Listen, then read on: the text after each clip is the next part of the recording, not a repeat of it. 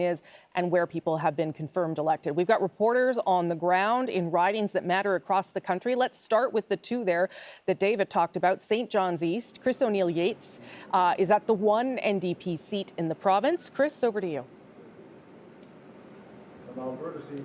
Well, this is a seat that the NDP really desperately want to hold on to. Jack Harris just retired, and the candidate here is Mary Shortall, a very well-known person, a veteran of the labor movement. They've been out campaigning hard. They're up against several good candidates here, but the level of importance of this seat can't be underestimated to the NDP. It's where Jagmeet Singh kicked off the election campaign here a few weeks ago. The NDP tell me that they've been busy taking people to the polls all day, that it's been a really busy day. So they're hoping to see that payoff in the results when they start to come in here tonight. So O'Neill-Yates, thank you for being there in St. John's East. We'll see whether the NDP can hold that seat or not. The CBC's Reagan Burden is in Happy Valley Goose Bay. Reagan, what are you hearing about the Liberals holding on to that seat tonight?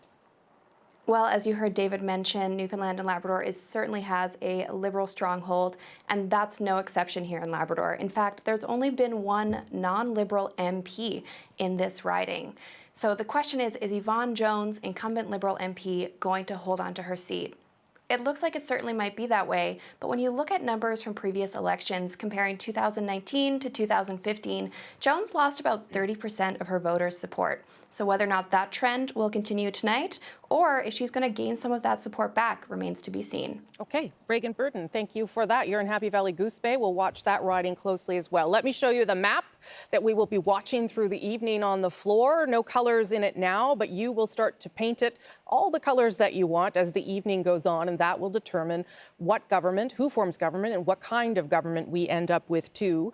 A reminder that the Newfoundland went through an election already during a pandemic. It was a provincial election, and we'll talk to David more about that in just a moment. Still waiting for results to start appearing there at the bottom of your screen. In the meantime, let's bring in At Issue, try and squeeze in a quick go-round from all of them to give us a sense of what they're watching for quickly tonight. Chantal, I'll start with you. Obviously watching how the Bloc Quebecois does in Quebec, because it will impact on how the Liberals do in Quebec. And there was not a surge, but certainly a rise in BQ support. And also watching what happens, strangely enough, to Conservative votes west of Manitoba. As outside of the bubble, there is some turmoil in the Conservative camp at this point, as Erin O'Toole's co-campaign chair has said that it didn't, a defeat tonight would be a moral victory. Because as long as the Liberals were held to a minority, that is a very strange statement that has thrown a lot of turmoil amongst Conservatives tonight, that your campaign co-chair would say, well, you know, we could settle for a defeat as long as the Liberals are in a minority. Really interesting. Yeah. Surprising development. Always something new under the sun. Should point out that he has since tweeted that he was misunderstood or misquoted, and that's not in fact the case. But anyway, that is a strange thing perhaps to set expectations quite low as we wait for polls to start reporting. Andrew Coyne, quickly from you, what are you watching for tonight? Well, first of all, probably smart to set the expectations low, considering the knives are already out in quarters. They're going to be trying to pitch whatever happens as a victory. But I think, you know, when the polling is so close on this, turnout is going to be critical. And that's one of the questions, particularly with some of the difficulties in running an election during a pandemic and the social distancing, et cetera. Who's going to be better able to motivate their voters to come out, the Conservatives or the Liberals? And secondly, how able are those two main parties to tamp down the tendency of voters to stream to their left or to the right, to the NDP or to the People's Party, which obviously was critical for both in the last week or two of the campaign. Okay, Elamine, Althea, I'm going to come to you as soon as I can. Just put you on pause for one moment because we've got some results coming in, David. Yeah, that's right, Rosie. We got our first results from the riding of Coast of Bay Central Notre Dame, and that's where Scott Sims is the Liberal incumbent MP. And look at that, a blistering early lead of 19 votes with one poll of 246 reporting. Clifford Small is running for the Conservative. He runs a fishing business in Wild Cove on the northeast coast of the island. He owns Smitty's Restaurant in my hometown of Mount Pearl. And Jamie Ruby, Rosie, who's running there for the NDP, is a total clown. He is a juggler and a fire breather with the Ignite Circus, and he hosts a clown cabaret. He's been around NDP politics for years. He is also in this race with Scott Sims off to a very early lead. I was very briefly concerned for your career there, but you saved yourself. If he gets to Parliament, it will be a very different place. It's going to be a great show.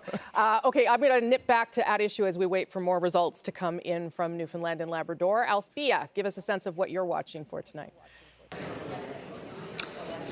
Well, I am going to be curious to see if the early support for the People's Party of Canada is what some polls have suggested it is, or in fact, if it's a lot less or a lot more than we expect. You know, we had this issue with Donald Trump's election where people probably likely did not tell pollsters that they were going to vote for Mr. Trump, and we had quite a surprise. So are like ECOS's numbers, which had at one point the People's Party at 20% in Alberta, accurate, or is it more sort of the consensus polling being around the 5, 6, 7% mark? So I'm going to be curious about that. I think that the Andrew's point about apathetic voters and turnout is going to be interesting. I'm already hearing from incumbents who are worried that a lot of their supporters have been unable to get to the polls, that polls shifted, there were not enough polls in seniors' homes, those issues. I think we're going to hear more about that as the evening goes on.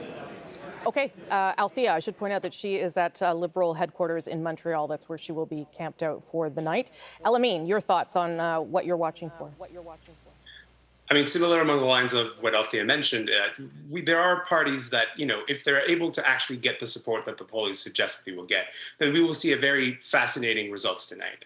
So, for example, the People's Party, a riding like Elgin, Middlesex, London, that's a riding where Chelsea Hillier, Randy Hillier's daughter, who's, of course, an independent MPP in Ontario, whose controversy tab of his Wikipedia page is like longer than the biography. And so like if she's able to, you know, even get up to 15, 20% of the vote in that riding, I think you'll see the Conservative, it's a safe Conservative seat. So you'll see the threat to the Conservative Party in a place like that. But then also the idea of the Green Party vote. Will it hold or will it crater? And if it does crater, where does that support go? So I'm interested in seeing those results tonight. Okay, those are all good things to watch. Thank you, all four of you. We'll come back to you through the evening as we do. This is what the floor, the map, looks like right now. It's really dynamic, as you can see.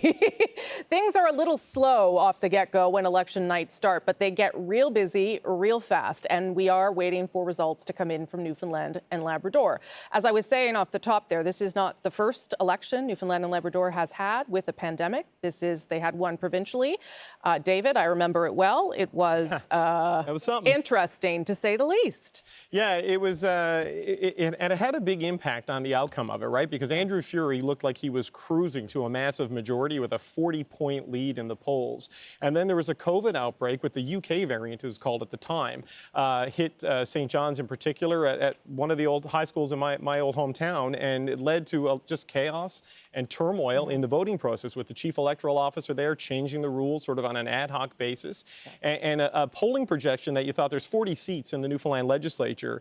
You thought Furey would win 28, 30 of them. Yeah. He won 22, so he just got a 2-seat majority. So there was an anger and a frustration and a why did you call it now and look what's happening. And this is in a province that had a relatively good COVID experience compared to the rest of the province, so rest of the country. So voting was an issue there, and I'm hearing, Rosie, voting's a little bit of an issue in some ridings there tonight. In St. John's East, a friend of mine just texted he's way back from the front door and the polls are already closed. So maybe some delays in the count coming in because of the COVID measures. Yeah, they have had to, Elections Canada, adjust obviously where polling stations are. So people maybe, you know, just scooted down the street to your community center and it turns out it wasn't there anymore and you had to go back and find out where it was and maybe end up in a line a little bit longer than you expected. But hopefully people are still out there, still waiting in line. Do that, because polls haven't closed across the country, of course, and you still want to have a chance to make your vote count.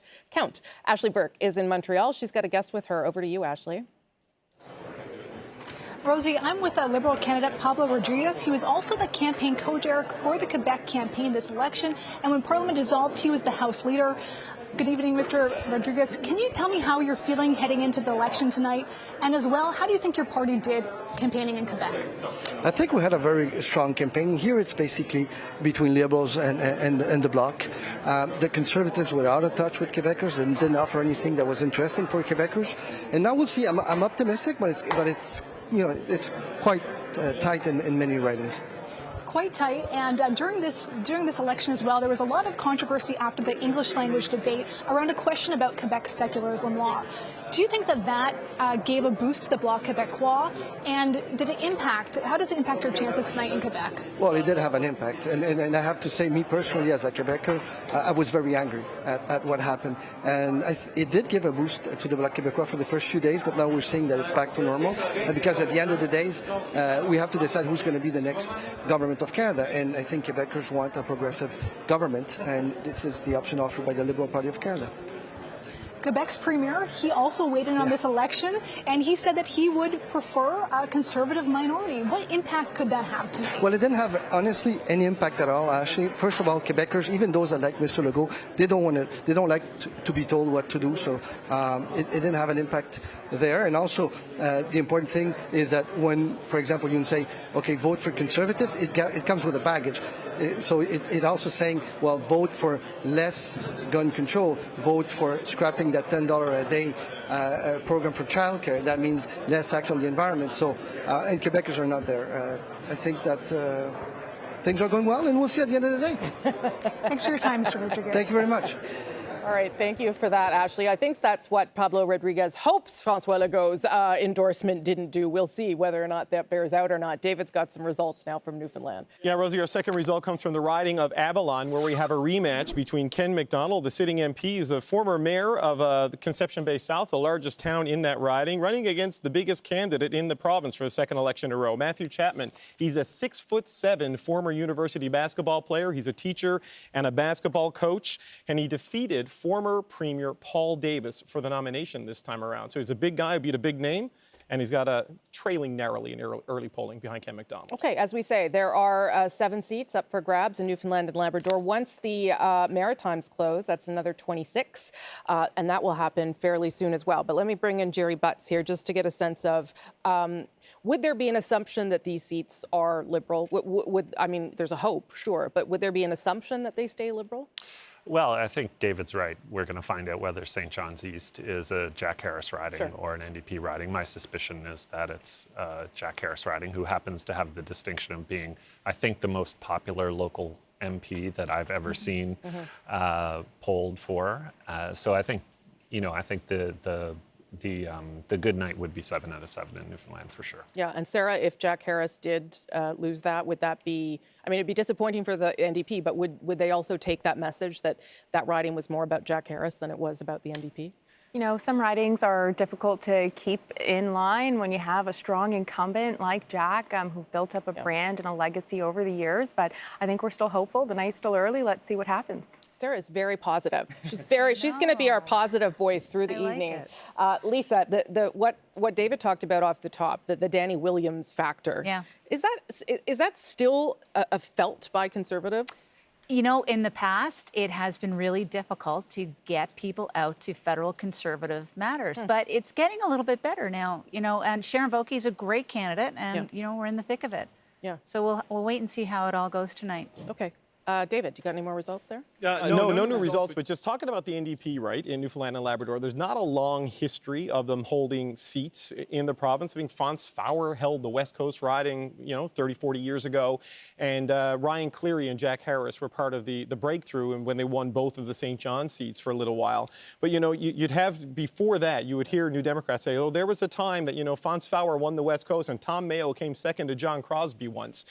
So it's been tough for them to break through as a party, but right now we've got a Conservative on the board. That little blue on the board. And that is going to be in Long Range Mountains, which is the seat Fons Fowler once held. So this is the west coast of the riding, and right now Carol Anstey has an early lead over Goody Hutchings. Carol Anstey is a real estate broker from the Deer Lake area.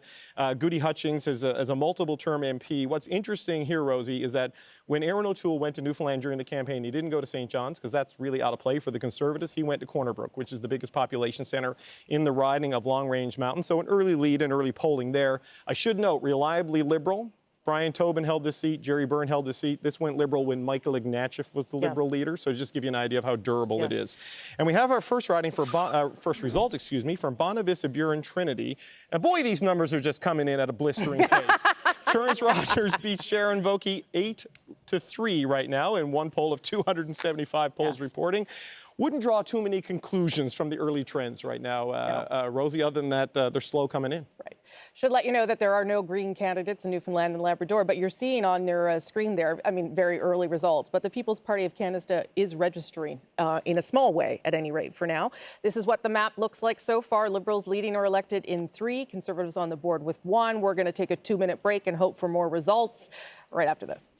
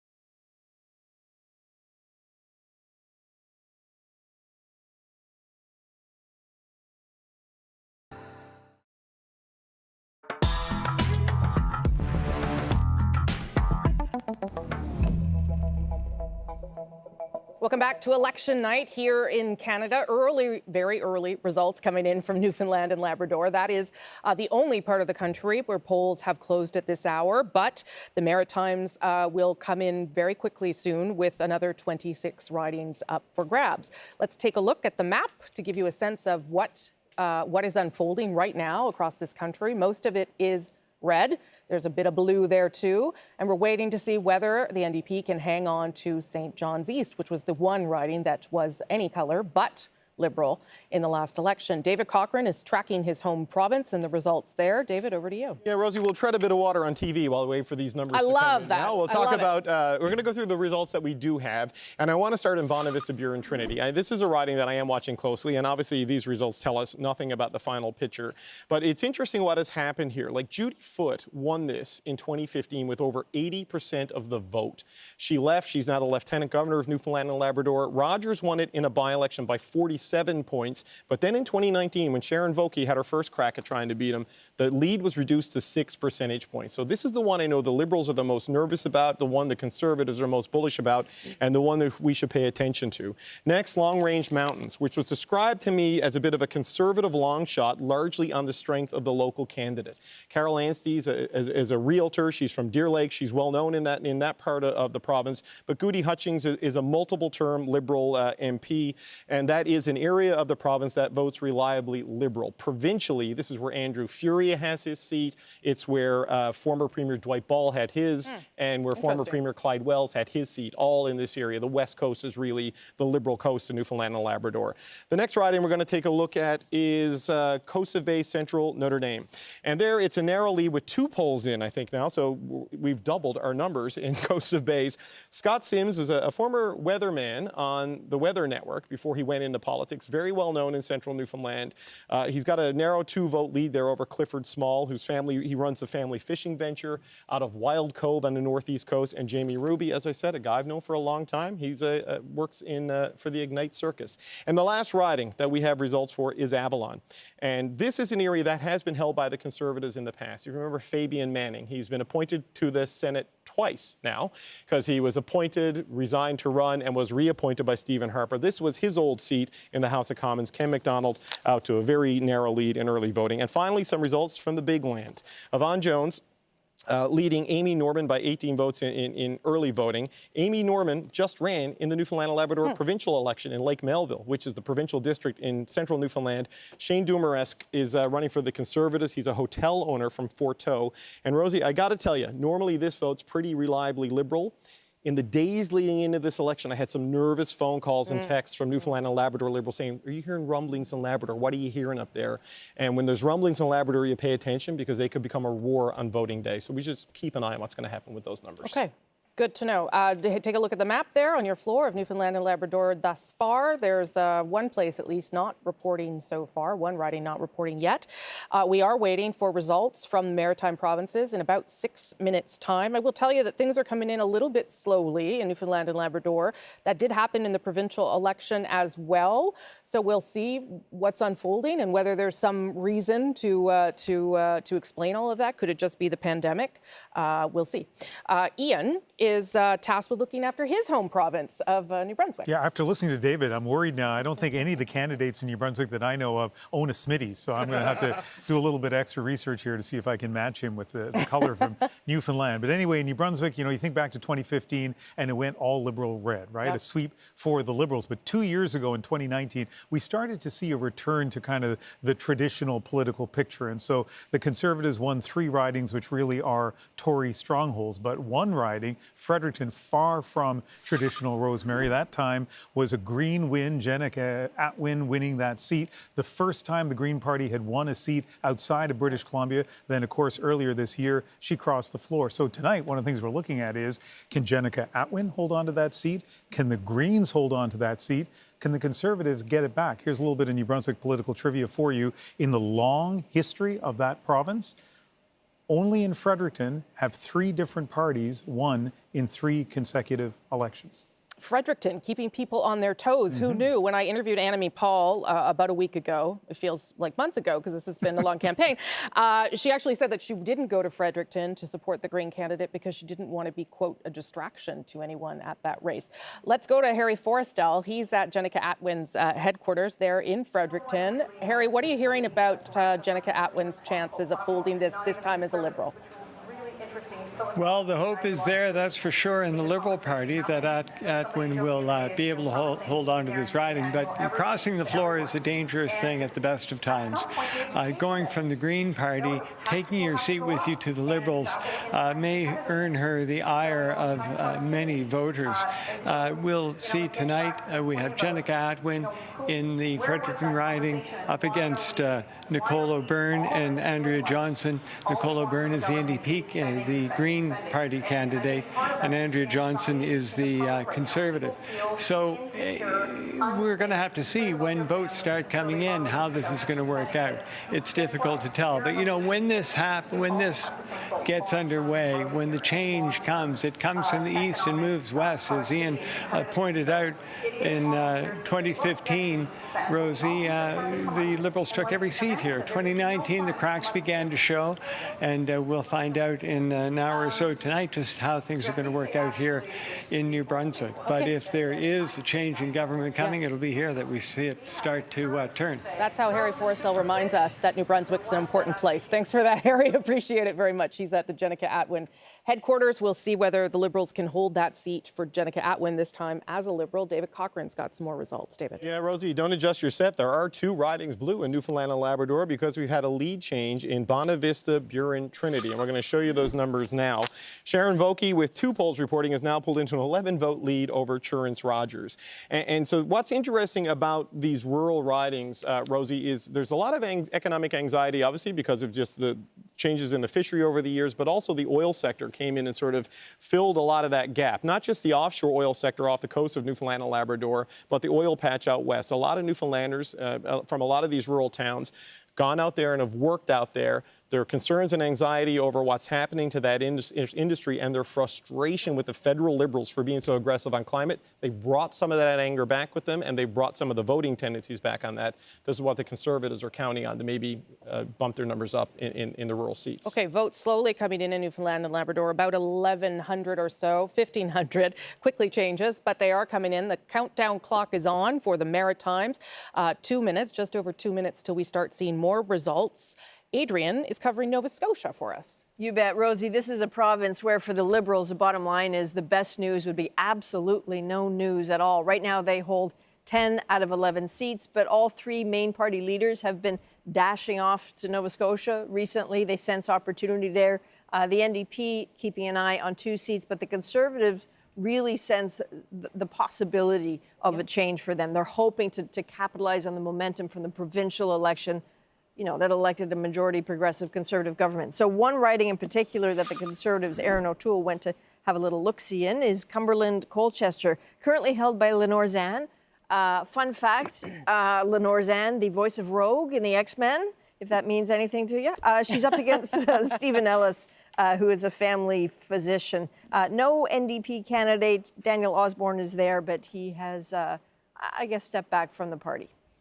Okay, so that gives you a good picture of Nova Scotia. Liberals were a bit nervous about what those provincial results would mean for them federally, and indeed, the Prime Minister was in there a couple of times. Andrew, you're on top of Prince Edward Island. Yeah, all 4 ridings on Prince Edward Island have voted Liberal for an awfully long time, decades in fact, with only a couple of exceptions. And I could show you the map here, but I wouldn't have much to say except red, red, red, and red. That's not to say that there aren't interesting ridings, though, to watch tonight. Charlottetown is one that I want to call your attention to. Has it been Liberal since 1988? Yes, but the Conservatives have a well-known candidate in Doug Curry, a guy who actually spent a decade in provincial politics as a Liberal, but also watched the Greens here. They came second in the last election in this riding, and the Green brand is strong provincially. I mean, they formed the official opposition in P.E.I. The question is, can they translate some of that sex on the provincial stage to the federal stage? We'll see. Okay, and interesting to see as well whether that the beachhead that the Greens thought they might have in Prince Edward Island becomes something or not. Annamie Paul was out there for one of her rare visits outside of her own riding that she's trying to win. Polls about to close in another 25 ridings. That means first results from Nova Scotia, New Brunswick, and P.E.I. just moments away. The evening's just getting started. A lot more excitement to come. Here we go.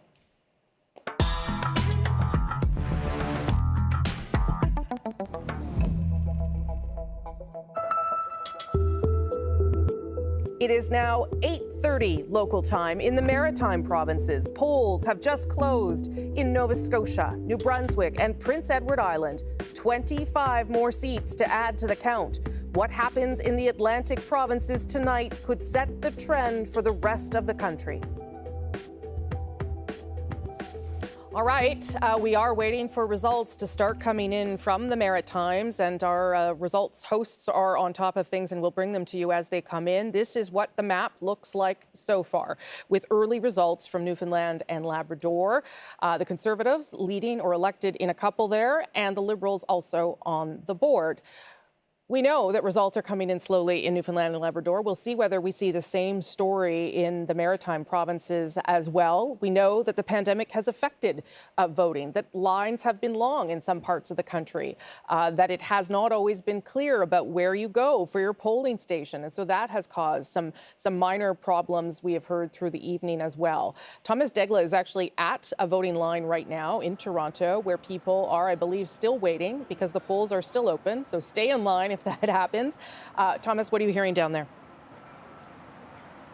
Well, no one really complaining, Rosie. They're talking about waits upwards of 30, 40 minutes, an hour in some cases. But this lineup here in the riding of Spadina Fort York outside this Toronto hotel downtown. It stretches all the way down the block and keeps going and going and going. One of the reasons, of course, the lines look so long is because we're supposed to be physical distancing here, a couple meters away, or at least 1 meter away from the person in front of you. And what they're doing here, you're seeing people move right now because they've been bringing in crowds of a few dozen at a time, maybe about 30 people at one time, and then the line stops, as it just has, and that's how they're getting people in sort of by batch in this polling station. Now, this riding, Spadina-Fort York, is one of 11 ridings in the Greater Toronto Area where Elections Canada had to cut the number of polling stations by more than half. So fewer than 50% of the number of polling stations there were here compared to 2 years ago because of the pandemic, because it was so difficult to get enough locations where they could ensure physical distancing, because it was more difficult to get access to community centers and schools, that sort of thing. So you're seeing polling stations in unique places. This is a hotel just down the street here. But we've seen some polling stations, for instance, at the Science Centre here in Toronto. I believe in Hamilton there is all sorts of unique, including funeral home is what I was trying to remember. Funeral home, I believe, is where one polling station is being held down the road here in Hamilton. But this is, I think, going to be one of the stories, certainly here in the Greater Toronto Area, of the 2021 pandemic election, is these long lineups. The question is, what is going to happen when someone comes in here and sees a long lineup? Are they just going to turn around and decide not to vote, Rosemary? Well, you've got 2 hours still just to get in your vote. So hopefully those people will stay there, because, Thomas, if the pandemic taught us anything, it's how to line up and be patient. So hopefully that'll happen there tonight. Thomas will keep an eye on for us. Thank you very much. We've got some initial results coming in from Nova Scotia. Let's go to Adrian. Well, yeah, initial might be a strong word, Rosie. We're going to look at Halifax. This is currently held by Andy Fillmore, still holding it with that whopping 8-point lead. One poll reporting. This is of note. The NDP really have their eyes on this. Lisa Roberts is, first elected provincially some time ago. She was a journalist. This is Megan Leslie country. This is Alexa McDonough country. This is a place the NDP really want, but right now, Andy Fillmore has it with a 5-point lead. It does take a while. Let's be honest, for votes to come in. You can see though at the bottom of your screen there, Liberals leading and elected in 7 ridings so far, and the Conservatives on the board with 1. David Cochran. Yeah, Rosie, we finally have some results from one of the St. John's ridings, and it's St. John's East. Okay. The first numbers are in there now. And Joanne Thompson running for the Liberals with a 9-vote lead over Mary Shortall, the outgoing president of the Federation of Labour, who is running to succeed Jack Harris and try to keep that seat orange. Jagmeet Singh was there. That's where he released the party platform. This shows how important that is to the New Democrats, but the early results there, but a key battleground riding in Newfoundland and Labrador. Okay, David, thank you for that. Let's go to St. John's East. Chris O'Neill-Yates is there with none other than Jack Harris. Chris O'Neill-Yates, you can tell him that everybody was saying nice things about him. That's what happens when you retire from politics. What's Jack telling you tonight, Chris? I guess, Rosie. Well, I am with Jack Harris, who retired from politics, and people have always said nice things about you, Mr. Harris, I suppose. This is what Rosie was saying. People say nice things when you retire. How important is this riding to the NDP here in St. John's East? Well, it is pretty important. I mean, we've got a strong history here in St. John's East. I've won it 4 times for the NDP. We've got a candidate now who's a very strong advocate in Mary Shortall. I think she'll do a great job for the riding, and we've got a great leader in Ottawa. So I think we've got the makings of a good transition, a lot of momentum in this campaign, a lot of excitement amongst the volunteers, and we've seen lots of young people around helping out. We've got a leader with a proven ability to get things done in a minority parliament, which it looks like we're going to have again. So I think it's important for St. John's East to be a part of that, and it is of course important to the party to maintain this seat and to make sure that there are more than just Liberal voices or government voices in Ottawa. We've had that from 2015 to 2019. It didn't make us things any better really for Newfoundland and Labrador. So having an independent voice, especially one that's fighting for the things that people in Newfoundland and St. John's East need, is important. Well, that's Jack Harris here with us tonight at the St. John's East NDP headquarters. Their candidate, Mary Shortall, running in the seat that Jack Harris just vacated when the Parliament was dissolved. Over to you, Rosie. Okay, Chris, thank you for that. All Newfoundland and Labrador ridings are now reporting. We got more than 5,000 votes into the system, which means results are going to start firming up here. Let's go to Adrian, who's got some news from Nova Scotia. We do indeed. We're keeping an eye on Sackville, Preston, Chesapeake. This is another area that the NDP were hoping to make inroads. If we have a look, Daryl Sampson, though, who is the incumbent, is leading by 5. In the number 2 position, Angela Conrad. The NDP is back in number 3, but again, 1 of 198 polls reporting. This is Peter Stauffer's riding from 97, 2015. So there you go. Okay.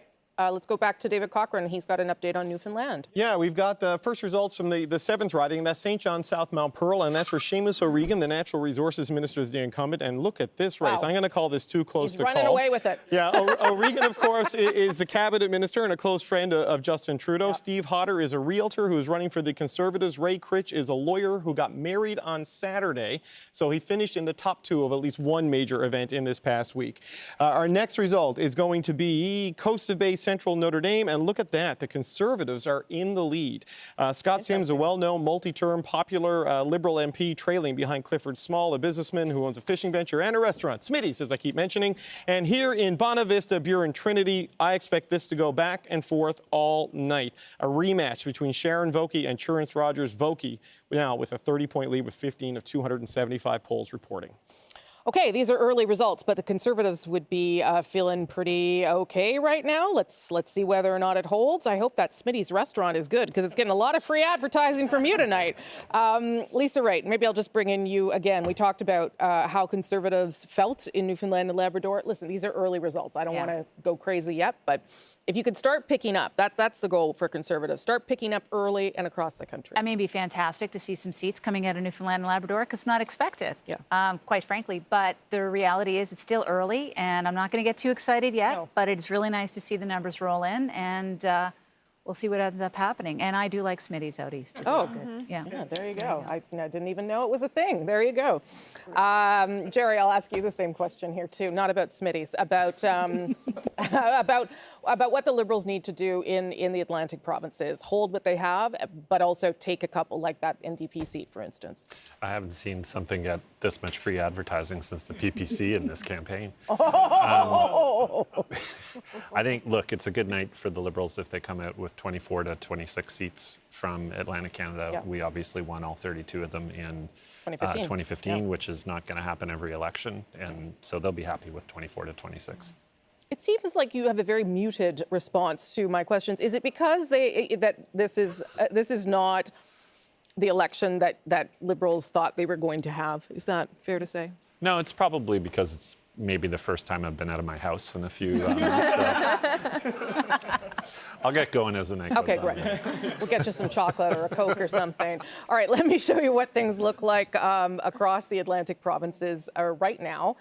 The colors will give you a sense of what the story is in these early results.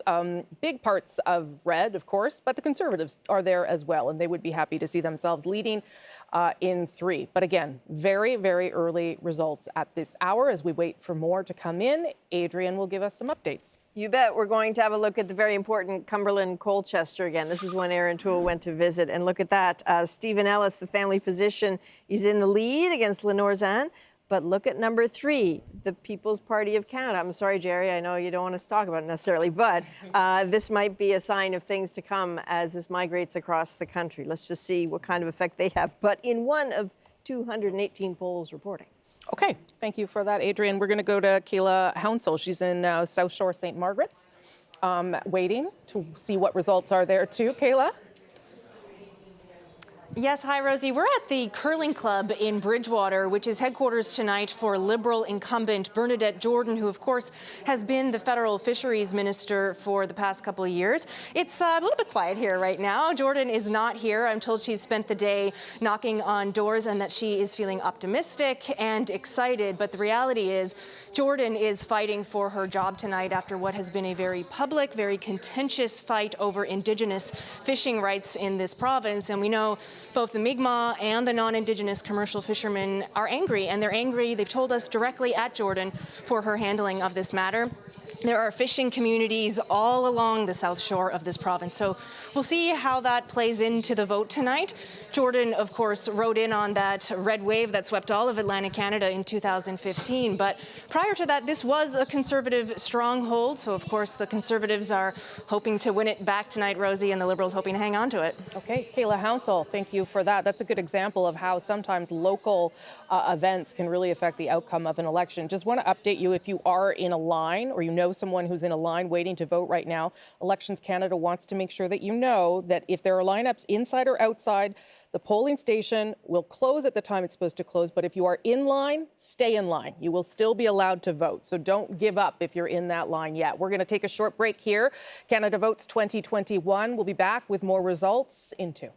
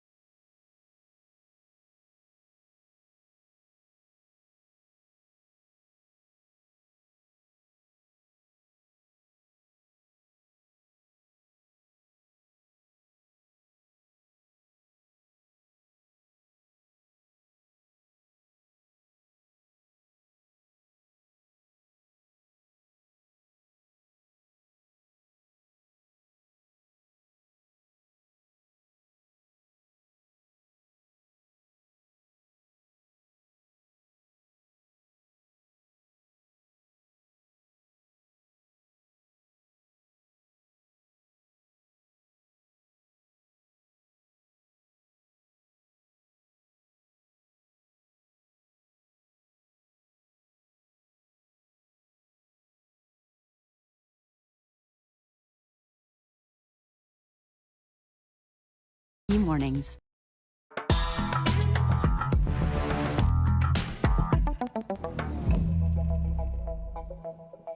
Welcome back to election night here in Canada. I'm Rosemary Barton. We've got some results already coming in from Atlantic Canada. You can see here on the bottom of your screen, these are leading or elected. So 6 for the Liberals, the Conservatives now at 3. And look at that, the NDP has entered the game. It's probably very early results, but that is where we will start to see trends from the evening as they unfold. David Cochrane can give us some more details about some of those numbers, David. Okay, we're going to start with the 2 ridings in Newfoundland and Labrador where the Conservatives are leading now. We're going to start in Coast of Bay, Central Notre Dame. More numbers coming in now. About 20% of the polls. Clifford Small, the Conservative, has a 62-vote lead over Scott Sims. So depending on where those votes are coming from, that lead could change.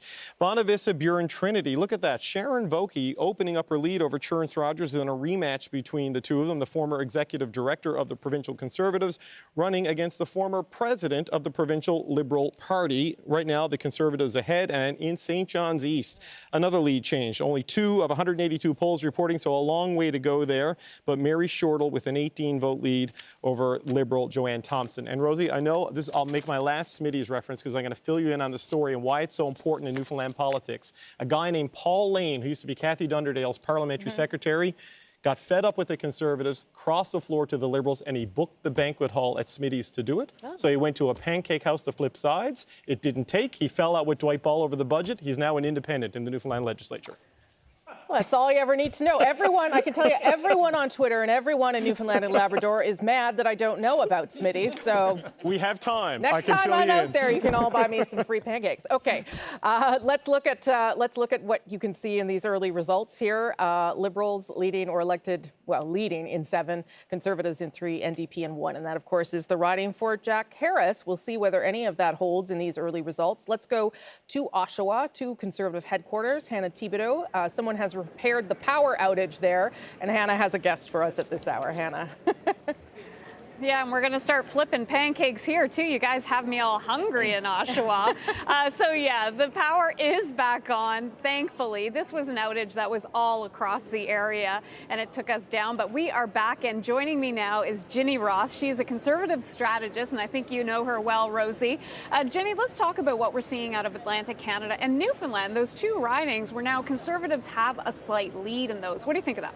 Yeah, I think the Conservatives are excited about Atlantic Canada. For people who don't know, the leader, Aaron O'Toole, has a bit of a background and a bit of a personal connection to Atlantic Canada. He spent some time out there during the RIP period, and I think it's because he thinks he can pick up some seats. The polling looks pretty good in terms of the regional breakdowns and the ability to pick up some seats, a couple seats in Nova Scotia, maybe a seat in Newfoundland, maybe even a couple seats in New Brunswick. So I think it'll be a good boost, actually, early in the results coming in for the Conservative campaign. What will be the indication if we start to see some of these seats being picked up by the Conservatives in this area? Well, I think I'm watching Cumberland, for example. There's a really strong candidate there. And this one's interesting, Jeannie. Sort of jump in, but he's a former doctor, and I was talking to people when we were in Truro, and they say the reason why they're voting for him is because when he jumped into politics, he found someone to take over his place of work so that they weren't left without a doctor. So it's so important when it comes to medical issues out there. Yeah, he's a real star candidate. I think the party's really excited about him.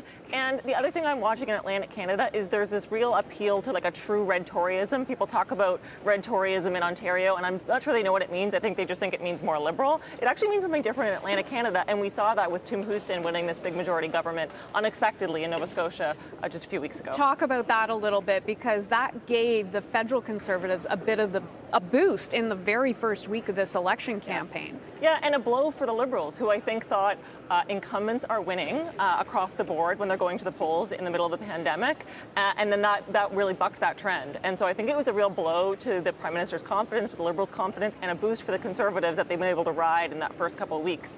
And also, don't forget, the polling did not indicate that would happen. So it was a real shift from what the polling expected. Ginny Roth, I want to thank you for joining us. Appreciate it. Thanks, Hannah. Okay, Rosie, back to you. Thanks, Hannah. Appreciate that. We won't tell Ginny that the Conservatives have slipped down to 1 as that conversation was happening, which shows you that these results are early, and you should be cautious in how we are analyzing them. Ian, you've got some early results from New Brunswick. Yeah, like super early. So let's go to Fundy Royal, and we're going to Fundy Royal really just to give me a chance to say something, because look how few votes we're looking at there. Here's the significant thing about Fundy Royal. Obviously, not the numbers we're looking at, but in New Brunswick, you've got probably 4 ridings that are solidly Liberal from election to election. You've got 3 ridings that are solidly Conservative from election to election, except for 2015, which was an aberration. Fundy Royal is one of those Conservative ridings. Rob Moore, who has 1 single vote right now, he won this in 04, 06, 08, 11 and 19, and he's got to be considered the favorite there. But since we have a little time, I'm going to give you another piece of New Brunswick political trivia. The riding Fundy Royal, I was curious, like why it was called Fundy Royal, because there's no place there that really fits that. But it turns out when it was created back in 1914, just before I started working at CBC, actually, that there are 2 counties in Fundy Royal, Queens County, Kings County, hence the name. I got more trivia until we start getting numbers from New Brunswick. So. Adrian's going to give us some. So just so you hold that trivia, because we'll probably need it the way this night's going. Let me show you how things are looking now on the map, because before you had seen some big splashes of blue. Now we're back down to 1, and a large part of what we're seeing here with these very early results is red. Remember, the Liberals held 26 in the last election. We'll see what happens here tonight. Adrian, tell us what you're seeing from Nova Scotia. Well, I'm seeing that we might be heading into an old school flip a coin or a tug of war in Cape Breton-Canso, because last time we checked, Cape Breton-Canso was a dead heat. Yeah, there you go, 34 to 34. 1 of 24 polls reporting. Mike Kellaway lived in Cape Breton his entire life. Let's just see if he can hang on and head back to Ottawa. So we're going to check also new results in for Halifax West. Okay. Lena Metledge-Diab. There's no incumbent running here, but she was the MLA, the Provincial Minister of Justice.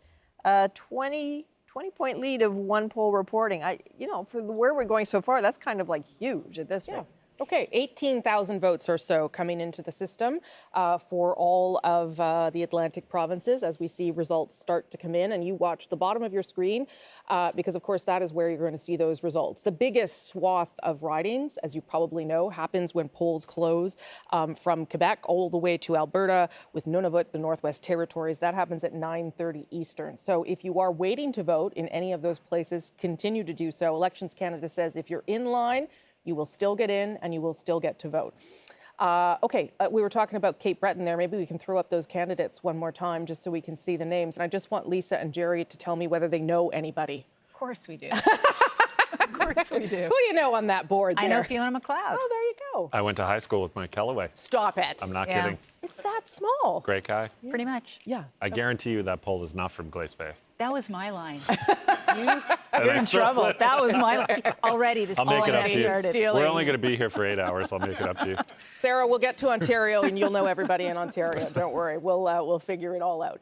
Okay, we are waiting, as we said, for more results to come in from the Atlantic provinces. But take a look at what Atlantic Canada is telling us so far. Again, early results, but we will harken back to 2015 when the Liberals swept this part of the country and it became sort of an undeniable beginning of an election of change. That doesn't seem to be what's happening here so far, and certainly public opinion polls and our own poll tracker have things really neck and neck between the Liberals and the Conservatives, which means that some ridings are going to be hard to call, which means that part of this evening may be longer than any of you would like, but that is where we're at so far with these early results. David Cochran will bring us up to speed on Newfoundland and Labrador now.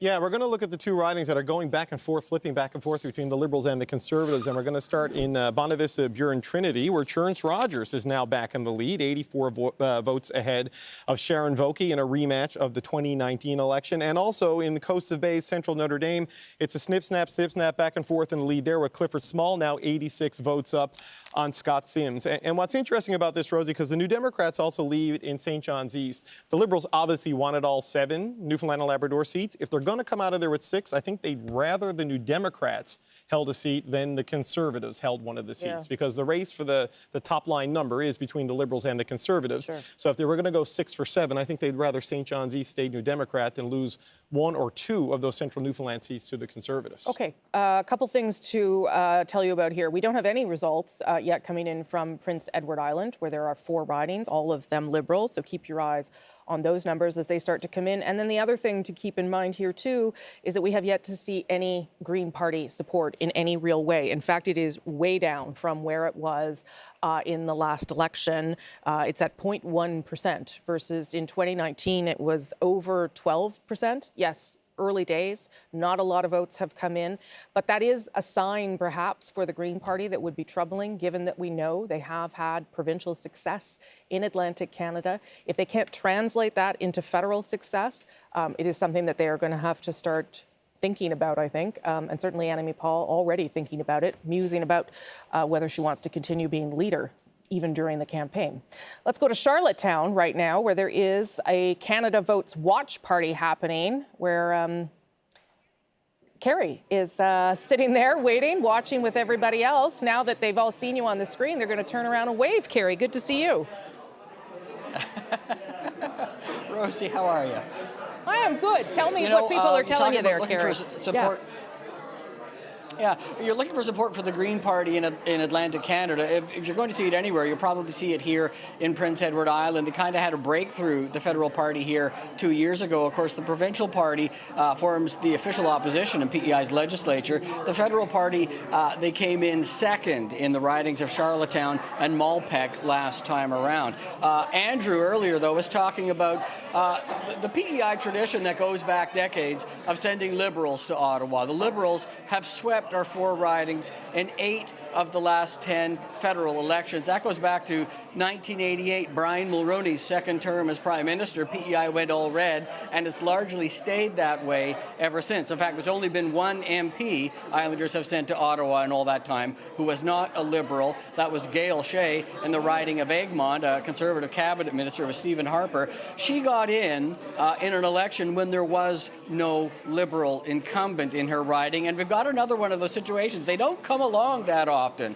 After 28 years, Wayne Easter did not reoffer in Malpeque. So there's one of those rare openings for the other parties to try to get in there, before there is another Liberal incumbent declared. In the Charlottetown riding, we've got a potential for a couple three-way races in Malpeque with the Conservatives and the Green Party, who ended up basically tied for second place last time. And then in Charlottetown, you have a former Liberal provincial cabinet minister now running for the Conservatives against the incumbent Liberal MP. So some interesting races to watch here. Yes, PEI normally goes Liberal. If you see that tonight, then, well, that's just business as usual. If you see anything else, even some close races, then it might be worth taking a closer look at, Rosie. Kerry, you sure know your stuff there out in PEI. Thank you for that. We'll come back to you if we start to see some anomalies. Appreciate it very much. That's Kerry. He's out in Charlottetown, PEI, where we don't have any results yet. I'm sure we'll get them soon. Let me show you the vote share as it is right now in Atlantic Canada. And yes, it's early. We all know it. We've seen very few votes coming in at this hour. But the reason we're showing it to you right now is to show you that percentage of the Green Party vote.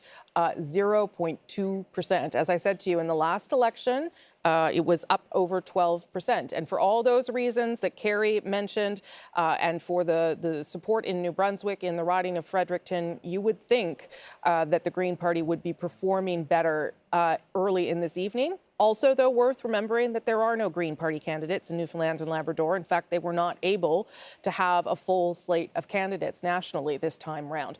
David Thurton is in Toronto Centre, I believe. He's in Toronto, anyway, at the Green Party headquarters tonight. Right. David Thurton doesn't look, I mean, these are early results, but you would expect, and perhaps you were hearing this from the Green Party, that Atlantic Canada would be a place where they would want to build support and some beachheads to grow on.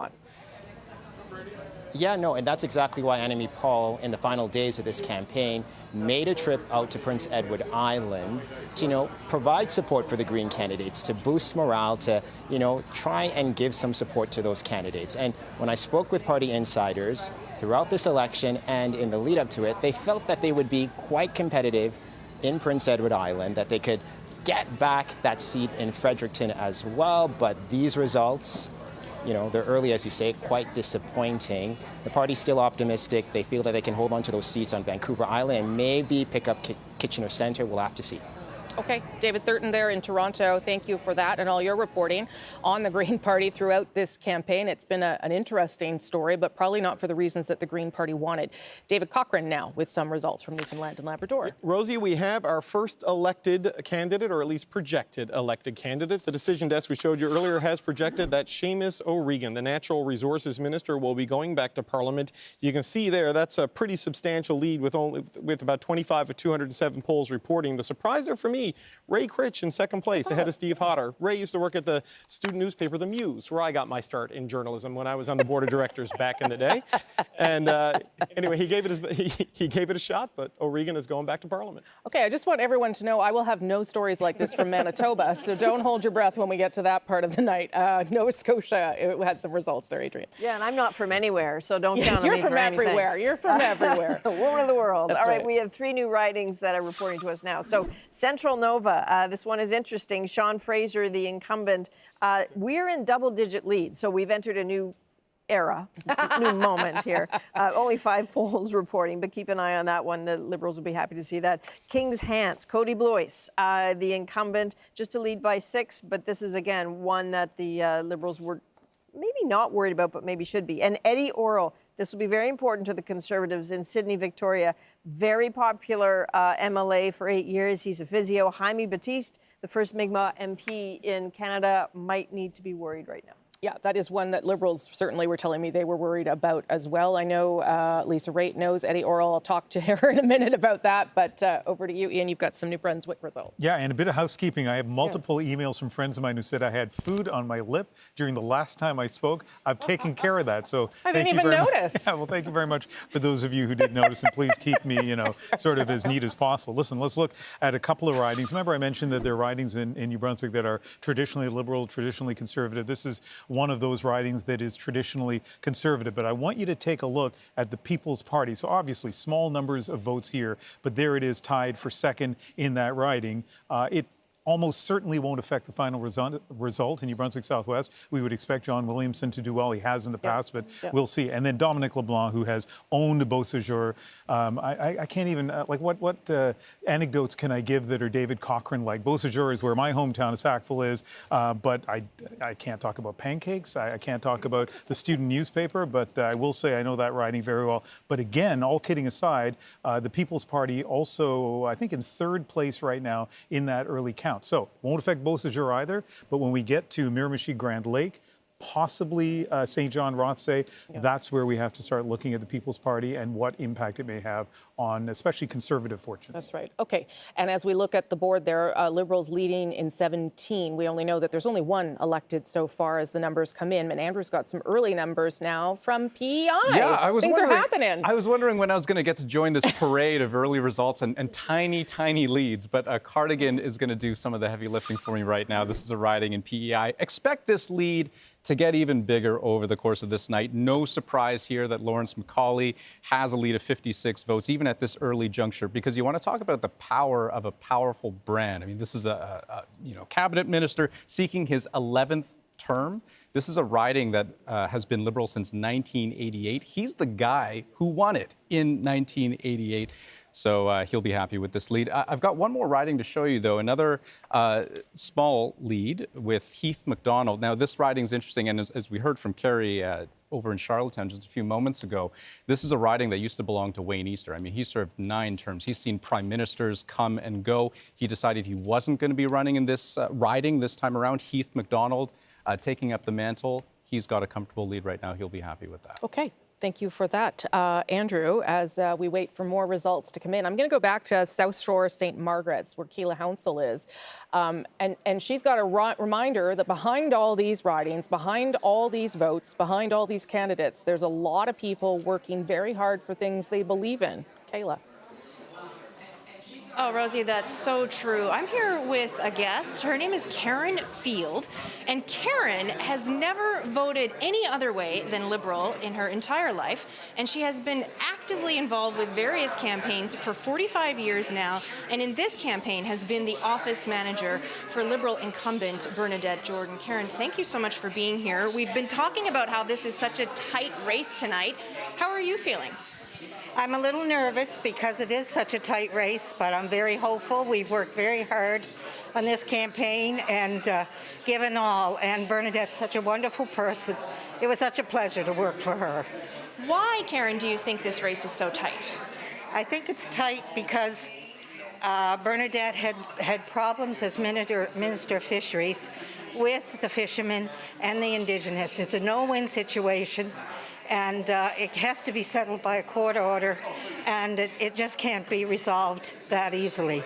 And it has caused some animosity in this riding. Yeah, so Karen is talking about the dispute over Indigenous fishing rights in this province, and as she says, both sides have been angry over this. Karen, how do you think the campaign overall across the country has gone? I think the campaign has gone very well. All of the candidates have worked very hard, particularly my party. I'm so impressed with Trudeau. He's such a wonderful leader, and he's such a great orator, and so dynamic and relates to people that, and he's done such wonderful work through the COVID.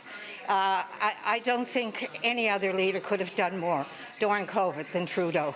Helping the people with all those benefits, where would we have been without that? Now, when you and I were chatting a short time ago, you likened this political race to like a marriage. Tell our viewers at home what you mean by that. How is this race like a marriage? Well, the race is like a marriage because I've always been a true grit or a true liberal. And you're in a marriage for better, for worse, so I'm into the campaign for better, for worse. Thank you, Karen, and thank you for your work on this campaign. Rosie, we'll send it back to you from here in South Shore St. Margaret's. Kayla, I love Karen. I just love her. Not because of all the glowing things she said about Jerry Butt's friend and leader, but because she is what sort of drives parties, and we kind of forget that thing. Lisa Raitt, you've been an MP, a cabinet minister. You've had to rely on people like Karen to come out and help you. Yeah, and it's delightful to see her. It reminds me of so many folks that I know from the East Coast and so many people in my riding of Milton. It was awesome. But I turned to Jerry and I said, at some point, she's going to say something that it wasn't part of the speaking points, but she did great. No, she did. She did great. Yeah, yeah. And Sarah, that too, like you talked about the NDP hoping to have, some success in grassroots places and grow on support. That's where people like Karen volunteers really come in. Absolutely. I know with my own campaign, we only won with 89 votes. And if it wasn't for the folks on the ground that were getting out the vote and making sure we were spreading the word to folks, I probably wouldn't be here today. So it is folks that are working hard on the ground that are really what build these campaigns. 89 votes. 89 votes. So if you haven't voted yet, please get out there and vote, because every vote matters. It makes a difference for folks. Yeah, you're an advertisement for why that matters. There you go. Okay, Fredericton, I am told, has got some early results in, so we'll go to Ian for that. Yeah, and as we've been saying, Fredericton's really interesting because the Green Party won it last time around, but Jenica Atwin moved over to the Liberals. Let's see what's going on right now in Fredericton. Okay, we're going to start with St. John Rothsay. This is another of the three ridings in New Brunswick that were kind of too close to call. A lot of people felt going into tonight. Wayne Long, two-time MP for the Liberals. He's not a member of the Maverick Party, but he certainly is a party maverick. If you look at his signs in St. John, they don't mention Justin Trudeau. He says the leader is unpopular. He calls that unfortunate and unfair, but he is prudent enough to keep the leader's name off of that, and he's riding first is his campaign. Fredericton, obviously small numbers, but it does give us an opportunity to mention that this is another riding that a lot of people are watching closely. Can Jenica Atwin keep it now that she's a Liberal?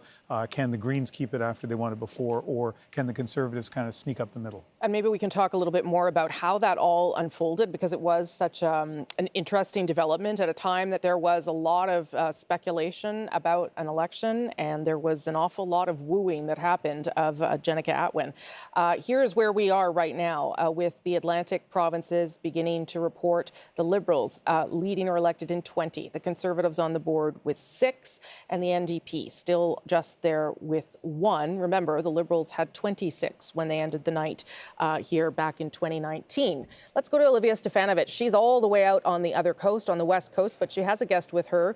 I would hope to talk a little bit about NDP expectations tonight, Olivia. Yes, that's right, Rosie. I'm here at the Vancouver Convention Centre at NDP headquarters with Anne McGrath, the National Director of the NDP. Thank you so much for joining us. It's a pleasure. How do you feel this campaign has gone, especially in ridings like St. John's East, where you launched your platform, and Halifax, where NDP leader Jagmeet Singh just was a few days ago? Well, I'm feeling very, very hopeful and optimistic about having a larger caucus coming out of this campaign, and I think more NDPs in Parliament is better for Canadians. Certainly in the Atlantic, those are two seats that we're very competitive in, and where we've been working hard. We have amazing candidates. They're both really, really well respected. Mary Shortle, president of the Labour Federation in Newfoundland and Labrador, a fighter all her life for the issues that are important in this campaign, really wants to help her community and would be a great successor to Jack Harris, who's our longtime MP there. And then Lisa Roberts in Halifax, who's a very popular and well-respected MLA in that area in Halifax for many years, and has been a really strong housing activist, and is fighting for the things that we think are important and that I think Canadians think are important. And in both those women, if they get elected, they will be strong advocates for their communities and for those issues in the House of Commons. What does success look like for you tonight? And are you worried about any ridings given the fact that Singh has campaigned in mostly NDP and Liberal held ridings? So he has only campaigned, he hasn't campaigned in any Liberal held in any NDP held ridings in this campaign. It's been a very aggressive, forward-looking campaign, really campaigning only in battleground seats. So he's been in seats where we think that we have a chance of victory in places that are currently held by Liberal or Conservative MPs. And he's been to 51 non-incumbent seats across the country. So it's a very positive, hopeful, assertive campaign that he's run. Okay, thank you so much for your time. Back to you, Rosie. Okay, Olivia, thank you for that. I also love how Olivia has matched her mask to her blazer. Well done, Olivia. I appreciate that. Okay, Adrian, you've got some results from Nova Scotia. You bet we do. Let's have a look at Dartmouth Cole Harbour. Interesting, there's no Conservative candidate here. Look at Kevin Payne for the NDP. He's leading, obviously not by very many, but it is the PPC in third. Let's keep a note of that one as we go along. So South Shore St. Margaret's, you heard Karen and Kayla talking about that. Rick Perkins, this is a rematch between Bernadette Jordan and Rick Perkins. Rick Perkins with the 48 lead. And then in West Nova, Chris D'Entremont is the incumbent there. Alexis Chamberlain for the Liberals, a little bit far back with only 5 polls reporting. Okay, Adrian, thank you for that. I should tell you that an early look here at how the vote for the Green Party, which seems to be collapsing in these early results, does seem to be split now between the Liberal Party and the Conservatives, though favoring the Conservatives. So we'll see if that trend continues here in Atlantic Canada. David now has some results again from Newfoundland and Labrador. Yeah, we have another elected in Newfoundland and Labrador, Rosie. It's in the riding of Avalon, where the CBC Decision Desk has seen enough and is projecting that Ken McDonald will be going back to the House of Commons. He texted me earlier today saying, I'm going to be the first MP declared elected. He was second. Now, Ricky Bobby might say if you're not first, you're last, but not a first past the post. Ken McDonald has beat Matthew Chapman. And this one, we thought we were going to say the Liberals were back in front, then the Conservatives went back in front, then it was the Liberals again, and now it's the Conservatives. It's changed leads about 4 times in the last 10 minutes. We targeted this one early as one to watch, and Sharon Vokey now with a 35-vote lead, and we're getting deeper into the count. I mean, 85 of the 275 polls are reporting, and this is just a too close to call seesaw battle. That's interesting. In that riding. Yeah, and that may be some of what we see through the evening, because certainly polls suggesting that things were very tight up until the very last days of this campaign in most regions of the country, not all of them. This is what the map of Canada looks like so far. Only Charlottetown has left to report some results so far as we come out of Atlantic Canada, as we wait for the big swath of results to come from Quebec to Alberta. On the board, the NDP leading or elected in 2, the Conservatives up at 8, and the Liberals with 21. Ian, you've got some results from New Brunswick. Yeah, let's take another look at Fredericton. It is interesting to me that at this point, almost 45 minutes after the polls close, we have so few results in a riding like this. But, I started talking about this before. There are 3 ridings in the province we're looking really closely at because a lot of people feel they have the potential for change. This is one of them. Obviously, too early to call this one. Well, not even to call it, but to even say that there's a trend there that's notable. But it is interesting. I do, though, soon want to get to the third of those toss-ups. And we will, Miramichi Grand Lake, in just a few moments. Okay, Ian, thank you. And the reason we'll just jump away from Ian for results for a moment is because Harry Forrestal is with Jenica Atwin. We'll talk to both of them now. Harry. Absolutely, Rosie. We're here at Liberal headquarters in Fredericton, one of the ridings that made a big splash in 2019 when Jenica Atwin won the riding for the Green Party. But a lot has changed since then. Jenica Atwin, good to see you. Thank you for joining us. Thanks so much. You're running now for the Liberals. You crossed the floor, took your seat with you, and left the Green Party. What has the campaign been like, given that? What kind of criticism have you received from voters? Oh, I mean, it's very mixed, but I think the majority of voters really seem to understand. It was a decision that I didn't take lightly. It took, a lot of thought and a lot of advice, direction, guidance, and I think ultimately it was the best choice for Fredericton. It's all about delivering. Again, the world has changed since 2019, and so it's about making sure that our community has what it needs. You made that that switch, though, when others critics said you could have sat as an independent. You didn't. You went straight to the Liberal Party. What was it that made you think that that was the change that was necessary? Well, I mean, sitting as a Green, we were in an unofficial party status, so it was a lot like being an independent, and it was really difficult to get things done. You don't have a seat on committee, you don't have a strong voice influencing legislation, and that's what our role as a member of Parliament is really about, is being a strong voice for your riding. So really, I decided that it's got to be with a bigger team, with resources, with the support system of having colleagues here on the Atlantic, which is really important as well. And so, again, it's just with Fredericton in my heart that I made that decision. So do you get the sense that people are voting for you, Jenica Atwin, because of who you are, or are they voting for your party tonight, the Liberals? Well, I've always been someone who really supports, local candidates first. I think that's really important to me, and so to have their support would mean everything.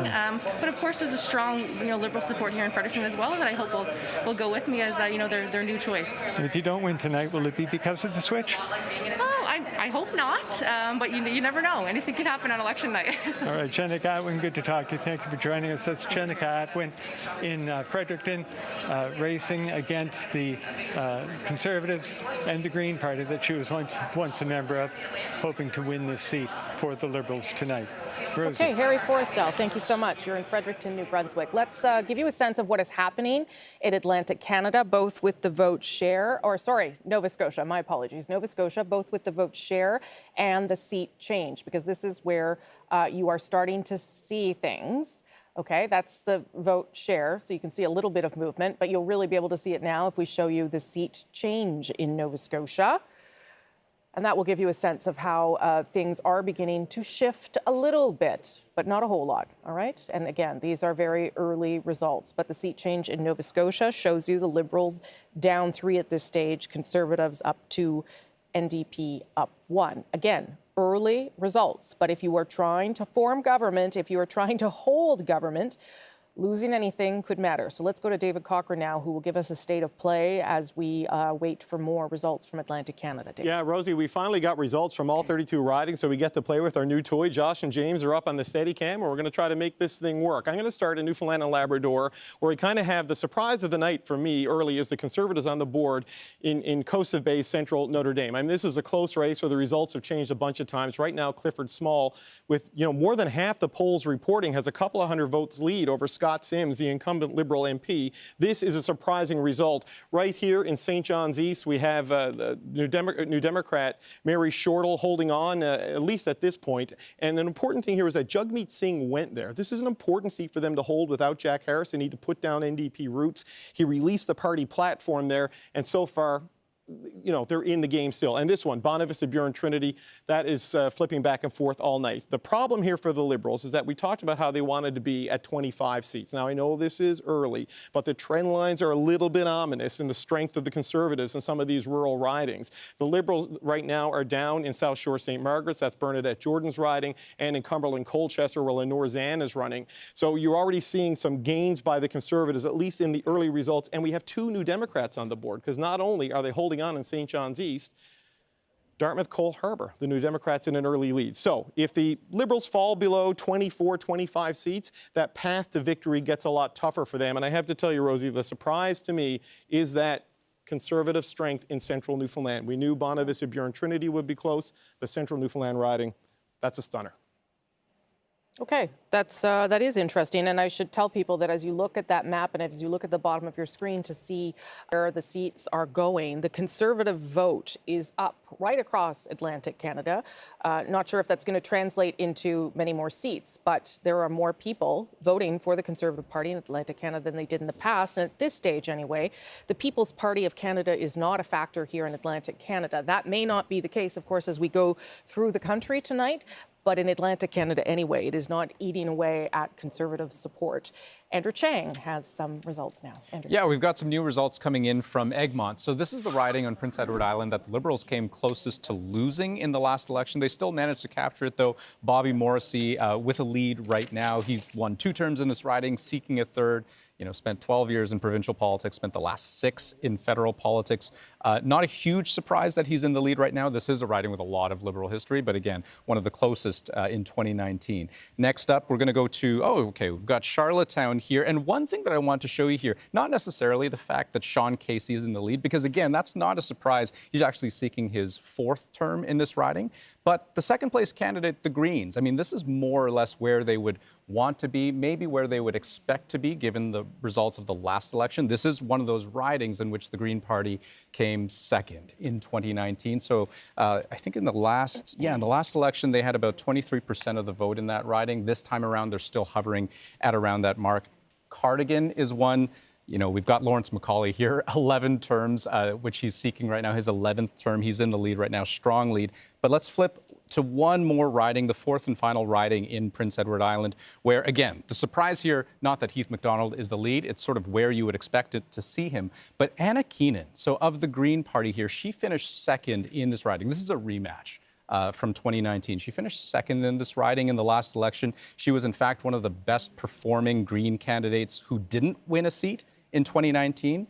Last election, won 26% of the vote. Right now, she's far behind that, though early results. That's the caveat that I'll provide for all of the ridings that we see here tonight at this Andrew, stage. thank you for that. And I'll just point out that the NDP down now to 1 seat, leading in 1 seat, and that would be the seat in Newfoundland. Adrian, over to you with some Nova Scotia. The vote change numbers in Nova Scotia really do. This really is the early warning system about a whole bunch. So again, 12.8 for the Conservatives, but look at what is disappearing a little bit. The Green vote, where is that going to go? A loss of 9.0 percentage points. But again, a climb of the PPC. I know it's not eating away at the seats in particular, but keep an eye on that number. And if we look more carefully at some of the ridings where this is having an effect. So Cumberland-Colchester, if you look at what has happened to the Green vote in Cumberland-Colchester, it was 13.2%. Now it's down at 3%.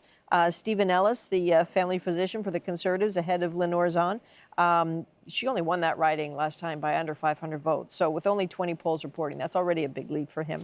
And if we go down to South Shore St. Margaret's, again, Minister Bernadette Jordan is in second place. But that is another place where the Green Party at 114, they were at 11% last time. Now it's only 3%. So you're really starting to see the erosion of that Green vote. Okay, Adrian. Ian, I think you've got someone confirmed elected. Yes, we do in New Brunswick, and it's Dominic LeBlanc, and no surprise there. This is his 8th straight victory in that riding. He, of course, a cabinet minister in the Trudeau government, and his father, Romeo LeBlanc, who for a long time represented this riding when it was called Westmoreland Kent, was a cabinet minister in Pierre Trudeau's government. So Dominic LeBlanc is returning to the House of Commons. This is an interesting riding. Miramichi-Grand Lake, it is one of the 3 toss-up ridings we expect in New Brunswick, and it's close there. And also, don't pay too much attention to these early results. Mario Levesque, a Mount Allison political science professor, pointed out to me in this riding north of Miramichi Bay,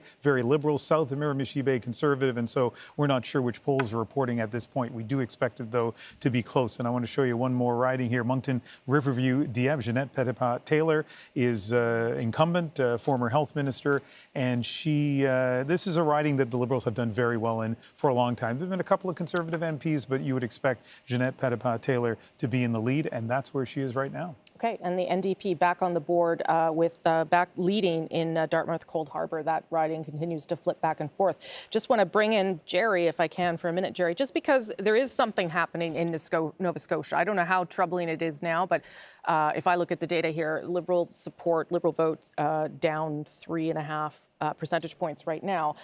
I talked to enough Liberals through the campaign to know that there was some anxiety that the rebuke of the Liberals provincially was going to rub off. Is that perhaps what we're seeing here? Yeah, I think it's really early, Rosie, but of course. And what you're seeing is that 3% piling up in ridings that are traditionally Tory strongholds. Right. Cumberland-Colchester in particular, you'll remember Bill Casey held that riding for both the Conservatives and for the Liberals. So these are ridings that the Conservatives have traditionally done well in. But there's no doubt there's some concern in Liberal circles about how solid Nova Scotia is given the provincial election, as you mentioned. Premier Houston ran to the left of the Liberals in the Nova Scotia election. I think Aaron O'Toole did all he could to associate himself with that brand of conservatism in Nova Scotia. Yeah, Lisa, maybe I'll get you to weigh in on that too, because Tim Houston is what you would typically call progressive conservative. Aaron O'Toole won't say he's a progressive conservative, but certainly he was trying to present himself in many ways that way. Yeah, it's true, but Nova Scotians don't get caught up on labels. They care about two things. They care about their seniors and they care about their health care. Right. And Aaron O'Toole went to Nova Scotia and talked about those two things, and that's what they want to talk about. And maybe we're seeing it here. And the other thing I'd point out too, that Green number going down so much, I oftentimes wonder whether or not a lot of that Green vote was protest Conservative vote last time, because they didn't think the Conservatives had a good enough environment record in Nova Scotia, and therefore that could have a little bit of Conservative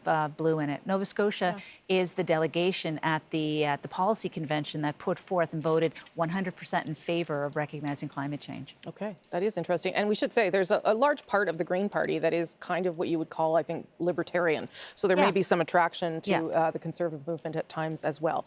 Okay, we're going to head to Ottawa, to the nation's capital, where usually everything is happening. And David Common is at Elections Canada tonight, I believe, the distribution centre, where some of the counts are happening, David. Yeah, absolutely, Rosie. In fact, this is not just the distribution center, but it is the cage. I've always wanted to use that term. That's what they call it here. Take a look inside. There is an active count going on. So about 1,500 ballots now being hand counted. You see people inside doing it, part of 200,000 ballots that have been processed here. So as that count goes on, just to give you a sense of what happens here during a campaign, a very short campaign when they've been working long days here, this is, if you requested a mail-in ballot, this is where they sent it from.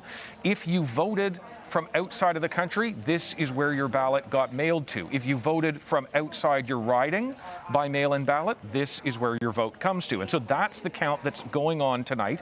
They were able to start doing some of that count secretly, of course, not releasing any of the results about 2 weeks ago. If you actually look down here on the left side, you see some of those votes that have been processed, others that are still to be processed.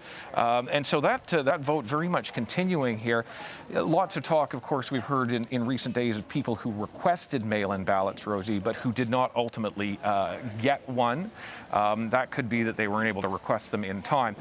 I want to show you one other thing that I find really cool about this, and it's not the forklift, which I did ask to drive, and they say you have to have a license or something like that. Take a look around the corner here at the distribution center. We'll get away from the crowd. If you look down there, that is actually all the ballots from the past 10 years. Elections Canada by law has to keep them, so that's where they keep them. And this is a multi-level secure building where they do keep those ballots so that there is always an integrity check. If there's ever a question about a riding somewhere in the country that was weird, they have the ability to go back to it. But of course, right now, that count going on inside here. They hope to get much of it done tonight. And when you look at mail-in ballots that are going into those ridings, of course, they could play a big factor in ridings that are very close. Those ballots, they are most likely to start looking at them tomorrow after what they call integrity checks, basically comparing things to make sure that the person who voted by mail-in ballot has not voted by some other means, Rosie. Okay, David Common. I mean, it's pretty, like, I'm a nerd about this kind of thing, but it's pretty cool to see the inside of that place and see people actually doing the counting. Yeah. It's democracy in action, quite literally going on right there. I love it, and no one should give you the keys to the forklift. We'll be back with you as we see the count unfold, if there's anything happening there. Thanks, David Common. Okay, part of the story tonight, obviously, is with the pandemic and how that may have caused challenges, perhaps in urban centers too, where polling stations had to be changed and where people have come out and had to wait in long lines. And Thomas Degla, I don't know, he's sprinting across the city now to different ridings with different stories, and I think you're in Trinity Spadina now, Thomas. Spadina Fort York. Spadina Fort York here in downtown Toronto. These people are lined up just outside this church to vote. Of course, this is one of the many ridings in the Greater Toronto area where the number of polling stations has been cut down. The lineup stretches all the way down the block here to King Street. and with it being downtown Toronto, you have to bear with us with the sirens here. But people near the front of the line here who I've been speaking to said they've been waiting about an hour and 20, an hour and 30 minutes, but the lineup when they got here wasn't as long as it is now. I just want to show you just down the street here, that's the start of the line, which means at this point, and it keeps growing, it now is snaking all the way around the entire city block. So it's easy to think that these people just lining up now are going to be here for 2 hours or more. Now, Elections Canada officially says that if you line up, if you are here before the 9:30 p.m. cutoff, you will be allowed to get in and vote. So don't forget your patience and your snacks. Back to you. That's good advice there, Thomas. And you could probably watch us on your phone and watch Thomas and watch the results come in on CBC.ca, where we've got all of that for you. Thanks for that, Thomas. Again, seeing a bunch of people standing in line to vote is not the most horrible thing I have seen to date. I actually like to see that. And if you're going to wait and you know that you're going to be able to vote, that's actually kind of inspiring for this moment. Ian, you've got some results. It is a long wait, though. I'm kind of surprised. It's a long wait, but it's downtown Toronto, too, and it's right? A beautiful and you've day. left at the end of the day, and here 20 we are. degrees outside right now in Toronto. Well, you're not getting out there anytime soon. Yeah, I know. Listen, let's look at a couple of ridings in New Brunswick. We have our second elected MP in New Brunswick, and it's Richard Bragdon in Tobique Mactaquac.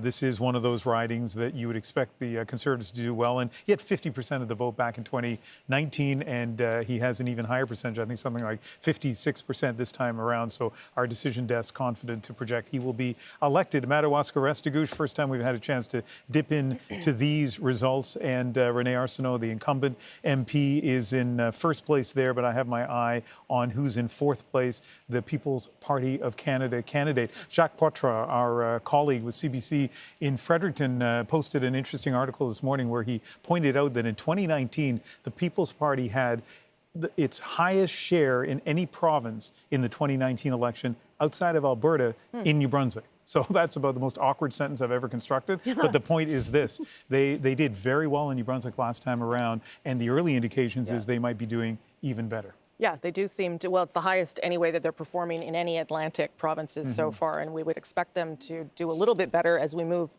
towards the west of the country. Adrian's got some Nova Scotia results. Yeah, some changes happening over here. So let's start with Cumberland Colchester. So Stephen Ellis, Lenore Zahn is the incumbent. She only won by a few hundred. Stephen Ellis, a family physician, that's in a pretty sizable lead given that there are 40 of 218 polls reporting. Another change we're looking at for Bernadette Jordan, the Minister of Fisheries. As you heard Kayla and Karen talking about, she's been bearing the brunt of that anger. Rick Perkins, this is a rematch for them, but Rick Perkins enjoying that lead. And then there's Sydney Victoria. The lead, this has been the trend line looks like a braid. They're going back and forth here between Eddie Orrell and Jaime Batiste, who was the first Mi'kmaq MP in Canada. That lead is growing ever so slightly, but it is still very early. Okay, let's just take a look at the map before we go to David Cochrane. So you can see here, well, this is Newfoundland and Labrador, but if we pull up the full map of Atlantic Canada, if we can, there we go, you'll get a better sense of what is unfolding here. There are some pickups, certainly, for the Conservatives here tonight, leading now in 8. Remember, they only had 4 in this part of the country. And if you're trying to build a government, you're trying to start picking up some seats in different places. I would also point out here that the NDP now off the board entirely. And that, again, part of the story of these early results.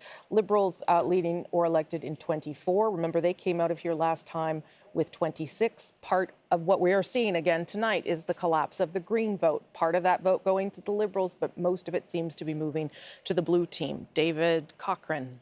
Yeah, Rosie, we're going to show you the 2 closest races in Newfoundland and Labrador. We're going to start in St. John's East, which is why the orange is off the board. Joanne Thompson has now moved ahead of Mary Shortall with a 240-vote lead.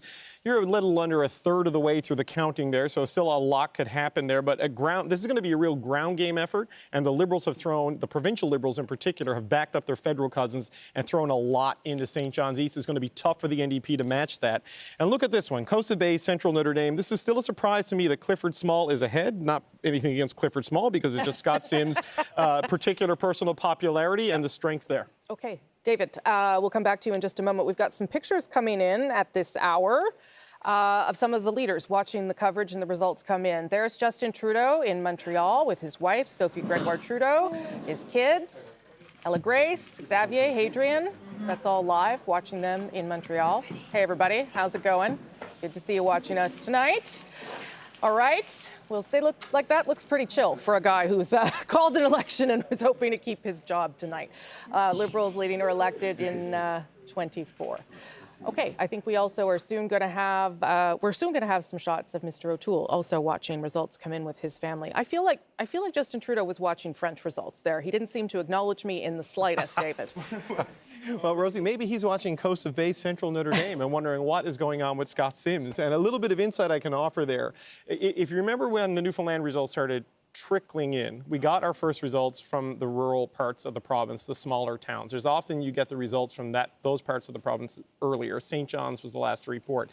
In Scott Sims' riding there in Coast of Bay Central Notre Dame, that'd be Gander, Grand Falls, Windsor, the larger towns there. I don't know if the results have come in from there. Yeah. That's where he is personally popular and strong, and that's where you could see a surge in numbers for him and Clifford Small. His fishing ventures on the north coast, northeast coast of the island, the northern part of that riding. So it depends on where the vote count is coming from right now in terms of how that one could end up. That's really important to note. That these votes come from different parts of a riding, and some ridings lean one way or another. So you don't want to jump ahead of yourself if that's what's happening here. But right now, anyway, as you see things there on your screen, every party is losing a seat, except for the Conservatives. The Conservatives are the only party right now that seem to be picking up in Atlantic Canada, which would be encouraging for them. Whether they hold all of them or not coming out of Atlantic Canada, they would be feeling happy to see that beginning to happen. And oh my gosh, what's this crazy one Bloc Quebecois that's just popped up here?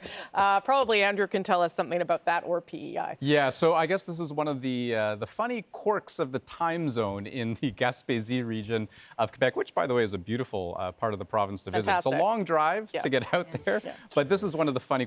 This is what passes for fun on a night like this. But let's go ahead and show you the early result that we have with Gaspésie. The Bloc, they knew this was a riding that was in play. They considered this sort of a priority constituency. It did go Liberal in the last election in 2019, but only by the smallest of margins. This time, around in 2021, they spent far more money than they did in 2019. The leader, Yves-Francois, visited this riding a number of times, including in the final week of the campaign. So that gives you a sense of the importance that they placed on this riding and the thought that they had a shot at this. Yeah, for sure. Magdalen Island's beautiful place to go. Andrew, you've got some P.E.I. results there too. Share a vote there. Yeah, so I wanted to pick up here on a point that you were sort of alluding to, and that, Lisa, that you raised about how the Green vote in the last election may in part have been sort of a conservative protest vote. Yeah. When we look at P.E.I., I mean, P.E.I. maybe is a sort of a little microcosm of Atlantic Canada. You can see that Green vote has actually dropped quite a bit. So this is down about 11% for the Greens. Wow. But the Liberals have picked up, with the NDP, about half of that amount. And the Conservatives and the People's Party have picked up about half of that amount. So you can see where some of that vote's been going. Egmont is one of those ridings where we can see this in action. In 2019, the Greens managed to pick up 20% of the votes in Egmont. Right now, they're down to about 6%, if I'm doing my math right. I'm going to briefly interrupt you, Andrew, if I can. Sorry, just because we've got some more live pictures coming in. I'm going to guess it's Mr. O'Toole. Aaron O'Toole, yes. Yep, there he is. So Aaron O'Toole with his family watching results come in. His wife, Rebecca, his daughter, Molly. Oh, they're there. They're watching results come in. Oh, we can hear you. Maybe they're waiting for me to talk to them. Hello. Hey, Jack. Hey, Molly. Hope you guys are having a good night there with your dad. If they can hear us. Okay, Mr. O'Toole waiting for results to come in. He would be happy to see already some leading and elected there in Atlantic Canada. Remember, they had 4 seats in the last election. If they can double that coming out of Atlantic Canada, that's not a bad night for Aaron O'Toole as he starts things off. That's great. Okay, see you guys later. That was great. Justin Trudeau will have to change the channel if he wants that kind of attention. Andrew, we'll go back to you now for your results. Yeah, so Egmont was one of the ridings that I had shown you just a moment ago where we saw the Green vote significantly down from the last election. But the other riding that I want to show you was the riding of Malpeque. And here it's a very similar story. The Green vote in 2019 was about 26%. Right now they're down significantly to about 14%, 13.9% of the vote to be exact. Still early goings, but you can see here Heath MacDonald of the Liberal Party. This was Wayne Easter's old seat, held it for 9 terms, and it looks like the Liberals are in a comfortable lead right now.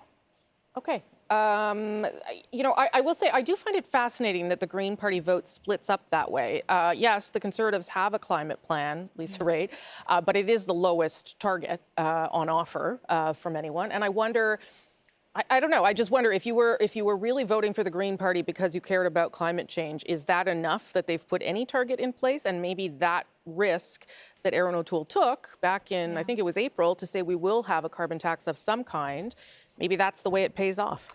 Well, you know what? I think when you're thinking about climate plans in front of voters, not every voter has the same intensity in terms of what they're looking for. And in some cases, it's just a matter of fact of saying, I just want you to have something and recognize it and acknowledge it. And that's what Aaron did. And not only a plan, he also indicated in there, well, this is how we're going to work with it. And he got a little bit more into depth instead of just saying, we're going to do something. Yeah, because of course last time there was essentially almost nothing in the environmental plan. Well, I did lose, Rosemary, so I recall.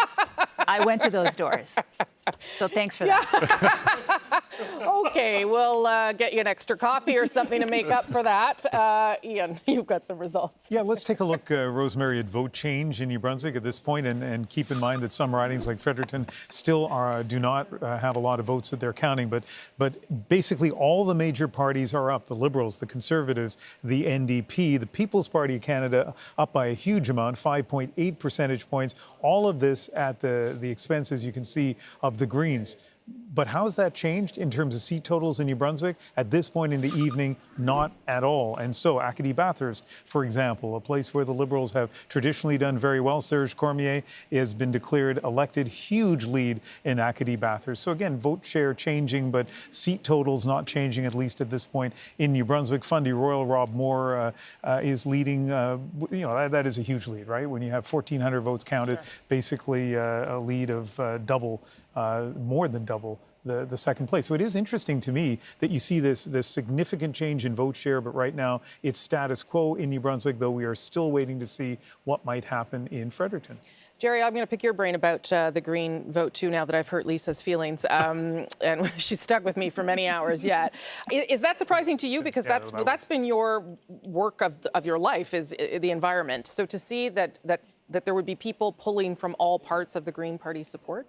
No, I've always felt that the Green Party as a political party is more of a protest movement than a coherent environmental platform. And I think that Liz May's leadership, especially in Nova Scotia, where she's a native of Nova Scotia, gave it some heft that it doesn't have right now. And so it doesn't surprise me to see the support fritter away a little bit in Atlantic Canada.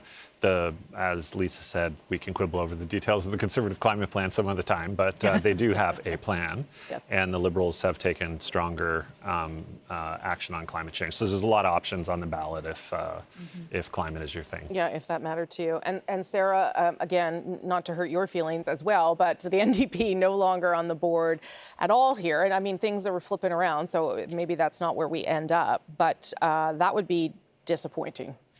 I think absolutely would be disappointing across the board. I think at one point we were up 3, and some of those are some still pretty tight, close races. So let's see where we end up tonight. But it is disappointing not to be on the board right now. Yeah, because Atlantic Canada was a place where, to be honest, the NDP had done pretty well in the past with previous MPs, and so there would be an expectation that there would be some inroads to be made there.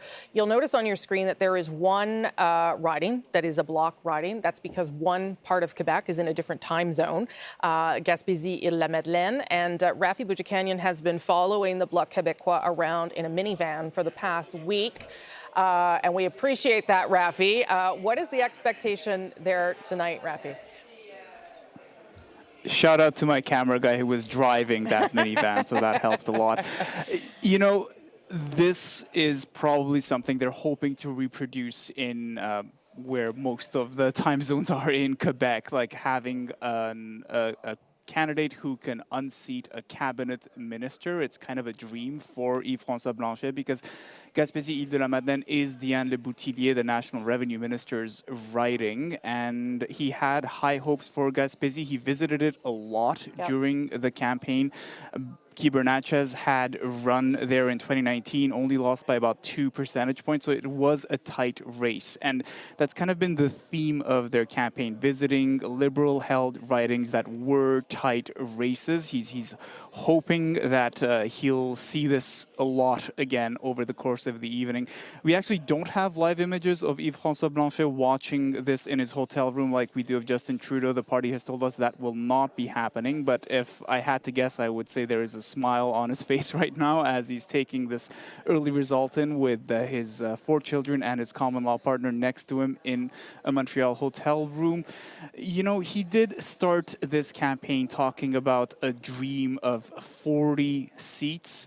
And then he kind of became more quiet about a goal toward the end. I asked him about that yesterday, and he said, you know, 40 is still the dream. Anything above 32 is a nice evening. So that's evidently what he's hoping for at this point. Of course, that question at the English language debate did give him a bit of a boost, but as the CBC poll tracker showed last night, that boost had not translated into a higher number of seat projections yet. Okay, dreams change through election campaigns, Rafi. That's what we learned there. Thank you for that. And to remind you what the campaign looked like for Yves-Francois Blanchet, it was sort of a bumpy start. And as Rafi pointed out, that English debate gave him a little bit of new life. Here's his campaign, 36 days and 36 seconds.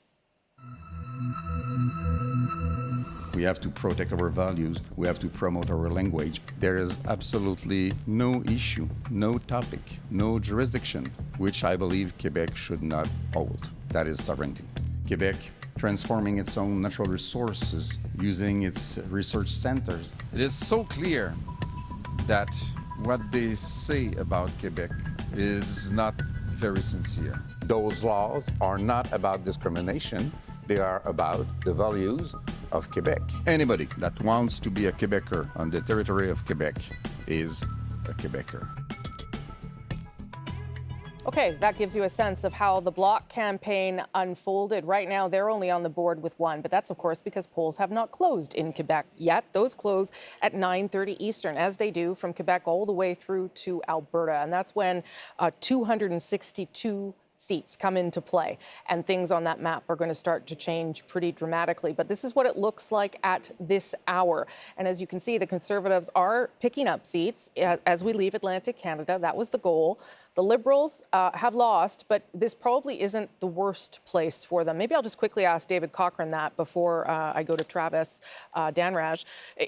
Remind me what the Liberals were looking for coming out of Atlantic Canada? They want to be between 24 and 26, and the math that we sort of spelled out at the start of the night, and we just made it a round number and went with 25, because they had 26 in the last election. They picked up Jenica Atwin through defection. They're hoping to get her through election. But right now, they're down overall in the region, and there's some interesting stuff happening in Newfoundland and Labrador. In one of the two, we don't have the graphics, so I'm just going to tell you what's going on. So in Long Range Mountains, Goody Hutchings is in a really tight fight with Carol Anstey. There we go, we have it. Look at the People's Party of candidate number there, 1,132. That is well more than the margin by which Goody Hutchings is ahead of Carol Anstey. But when we go to Coast of Bay, Central Notre Dame, where the Conservative candidate, Clifford Small, is leading Scott Sims by over 1,000 votes now, there is no People's Party of Canada candidate in that particular riding. So it's having an impact to save a Liberal seat on the West Coast. It is not having an impact in Coast of Bay, Central Notre Dame, where there is no People's Party of Canada candidate to siphon away that protest Conservative vote, and it's hurting Scott Sims right now. Right, and that's why looking at those percentage points for the People's Party of Canada or any other party, you know, outside of the 3 or 4 main ones, becomes important, because it can block parties or help parties, as David just so perfectly gave us an example of. Travis Danraj is in Saskatoon at the People Party headquarters there. And I know, Travis, for the past, well, since the beginning, Max Bernier, the leader of that party, has said that this is a real movement. This is a real thing happening. What is your sense that from them about what they want to see in order to prove that to Canadians tonight?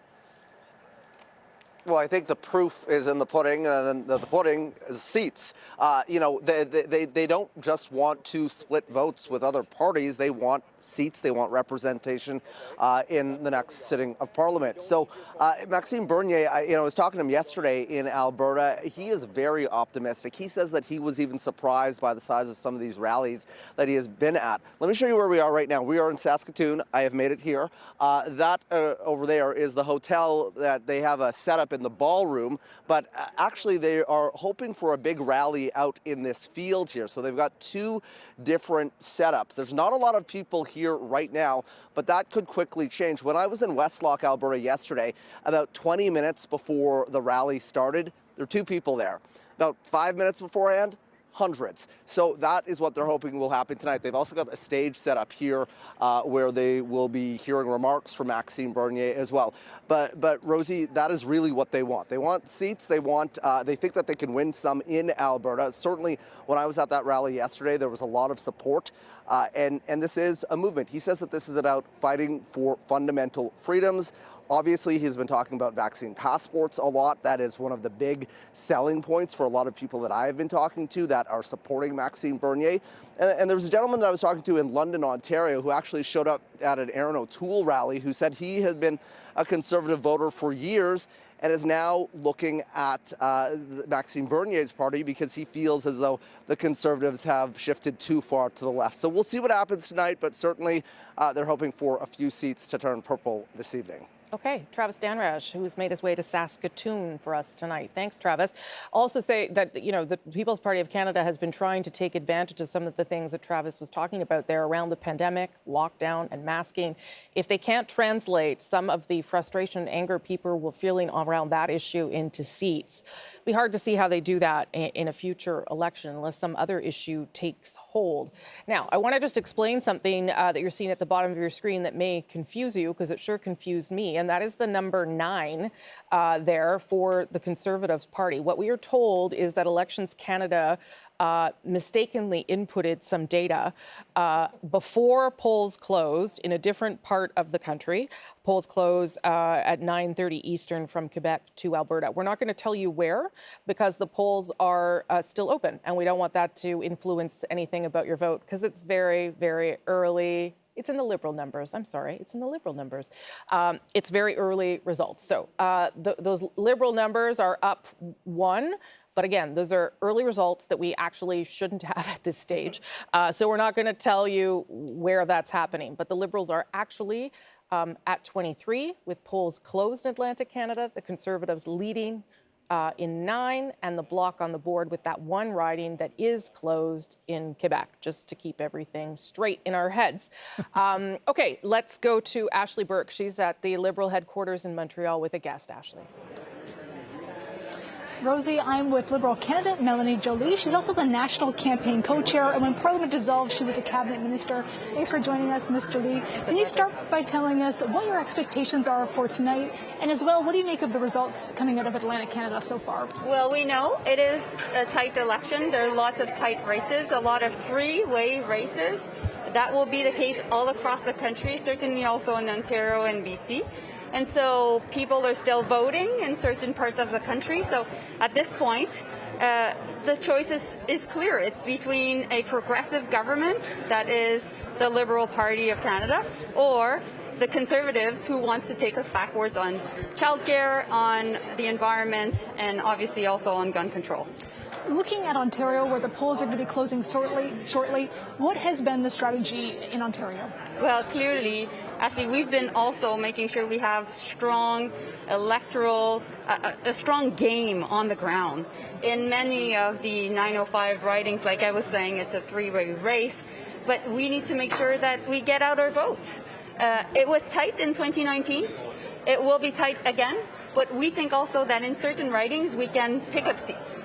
And so I think our message has been clear also when it comes to, like I was mentioning, the gun control and environment and all. Clearly also in the 905, Bill Blair has been campaigning a lot for us. We know there's been shootings in the region. Security of Canadians is preoccupying. And so that's why this is something that we wanted to make sure that people knew that Erin O'Toole has been supported by the gun lobby and many other special interest groups, which supported him during his leadership campaign, provided him funding, provided him volunteers, and now he has made promises to them, and he has to keep them. How important is Quebec tonight? Very important to my heart, actually. But more than that, it is an important race. It is an important race because obviously there were 35 seats before the writ drop, and we hope that we can win some seats more, and in that sense we've had a very positive campaign here, and we can be extremely proud of what we've done for Quebecers. Thank you. Thank you so much. That was Liberal candidate Melanie Joly. Rosie? And campaign co-chair, which we can tell by the talking points there that we got in a lot of those answers, campaigning till the very end, Melanie Joly. Andrew, let's hear some of your results. Yeah, let me just show you a sure bet in Prince Edward Island. In Cardigan, sure bet, not a surprise. Lawrence Macaulay, we can project, will be elected in this riding. I mean, for the Veterans Affairs Minister, I mean, seeking his 11th term, he will certainly have it. Once again, not a surprise. But I should point out, it's not to say that he's always had an easy time securing the victory over the decades that he has been the MP in this riding. You know, in 2000, the year that Jean Chrétien won his third majority, Lawrence Macaulay only won by under 300 votes. So he knows a close call when he sees one. Yep. Tonight's not one of those occasions, though. Yeah, you never take it for granted. That's what he can probably tell you. We're going to go back to Charlottetown P.E.I. to talk to Carrie about how events are unfolding there. Carrie? Oh, you have a guest. Off you go. Yeah, well, I do. I was just going to say the election before that, Lawrence Macaulay won by, I think it was 99 votes. So there were some close races, but those are kind of ancient history now. Anyway, I am joined here by someone who actually knows P.E.I.'s political history fairly well and who's graciously joined our election watching party here, P.E.I. Premier Dennis King. Thanks so much for stopping by. Glad to be here. Glad to be here, Carrie. So what's it like to watch an election as a sitting P.E.I. Premier? Because you have these agreements with the government that was in Ottawa, which, I mean, we don't know where things will land tonight. Well, look, my job as Premier is to work with whoever is elected to do the best we can for Prince Edward Island tonight. I am mostly just a fan. I'm a Canadian political junkie who is watching a very uncertain election and wondering how it's going to turn out. But my job will be tomorrow to work with whoever is declared elected, and I can't wait to do that and to move PEI forward. Most of your time in office, you've been dealing with a minority government in Ottawa, so you don't have anything to compare that to, but I'm curious if we do end up with another minority, or if that were to change, do you think that gives the provinces any more leverage in that situation? Look, I think my own experience in a minority and then working with a minority parliament in Ottawa is that more parties are more eager to get to the table to talk about finding solutions for the challenges that Canadians and Islanders face. So once again, whatever hand we're dealt, we will work within those parameters to do the best we can here. We did have over 30 First Ministers meetings with the Prime Minister during my short time, only 2 years and a little bit in office. So a lot of that due to COVID, of course. But I would hope that relationship will continue, whoever is the Prime Minister. We have a lot of important issues that we're facing here in PEI, and we need a good federal partner, and I'll be holding the 4 MPs, whoever is elected here tonight, to hold their feet to the fire and work as a good partner to get things done for PEI. The rest of Canada doesn't know this, but before you were the Premier of Prince Edward Island, you were a political pundit on CBC Radio and elsewhere on a political panel. What's your political pundit take on what you've seen so far this evening? I think I said all day that anyone who told you they knew what was going to happen tonight was probably lying to you. I think it's a bit of a dog's breakfast all over. I thought all day we'd probably end up close to where we were when we started, which would make a lot of Canadians wonder why we're even here. But who knows? We'll see how the votes are tallied across the board, and just looking forward to seeing how that all unfolds. All right, there you go. Political pundit and PEI Premier Dennis King.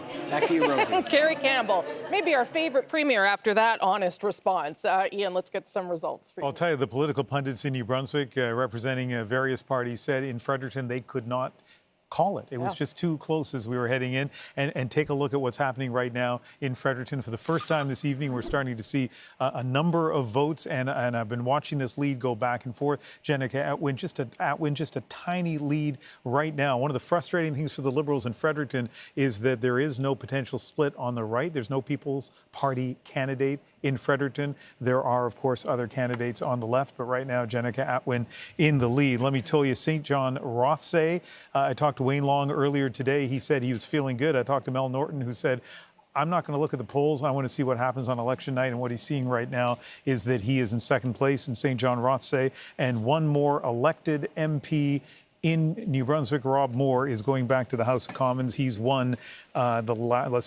the last 6, so now 6 in the last 7. He's won in Fundy Royal. Rosie. Okay, Ian, thank you for all that. Let's give you a sense of where things stand right now on the map. You can see lots of swaths of red, but yes, the Conservatives have made some inroads here as we leave Atlantic Canada, leading or elected in 9. Remember, they only had 4 in the last election, and the Liberals at 24, which means that they are coming out of here down a little bit. The Green Party not on the board, the New Democrats not on the board. These would be of some concern to those parties as they try to pick up some seats and build towards what is about to happen very shortly. Because as we move into the next half hour or so, we're going to start to get some big results from Quebec all the way to Alberta, including the territories, Northwest Territories, and Nunavut. All of that still to come. As you can see, lots still ahead on a very exciting evening here, an important election for this country. Canada Votes 2021. More results coming in about 30 minutes. This is a CBC News special presentation.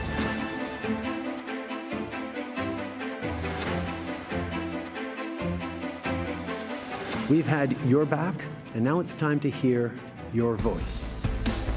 More flexibility, more options, and more immediate help for all families. We want to put the burden on those that are at the very, very top so we can invest in the solutions that people need. We have to protect our values. We have to promote our language. Our country is suffering. It needs leadership. We believe in freedom, so we believe in freedom of choice. If you have a choice, empower families. Protecting the environment. Pick a voice. Compelling vision.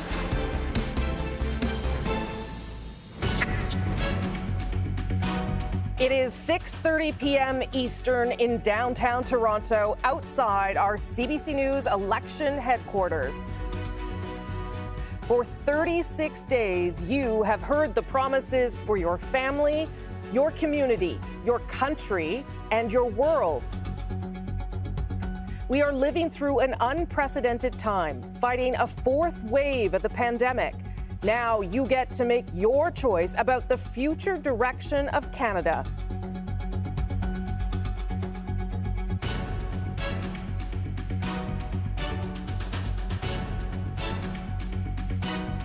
The CBC News Decision Desk is watching ballots come in. Our team is here preparing to bring you all the results all night, no matter how long it could take. Across the country, from east to west, as we learn which party will form your next government. Canada, this is your choice. This is your vote. This is Election Night 2021.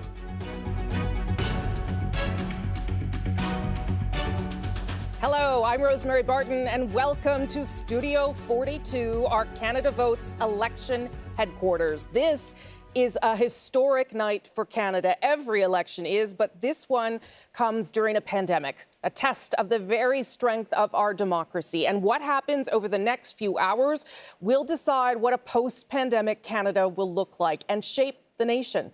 Our team here with me will bring you the results and analysis each step of the way. We have you covered from coast to coast to coast with our reporters on the ground, with the major federal party leaders as they get set to watch this night play out, and in battleground ridings where the voters are casting ballots, waiting to see who comes out on top.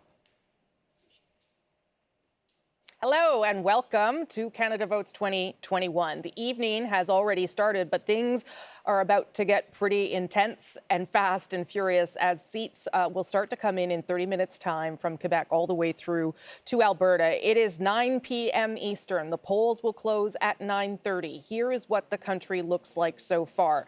Atlantic Canada and at least one riding in Quebec have weighed in. The Liberals are coming out of Atlantic Canada with leading or elected in 23 ridings. That extra number you see on the board, some initial results that weren't supposed to come out from Ontario, so we'll put that aside for now. The Conservatives are up, leading or elected in 9, and the Bloc Quebecois registering with the only riding that has closed in Quebec, the riding of Gaspésie-Île-de-la-Madeleine. Every party at this stage has lost seats with the exception of the Conservative Party of Canada. They are up seats as we leave Atlantic Canada. Is that a sign of some sort of trend? Should we watch for that to develop through the course of the night? We sure should. And we should also know, of course, that the Conservatives would be happy for pickups as they leave Atlantic Canada. The Liberals, though, probably not panicking quite yet. Let me show you a little bit of what the vote share looks like, because that too tells a bit of this, the vote change rather, that too tells us a bit of the story of where things have moved and where they have gone. So yes, yes, the Liberals have gone up. The Conservatives have gone right up 4.5%. But look at where that is coming from. The Green Party down 9 points, almost 10 points in Atlantic Canada. A lot of that support has gone to the Conservative Party and some elsewhere, but most of it, frankly, to the Conservative Party. This would be incredibly disappointing given that the Green Party has had success in Atlantic Canada provincially and, of course, had one seat in Fredericton until they lost it when she crossed the floor. The People's Party of Canada, also a factor in this vote share, up 3.2%. That is a rise from the last election, too. Another part of the story that we should keep our eye on as polls close through the country. Let me show you what the seat change looks like now as we leave Atlantic Canada. Because as I said, everyone lost seats except the Conservatives. This may not be a situation where the Liberals are worried yet, but they have to hope that this trend does not continue as we wait for more seats and polls to close and start reporting. There you go. That tells you the story already as we come out of Atlantic Canada. The Liberals down 3, the Conservatives up 5. NDP not on the board at all. They've lost St. John's. They are losing St. John's East in Newfoundland and Labrador, and the Greens down that 1. Okay, we are going now to Andrew Chang to give us some perspective. Yeah, so Quebec is certainly one of those ridings that I'm paying very close attention to. And, you know, at the outset of this evening, I was talking about how you can divide Quebec into 3 broad regions, and I'm going to take you through a couple of them. The Quebec City region, this was Conservative country in 2019. Dramatic gains in this part of the province for the Conservatives would be something of a surprise, but let's see what kind of impact that the endorsement of the popular Premier, François Legault, for the Conservatives has over the course of this election night tonight. But look at the island of Montreal. So in 2019, everything went red, except for a splash of Bloc. You've got a hint of NDP. But the Liberals want more. They want to build support off the island, both north of the island and on the south shore as well. And they're going to have to go through the Bloc Quebecois to do it. Now, one riding that they're targeting in that vein is the riding of Longueuil-Saint-Hubert. Just last week, in fact, both the Liberal and the Bloc Quebecois leaders were in this riding campaigning on the very same day, at different times of day, mind you, but at the same park, basically within 50 meters of each other, polling virtually deadlocked in this riding. I mean, in 2019, the Bloc only won by a few percentage points, but the Liberals need to pick up a riding like that if they have any hope, any path to a majority. Okay, and frankly, if they want to keep a minority, they also need to hold those seats and do some pickups in Quebec, especially if you're coming out of Atlantic Canada short. Adrian is going to be watching the prairies. What are you watching for there, Adrian? Yeah, you bet. Of the 62 ridings, we know the Conservatives currently hold 54. They're coming out of Atlantic Canada, maybe pretty confident they're going to hang on to those. But 2 trend lines to keep an eye on. The People's Party of Canada, to what degree does that peel away any support from the Conservatives? And in Alberta in particular, in the cities, bottom line, does anger with Jason Kenney in any way translate to trouble for Erin O'Toole? So if we look specifically at Calgary, let's say Calgary Skyview, for example, currently held by Jag Sahota. This is a place where the Liberals have poured a lot of attention. Georgia Hall just got endorsed by Mayor Naheed Nenshi today. Alberta is very much thinking about Jason Kenney today. This is the day those restrictive, what do they call it? Restriction, exemption, program comes into effect, a vaccine passport by any other name. So he might be front of mind when people go to the polls in Calgary Skyview.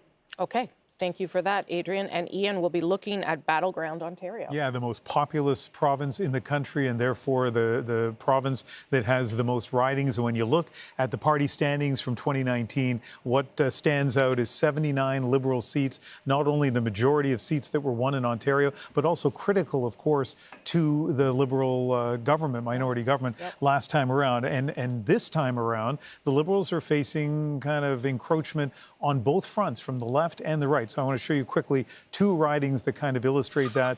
Two-term MPs for the Liberals seeking re-election. So first of all, Richmond Hill, Majid Johari won this by only 112 votes last time around, and he's up against a formidable opponent, Kostas Menegakos from the Conservatives, who held this seat from 2011 to 2015. And in Toronto, Danforth, Julie DeBruzen is hoping to win a third term, but up against Claire Haxel, really well known in the riding.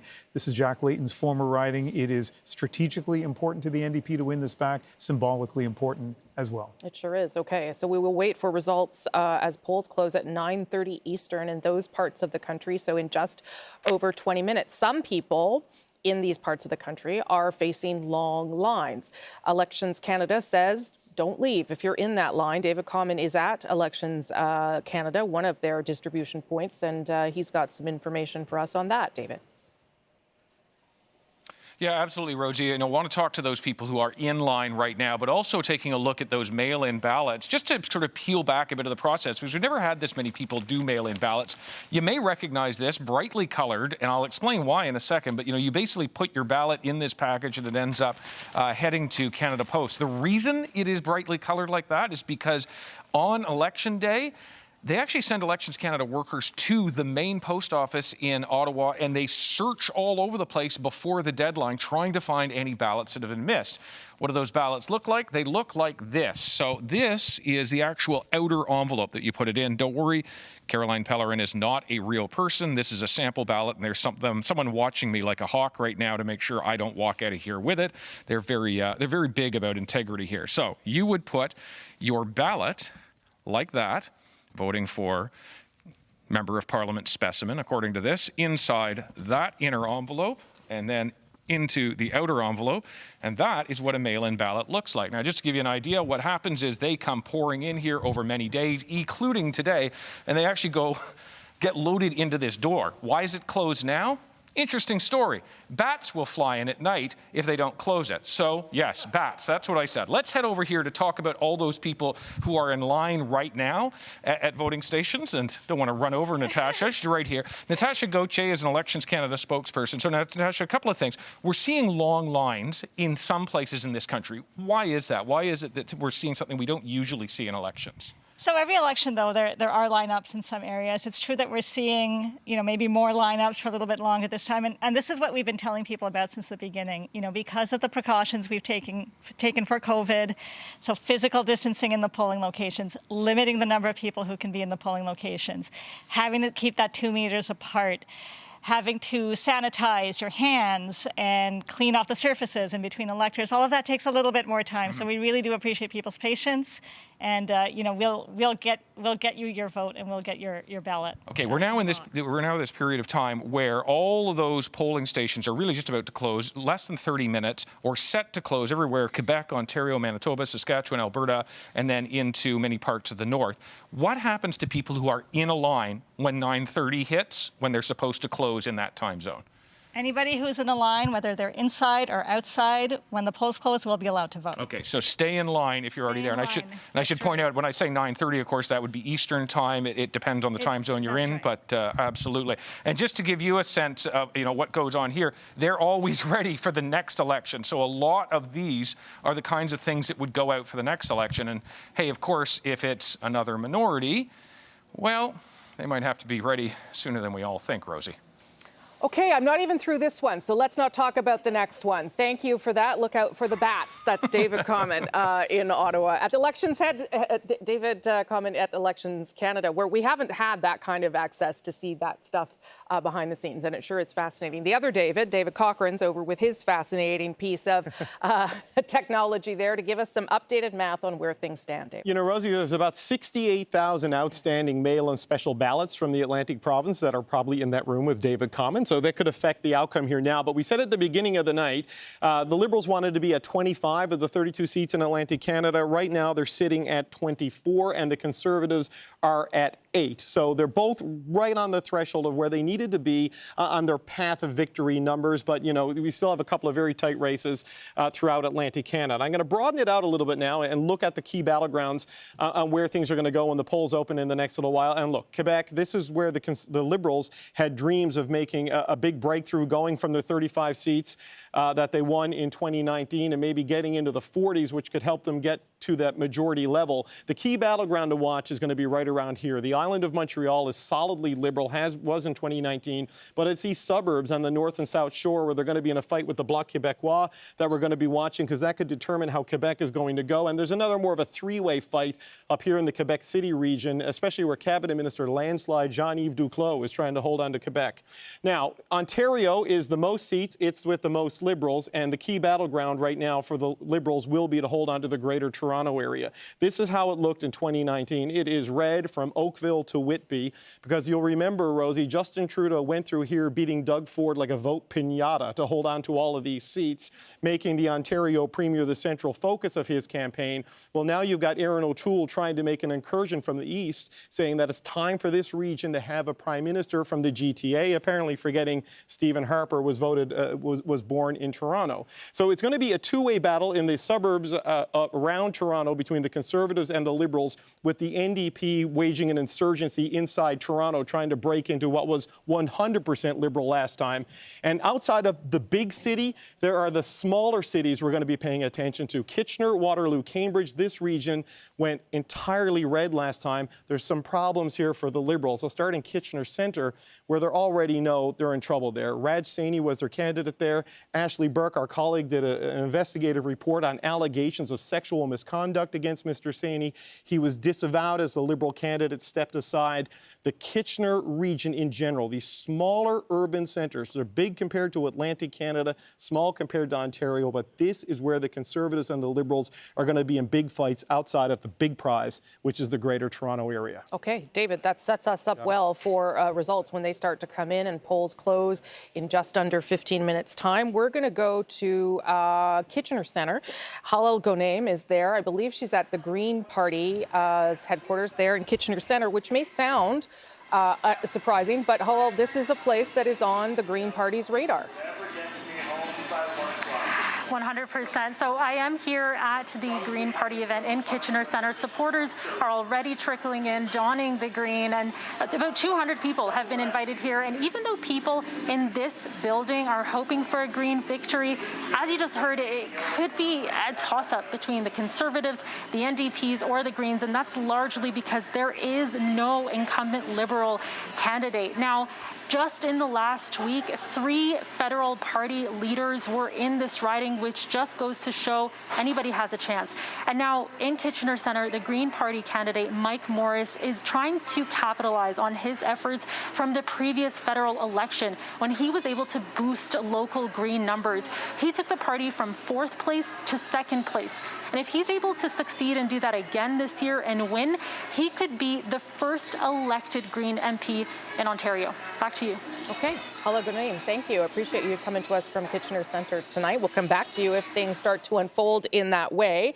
I do want to update people that the Bloc Quebecois, who had been on the board there with the Gaspésie et la Madeleine riding, which closes in the same time zone as the Atlantic provinces, is now off the board because now the Liberals are leading in that riding. So that's something to keep your eye on. Let's go over to Adrian. Yeah, Rosie, it looks like the map is changing in Nova Scotia. The Conservatives, CBC is projecting 2 pickups for the Conservatives in Nova Scotia. Start with Cumberland Colchester. Remember, that was Lenore Zan's riding. She only won it by 500. Look at that lead for Stephen Ellis, the family physician. looks like he is elected. He is heading to Ottawa. So the next one, South Shore St. Margaret's. That was Minister Bernadette Jordan's riding. She won that by 7,100 before. Rick Perkins has now won it. He is heading to Ottawa with a pretty commanding lead there as well. There's one other riding to keep an eye on, and it's very, very tight right now. This is Sydney Victoria. Jaime Batiste is the incumbent there. He's in the lead. It has been going back and forth all night. It really is like threading a rope with this one. Okay, really interesting, though, that the pickups for the Conservatives are in Nova Scotia, because that's where the Liberals had some anxiety at the beginning of this campaign. Indeed, that's why lots of political heavyweights were brought in to try and shore up support for some of their candidates. Also now we've got our first Liberal cabinet minister who has been defeated tonight. Let's go to Hannah Thibodeau. She's at the Conservative headquarters in Oshawa. Hannah.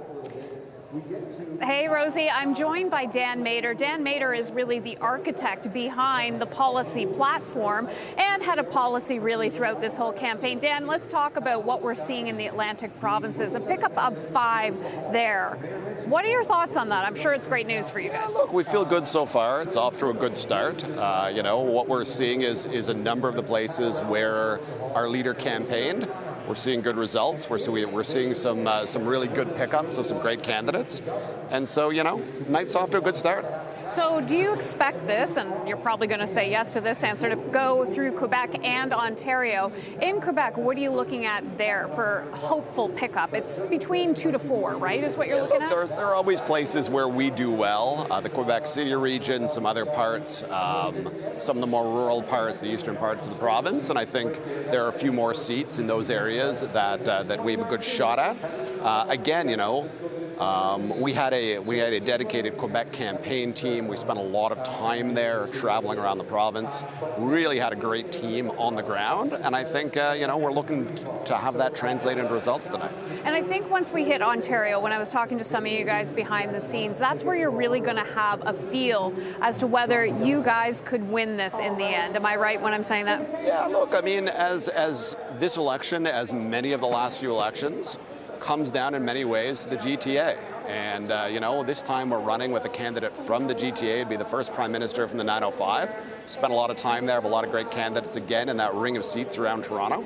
And I think we're all eagerly awaiting the results there and feeling good about how we're, what we've been hearing on the ground there the last few days. Okay, Dan, I'm sure we'll talk again. Thanks for joining us. And Rosie, I'll send it back to you now. Okay, Hannah, thank you so much for that perspective. Let's go over to Ian, who's got more results now from New Brunswick. Yeah, I remember at the beginning of this evening, we said that there were 3 ridings of the 10 in New Brunswick that were too close to call. Well, at this hour, those 3 ridings are still too close to call. Let's start with Fredericton, which has been going back and forth right now. Andrea Johnson is in the lead. If anybody is watching this on their phone and they're in a lineup somewhere in Canada and they're wondering if they should leave that lineup, look at Fredericton. Every vote counts in every riding, but particularly in the close ridings, and this one continues to be very close. But also look at the Greens, right?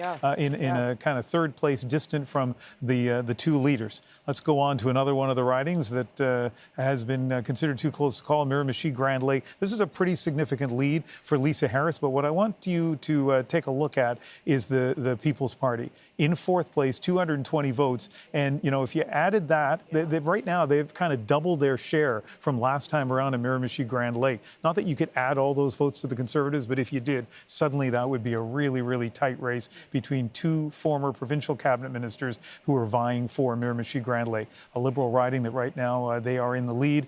And then look at St. John Rothsay. Wayne Long, described to me by so many people as a great retail politician. When I talked to him earlier today and he said to me he felt good, I thought, everybody I've talked to said that riding is really close. How much of that is maybe he's oblivious? Well, he's not oblivious. He knows exactly what's going on in his riding. Interesting. It'll be interesting to hear from Jerry how he feels about Wayne Long going back to caucus, because he's a guy who's like his independent guy, riding first guy, probably not cabinet material given how he feels about Justin Trudeau, but he is doing very well right now in St. John Rothsay. Okay, I'll get Jerry to answer that question in just a moment. I will say being nice to the leader probably helps you get into cabinet. That's probably the first thing that you should do.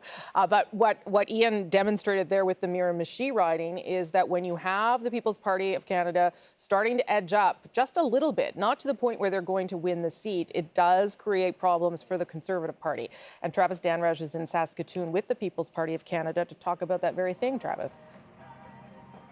That's right, Rosie. I've got a guest to talk to me a little bit about that, but I got an update for you. As you can see behind me, pretty empty out here in this field right now. That's because I hear the party is inside, and that's where all the media have gone, and that's where most of the supporters are. So Maxime Bernier actually isn't going to do his speech out here. He's going to be doing it inside. And Daniel Tyree is with me right now. He is the executive director for the People's Party of Canada. I want to talk to you about what we have been seeing in Atlantic Canada. How are you feeling about those results? And do you feel that that has created some momentum for what you can see in the rest of Canada? Yeah, I mean, it's huge. We always see that the results out in the Maritimes have a big influence on the results across the country as we move across the time zones. Polls are still open on the West Coast.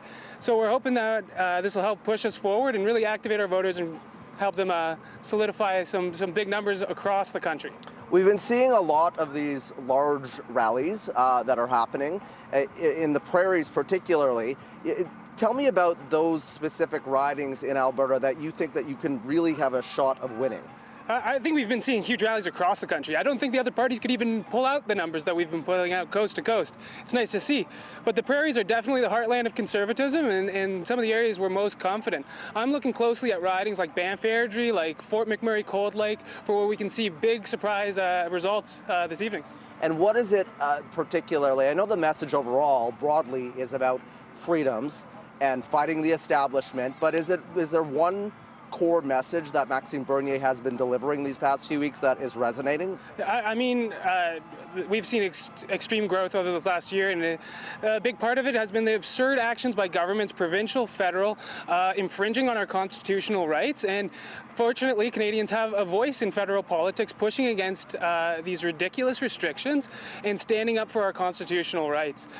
So that's seen people get disillusioned by the establishment parties, realize that there's deep corruption in all of these larger parties, and look for a new option. And we've been there to welcome them with open arms. We've seen voters from all different stripes, and especially non-voters, getting more involved with the political system, and they see us as their voice, and I'm very proud of that. Okay, and we got to leave it there. Daniel, appreciate it. You're heading inside. We are heading inside as well. Most of this crowd is maskless. They say that they have a contingency plan if bylaw officers do show up because COVID protocols in this province are broken. They will be moving back outside. Rosie.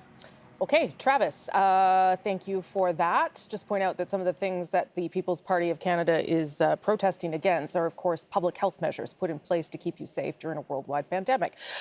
Lisa, I'll just ask you whether you think there's anything to this notion that the People's Party of Canada could eat in at support, like we saw there with the example in New Brunswick with Miramichi. Yeah, I don't think it's a direct correlation between the Conservative vote and the PPC vote. I think what the young man said there is true.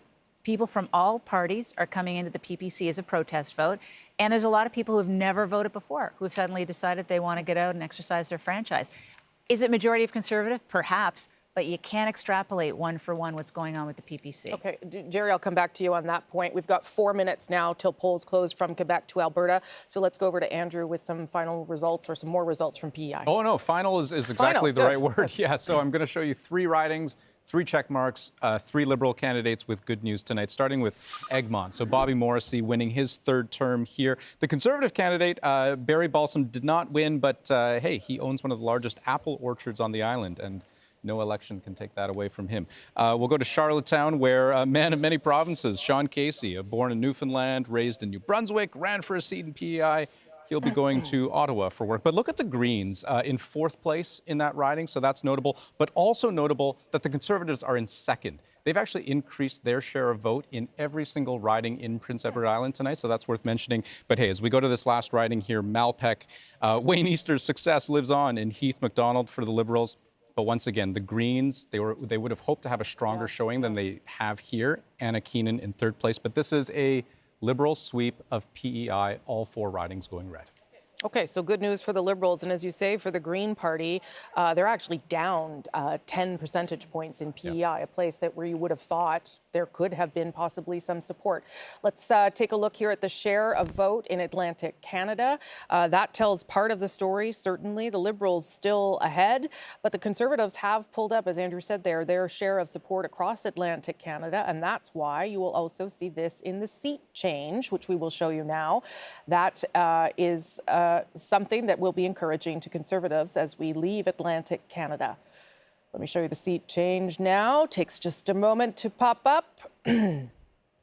Okay, so the Liberals down 3 so far anyway, because not everything, of course, has been confirmed. The Conservatives up 5 and the NDP, they are not on the board at all tonight. They seem to have lost St. John's East, and the Greens are down 1 as well. We are 2 minutes away from polls closing from Quebec through to Alberta. There are 262 ridings that will begin reporting. That means that this map on the floor, well, it's going to become a lot bigger, but it's also going to start to be painted in many different colors as things start to close. That's a lot of seats at stake in a lot of provinces that have become key battlegrounds in this election, including Ontario, where you saw both the Liberal and Conservative leader in the last days of this campaign trying to make inroads there again. Okay, let's go now to Toronto Danforth. Davenport, my apologies, Davenport, where Janella Massa is standing by at the NDP office. Janella. That's right. We're in the Davenport riding just west of the downtown core in Toronto, where the NDP are hoping that they might be able to take this seat from the Liberals. We are at the campaign office for Alejandra Bravo, who's hoping to unseat the Liberal incumbent, Julie Derwitz. And, you know, this is a riding that has been Liberal for most of the time, with the exception of 2015, when the NDP took the most seats in their history, and they were able to win this seat and hold on to it not for very long, and went back to the Liberals in 2019 during that Liberal wave. So with the polls closing in just a few moments, we will watch and wait to see if the NDP will be able to take that from the Liberals. I'll send it back to you, Rosie. Okay, thanks so much, Janella Massa. I know that is certainly one that the Liberals were a little bit worried about, if there's any to be worried about inside the Toronto ridings. That was one that was certainly on their radar. But the Liberals leave Atlantic Canada in decent shape. Yes, they have lost seats, but they are still not probably in a place where they are worrying too much. The Conservatives, though, they've had some pickups, and if you're trying to form government, you've got to start picking up early and often. And so polls closing now from Quebec all the way to Alberta, 262 ridings starting to report right now.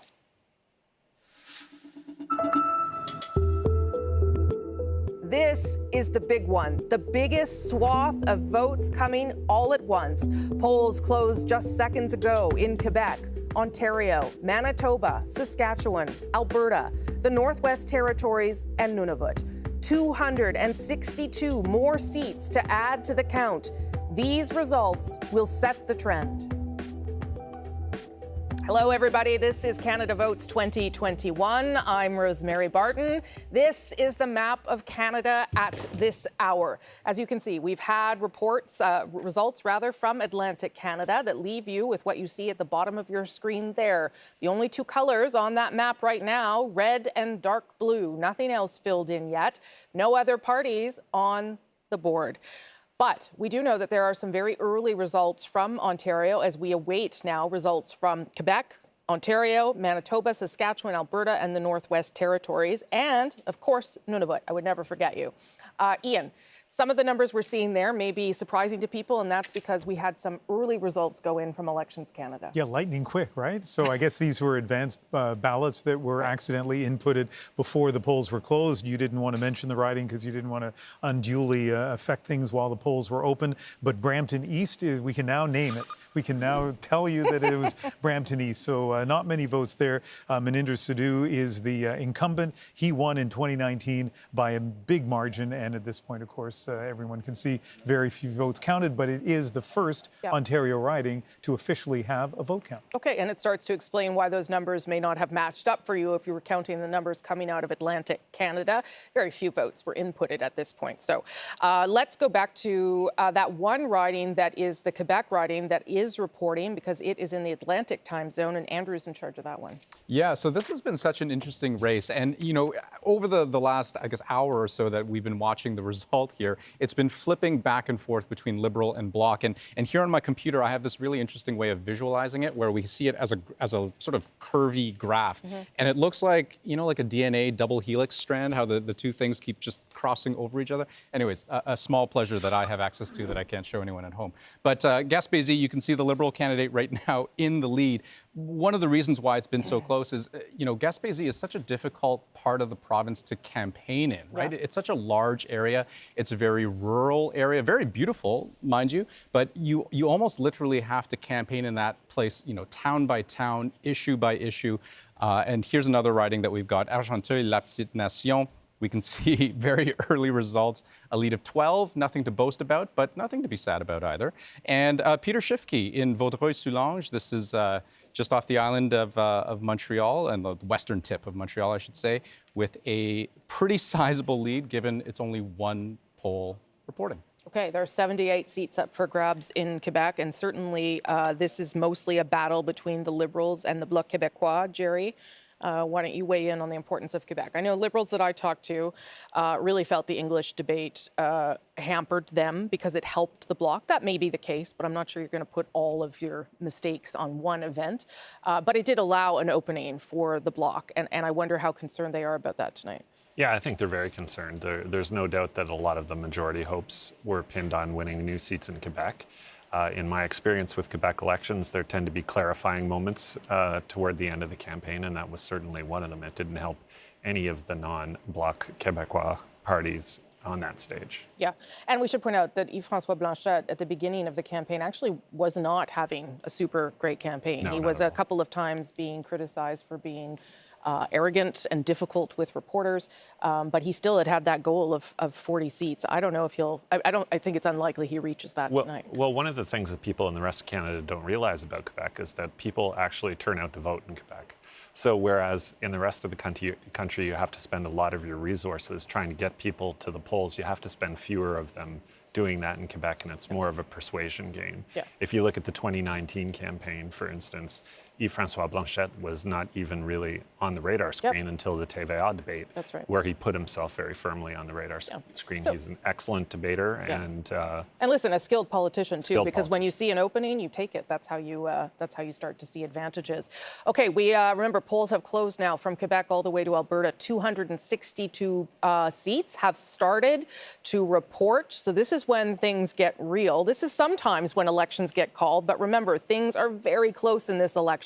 We may not know the ball game by the time we are finished with all of these provinces. What we do know also, though, is that lines continue to be long, particularly in urban settings like Toronto and Montreal, where polls have been moved around a bit or stuck all in one bigger area in order to help people physically distance. Thomas Degla is in one of those lines or at one of those lines with people who are still waiting. Polls closed, Thomas, but I think they are still allowed to vote. Is that correct? They are still allowed to vote. If you lined up in the past few minutes before the 9:30 p.m. Eastern cutoff here in Toronto, let's follow the lineup, then these people are being told they are going to be able to vote. Though, anyone who is just lining up now, they're being told it's a 2 to 3 hour wait just to get to the front of the line. And I can tell you from speaking to the people in the front of the line, 2 hours is the absolute minimum. We can't really get all the way to the front right now, but we can show you. This is the Spadina Fort York riding. This is the Fort York historic site in downtown Toronto. The lineup stretching all the way down there. And this, of course, is due to a number of factors, including the pandemic, including Elections Canada having to find locations where people can ensure physical distancing, for Elections Canada having trouble to find staff. The result is these pictures, which I think are going to be the defining moments, certainly of Election Day here in Toronto and probably some other cities where the number of polling stations have been cut. The lineups are huge. Rosie. Okay, Thomas Degla, thank you for that. We'll check back with you to see how that's progressing. I will just say again, though, that we are all now much better used to waiting in lines for things because of the pandemic. And if you're going to wait in line for anything, My gosh, it should be democracy. Okay, Ian, over to you. Well, especially when we look at how close some of these ridings have been, and I was talking about Fredericton early on. In Ontario, we are starting to get some results. Let's take a look. We're going to just jump around the province as we see these. Algoma, Manitoulin, Kapuskasing, not many votes to count there. And really what people should note is Carol Hughes in third place now with so few votes counted. I mean, she has been the incumbent there for the NDP for, I think, the last 4 elections, and I think she's the person we should keep our eyes on as more votes get counted. Northumberland, Peterborough South, and there you see a lead of 1, and again, just small numbers, but we want to show you these. The Conservative Philip Lawrence, who's in third place at this point, is the incumbent. One more I want to show you is Nickel Belt, Marc Serre. Like Dominic LeBlanc, his father was in the Pierre Trudeau government. He has been in the Justin Trudeau government, and 2 terms I think he's won, and in the early lead in Nickel Belt right now. Okay, thank you for that. Some early results coming from Ontario. Where am I going next here? I'm going over to Adrian. I'm sorry. Just wave. Just wave when I didn't know. Right. Listen, you're a Manitoba gal, so we thought we would start with one from Manitoba for you. Selkirk Interlake Eastman, which is just north of Winnipeg. So James Bazan, he is the incumbent. He is in the lead so far. Keep an eye on the PPC down there in, I guess, 4th place so far. And we've got a few more coming in. I think we have Kildonan St. Paul. Kildonan St. Paul. I know we don't have the graphic for it, but we're keeping an eye on it. Yeah. It's only a majority of 1 vote, so it really doesn't matter yet. Okay, I was in James Bazan's riding over the summer. Going to a beach. So there you go. As you do. That's what it does. That's my only Manitoba story so far. Andrew, over to you. The Greens are on the board. Well, we've got some Quebec results coming in right now. So let me start with those, starting with Honoré Mercier on the island of Montreal. We heard from Pablo Rodriguez a little bit earlier in the program saying he was optimistic. He's certainly got reason to be optimistic in this riding in particular. He won it by a whopping 40 percentage points in 2019. No surprise to see him in the lead right now. Moving to Saint-Léonard, Saint-Michel. The Liberal candidate here won by 50 percentage points in the last election. And so another non-surprise. Let's go on to Abitibi-Témiscamingue. This was a Bloc Quebecois seat in 2019. You can see the Bloc with a lead right now. It would be something of a surprise. I mean, the Liberals are pretty close right now. It would be a bit of a surprise if they would be able to flip this riding. The Bloc won this riding pretty convincingly in 2019, and they were expected to do so in this election as well. But let's finish with Abitibi, Bay James, Nunavut, EU. This very early results, as you can see. You know, an NDP win here would be a surprise. This was very much a Liberal target at the outset of the campaign. They thought they could win in this riding. You know, at a recent all-candidates debate, reconciliation and the environment, 2 really big issues in this very large riding with a large Indigenous population as well. The Liberals felt that they were fielding a very strong candidate in Lise Kistabish, Anishinaabe of the Pikagan First Nation. So we'll see how that riding shapes up. It's one that I'm definitely keeping a close eye on over the course of the evening. Great, thank you for that, Andrew. And I should point out the green on the board there is actually in Quebec. So let me show you where that is playing out. Again, early results right now, but that is in the riding of Gatineau. Where you can see a small lead there for the Green Party. NDP not on the board there at all, but Jagmeet Singh is in British Columbia, of course, watching results as they come in. There he is with his wife watching results. Look.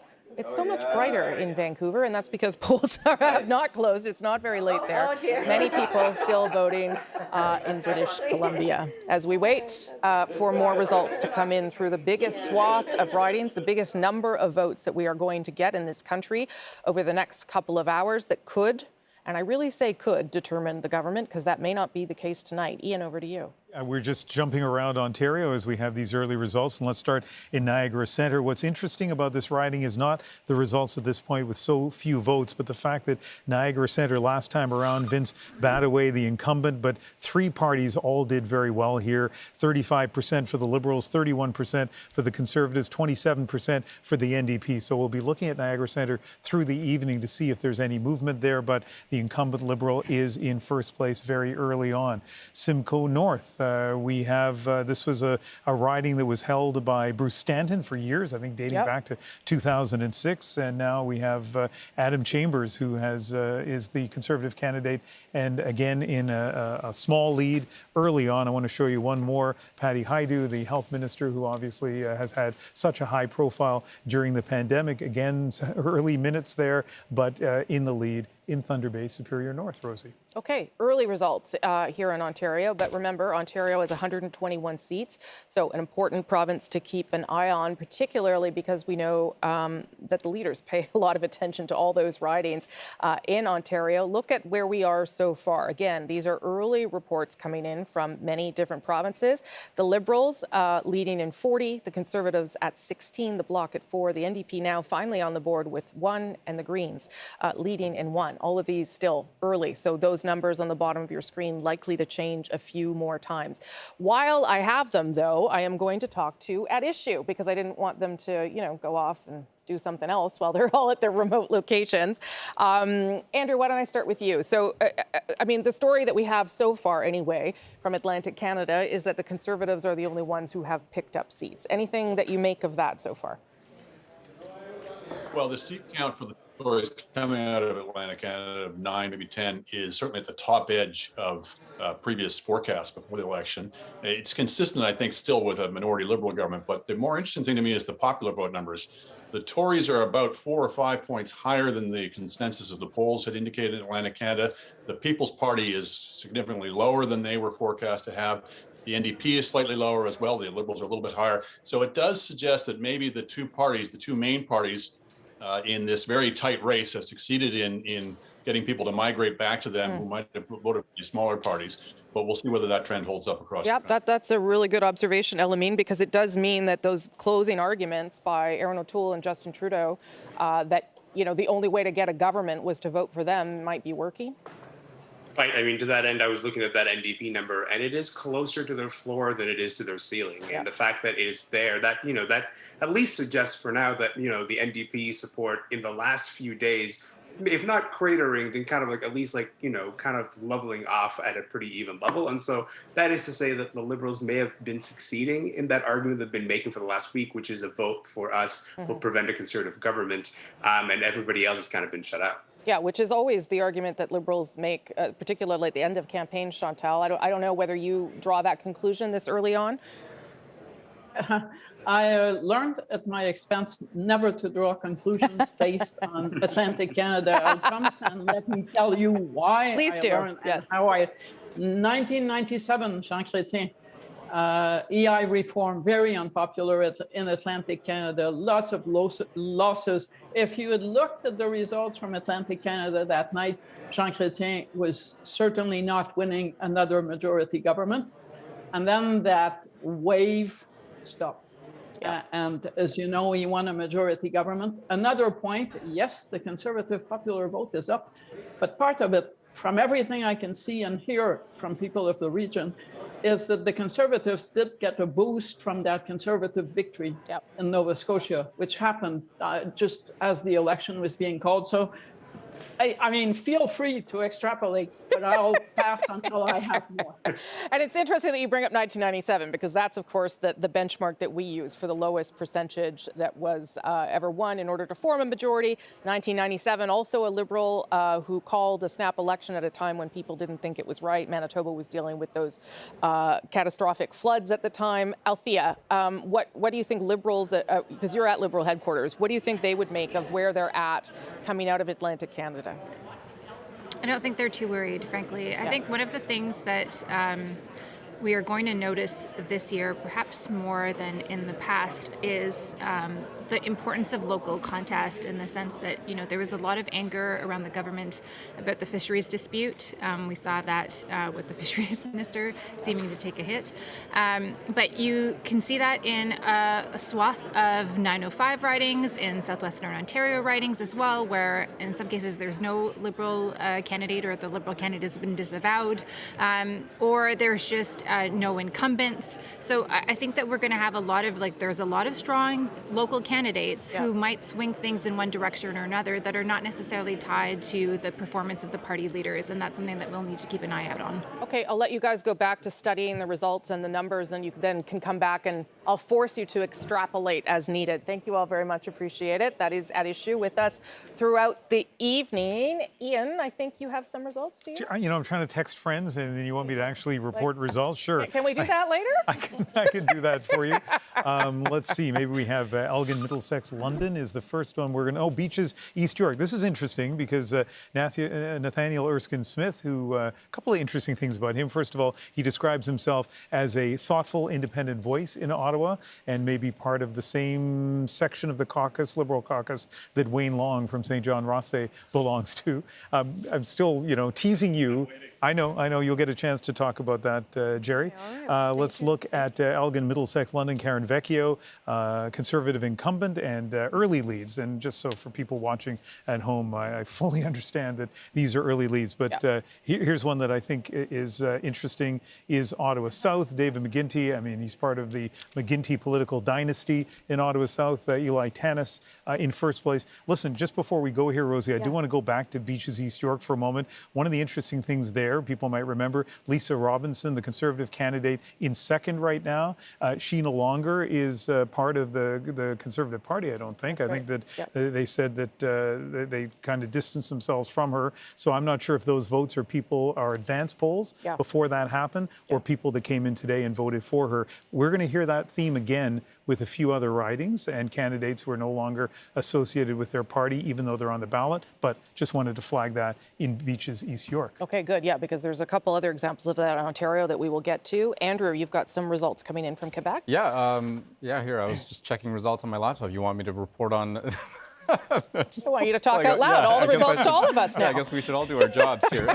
So let me take you to Bécancour, Nicolas Sorel. This is a riding right around Trois-Rivières, just between Montreal and Quebec City. Louis Plamondon in the lead, Dean of the House, current longest-serving member of the House of Commons, MP since 1984.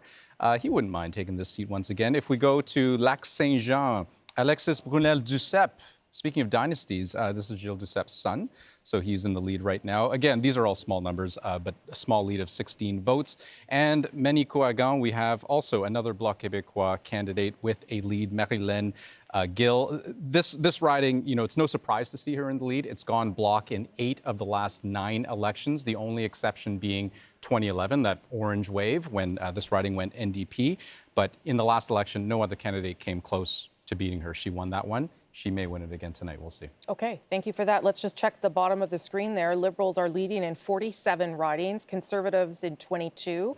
Bloc on the board with 6, the NDP at 6, and the Greens, I believe that's still a lead in the riding of Gatineau in Quebec. So we'll keep watching that one to see if there's something to that, because again, these are very early results coming in right across the country, and Adrian's in charge of the prairies. Yeah, and I'm not texting anybody, so, I'll text you later. I was texting you. Exactly. I was not answering. I saw it bouncing.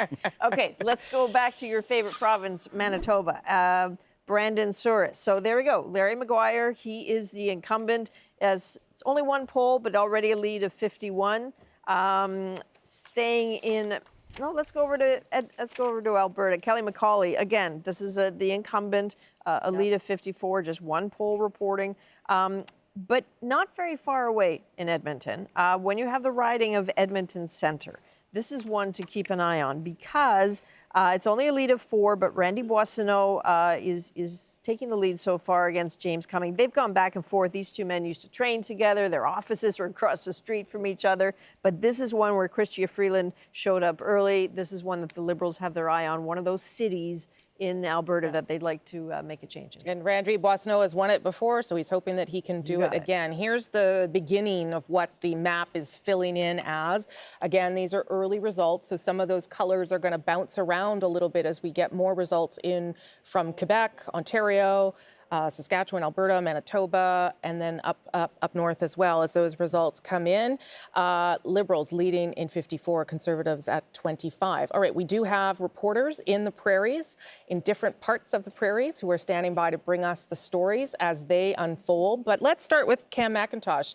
He's in, well, my home. Everyone's giving shout outs to their home cities, so I may as well. Cam, you're in Winnipeg. What are you watching for there tonight? Well, Rosie, welcome back to Winnipeg, where masks are still mandatory out here on a restaurant patio. We are getting some evidence, and we are hearing that there are still some people waiting in line to vote. We'll keep an eye on that as that progresses through the evening here. We're in Charleswood, St. James, Assiniboia, Headingley. That's basically the west end of Winnipeg. This is one of 3 or 4 seats that the Conservatives and Liberals both believe are in play for them. The Liberals took the seat in 2015, lost it in 2019 when they lost their majority. That old Liberal MP is trying to get his old job back. Doug Elifson running against Marty Morantz, a former city councillor here in Winnipeg. This is one of 3 rematches between the Liberals and the Conservatives from 2019 tonight. Another seat that people outside of Manitoba will want to keep an eye on is Winnipeg South. It is a true bellwether. It has gone with the party that makes up the government ever since 1998, so that's 9 straight elections. This could be the 10th. It's one of the reasons why Liberal leader Justin Trudeau was in here late last night trying to shore up support in the 4 seats that the Liberals hold here in Winnipeg. But if there's one thing that might be a little bit concerning to the Liberal campaigns, it's this. Over the last little bit, there's been some polling done in Winnipeg, and basically it shows the people that are the most frustrated with this election call right now are Liberal voters here in Winnipeg. Rosemary? Okay, Cam, that's some good context as we get more results in from Manitoba. Appreciate that. Remember, Isa, you're in Saskatchewan. You're at a Conservative headquarters. Tell us what you'll be watching for there.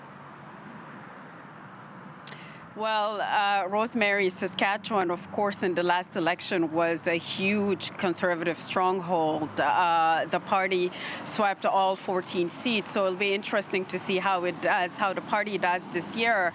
If Erin O'Toole has any chance of becoming, if he hopes to become the next Prime Minister of Canada, he can't afford to lose any of those seats right here in Saskatchewan. So it'll be interesting to see.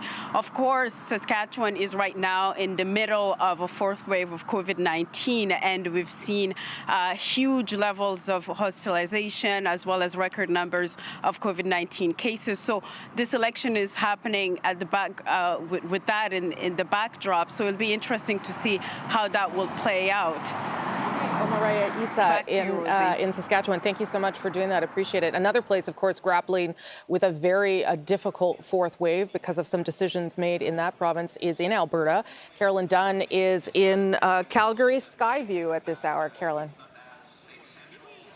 Right, and it's that 4th wave that you're talking about is exactly why we are here at George Chahal's Liberal campaign event, if you will. It's one of very few that are going on, and as you can see, it's being held in a parking lot. So right behind me here is a lot of media who are here just to have an opportunity to be in and amongst voters and volunteers and campaigners as they, hear the results coming in. This is one of the battlegrounds in Calgary, one of 3. The incumbent, Jag Sahota, is trying to hang on to her seat. She's a lawyer. You might remember her name from being on the Status of Women Committee. She is being challenged by George Chahal. He is a very well-known name in this riding and the neighborhoods that are within it because he was a city councillor for 4 years. One of the things that we are watching for too in this riding is Harry Dillon, who is with the PPC. It might be the only riding in urban Alberta where we see the PPC actually having an effect on the outcome. 2 other ridings that we are watching for: Calgary Centre and Calgary Confederation. Both of them too close to call at this point, but we're going to be monitoring it for you and bringing you the results and hopefully some reaction as we can get it in this 4th wave that is hitting this province so brutally. Okay, Carolyn Dunn, thank you so much for that. You're in Calgary tonight. Appreciate it. We will, of course, come back to you. Let's give you a sense of the vote share at this point in the evening nationally. Now, I want to do that with a big caveat, and that is that right now there's not a lot of results coming from Saskatchewan, coming from Manitoba, and coming from Alberta. So that means that Conservative number, which is right now at 32, is probably going to track upwards. in case Conservatives saw that and had a panic. Your base and your heartland is still to come on the board there. But let's look at some of the other numbers you see. Listen, the People's Party of Canada registering ahead of the Green Party at 4.5%. That is something to note there, and certainly an improvement on where they were in the last election in 2019. Maybe we can see a seat change. Are we going to do that here too? Yes, we will. So seat change at this hour. And again, these are not all confirmed. Things are still coming in. So these are more a sense of the leading in seats right now. But you can see the seat change again, very early, plus 7 for the Liberals. But remember, plus 17 if they increase by 17. They would be tracking towards a majority. A majority for anyone here tonight would be 170 seats. I don't think we're at a place yet where we have any sense of what's happening, but let's keep an eye on that. There are 62 seats with a 100-vote margin, and that's why I say early hours, everyone. Let's just see how things unfold very slowly, and Andrew will give us some more results now to give us a sense of what. Yeah, it was a Liberal +7 that you had just seen on that graphic. Yeah, so I'll tell you. I mean, that could be something of a precarious +7, and I'll show you why. So one of the ridings that I want to show you is the riding of Joliette. This is on the north shore of Montreal. A Liberal lead is kind of an interesting result here so far because the Bloc have owned this riding for an awfully long time. But I will say that the Liberals at the outset of this campaign, they did say that they wanted to expand their ring of influence around the island of Montreal, try to capture some of those South Shore and North Shore ridings. So this would certainly meet that goal. Going to the riding of Mirabel, this is also an interesting one. Early results, so a Liberal lead here. I mean, take that for what it's worth.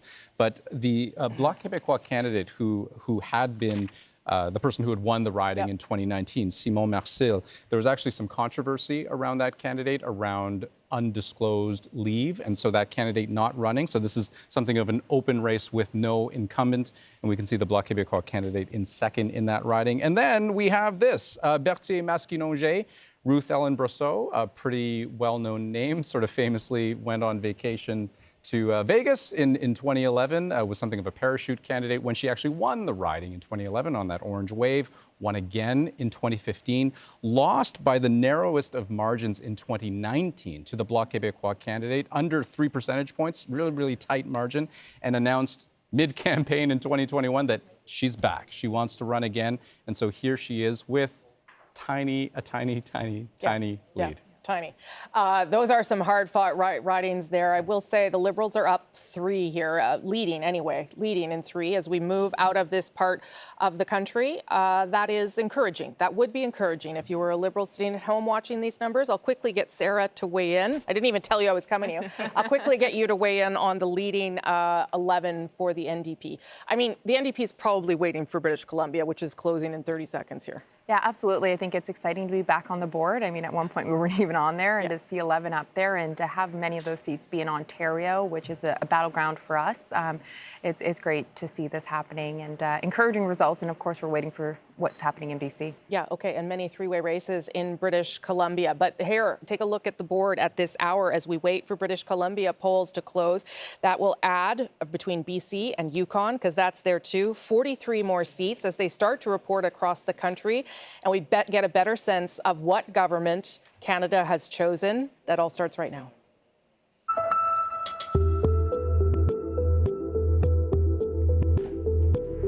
Okay, you are looking at beautiful British Columbia. It is beautiful. Where polls have just closed in British Columbia in 42 ridings. You add in the Yukon with 1 more, and we're up to 43 more ridings coming your way. All polls have now closed right across the country from east to west and coast to coast to coast. We know some people are still waiting in line. If that is the case for you anywhere in the country, stay in that line. Elections Canada says you will be allowed to vote. Voting matters. We know the race was close going in, and so your vote will count here. Ian Hannah-Mansing has been tracking Ontario for us through the evening. Again, early results. But Ian, what are you seeing? Well, one of the things we're keeping an eye on in Ontario is where there may be the potential for change, understanding that we're still very early on in the vote counting. But let's take a look at 3 ridings where we're seeing that potential for change. Kenora, the incumbent here, the Conservative, Eric Malilo, he was the youngest Conservative MP ever elected, just 21 years old in 2019. Janine Seymour is an Indigenous lawyer and activist, and that is a pretty big lead, even with so few votes counted. Let's look at Dufferin Caledon now. This has been a solidly Conservative riding dating back to 2004. David Tilson, the longtime MP there. Kyle Seaback won here in 2019 with 42% of the vote. Early, I know, but interesting that he's in second place. And Haldeman Norfolk, look at Leslyn Lewis, the leadership candidate for the Conservatives, in second place. And that's an interesting one to watch. Diane Finley was the Conservative MP here for 6 straight terms. You would think that would be a pretty solid Conservative riding, and it may still be. It's still early. But in terms of, you look at the numbers at the bottom of the screen and you wonder, where's that change coming? Well, right now, it's those 3 ridings, among others. Yeah, really strong MP for that part of Ontario, a very beloved MP for the Conservative Party, certainly. So her retirement was disappointing, but we'll see whether they can hang on to it. David, you're back at your board there with a state of play. I don't know what we're seeing yet and whether we can determine anything. So give us a sense of what you see. Well, Rosie, you know how British Columbia always complained that we'd have the election call before the polls close out there? Welcome to the party, British Columbia. You're not the empty net goal of election 2021. Look, the Atlantic right now, we said the Liberals needed to be at 25. They're at 23, so they're down a little bit there, though some of these ridings are still a little bit too close to call, but the Conservatives are up at 9. We're going to go into Quebec. The challenge we have right now in doing a proper assessment of the state of the race is that we only have reports from 39 of the 78 ridings in Quebec. And when you go to the greater Montreal area, look at all this gray that we still have on the board. I mean, this is the big battleground between the Liberals and the Bloc Quebecois, so we don't yet have a clear sense of what is happening there. I'm going to assume that it's a situation like what we're seeing here in Ontario, where if we go into the greater Toronto area, which is the big two-way battle here on the suburbs of Toronto between the Liberals and the Conservatives. Look at this. We have seen reports of long lines, people there well past voting being closed. Thomas has been showing us that people are lining up for hours to wait. So like absolutely no results to speak of from these key battlegrounds. So, I mean, this, just to show you 2019 again, to remind you, I mean, look how liberal this was, from Whitby down to Oakville and Burlington. Now, we've got little specks of blue in places like Mississauga Lakeshore, but the results are so early, it's impossible to draw any conclusions from them, but we are seeing a lot of orange in northern Saskatchewan, northern Manitoba. I mean, these look gigantic, but these are single ridings. And we're also seeing a speck of it right here in Saskatoon University. So the problem is, Rosie, is these are the areas where the NDP want to gain, the urban prairies in particular, northern Ontario, northern Saskatchewan hold here, but there is so much vote still to come, so much still to be counted. And even out here in Atlantic Canada, Rosie, I have to underline this point. There are tens of thousands of mail ballots and maybe even advance polls still not counted across this region. Some of these races are tight. So while normally by this time of the night, these numbers are locked in, there's still some seats there that could change based on what happens when they start opening the mail tomorrow and counting those votes. Okay, David, thank you for giving us a state of play. Part of that state of play right now is that in about 91 ridings at this hour, it is a divide of about 100 votes. So that gives you a sense of how close this is in many, many places. I would also say that we've got lots of urban ridings reporting, which is usually to the benefit of the Liberals. Fewer rural ridings are reporting, which is usually of the benefit to the Conservatives. So keep all that in mind as you look at those numbers at the bottom of your screen. This is far from over or determined at this stage. British Columbia, the polls have now closed, 43 seats there with the Yukon as well. And Renee Filippone is in British Columbia. I think she's in Vancouver to tell us what she'll be watching for as the polls have closed there, Renee. Well, Rosie, there are long lines at some polling stations, but not here. They were able to close the door a minute after polls closed in Vancouver, Granville. This is a very interesting riding to watch. It's really the only one at play in the city, the others being very safe Liberal and NDP seats. This is the seat of Jody Wilson-Raybould, who won under the Liberals in 2015 by a large margin, and then she was embroiled in the SNC-Lavalin affair, booted from caucus, and then won as an independent in 2019 with 17,000 votes. So the question tonight is, where will those 17,000 votes go in this riding? Will it go to the Liberal candidate, Tlaib Nur Mohammed, who was just behind her in the last election, or the Conservatives or the NDP? For the Conservatives, if they can take this riding, this would be their first riding in the city of Vancouver since 2011, and the NDP are hoping this could be a place where they could pick up some seats tonight. Rosie? Okay, Renee, that's lots of interesting things happening in that riding. That was the good one to choose. We'll come back to as we know more. Let me show you just quickly the map of Canada as we will wait to get some results from Andrew in just a minute in Quebec. But this is what it's starting to look like. But again, as we say, the colors here on this map, they're going to switch around a little bit and fill in because the results are very close in a lot of different places.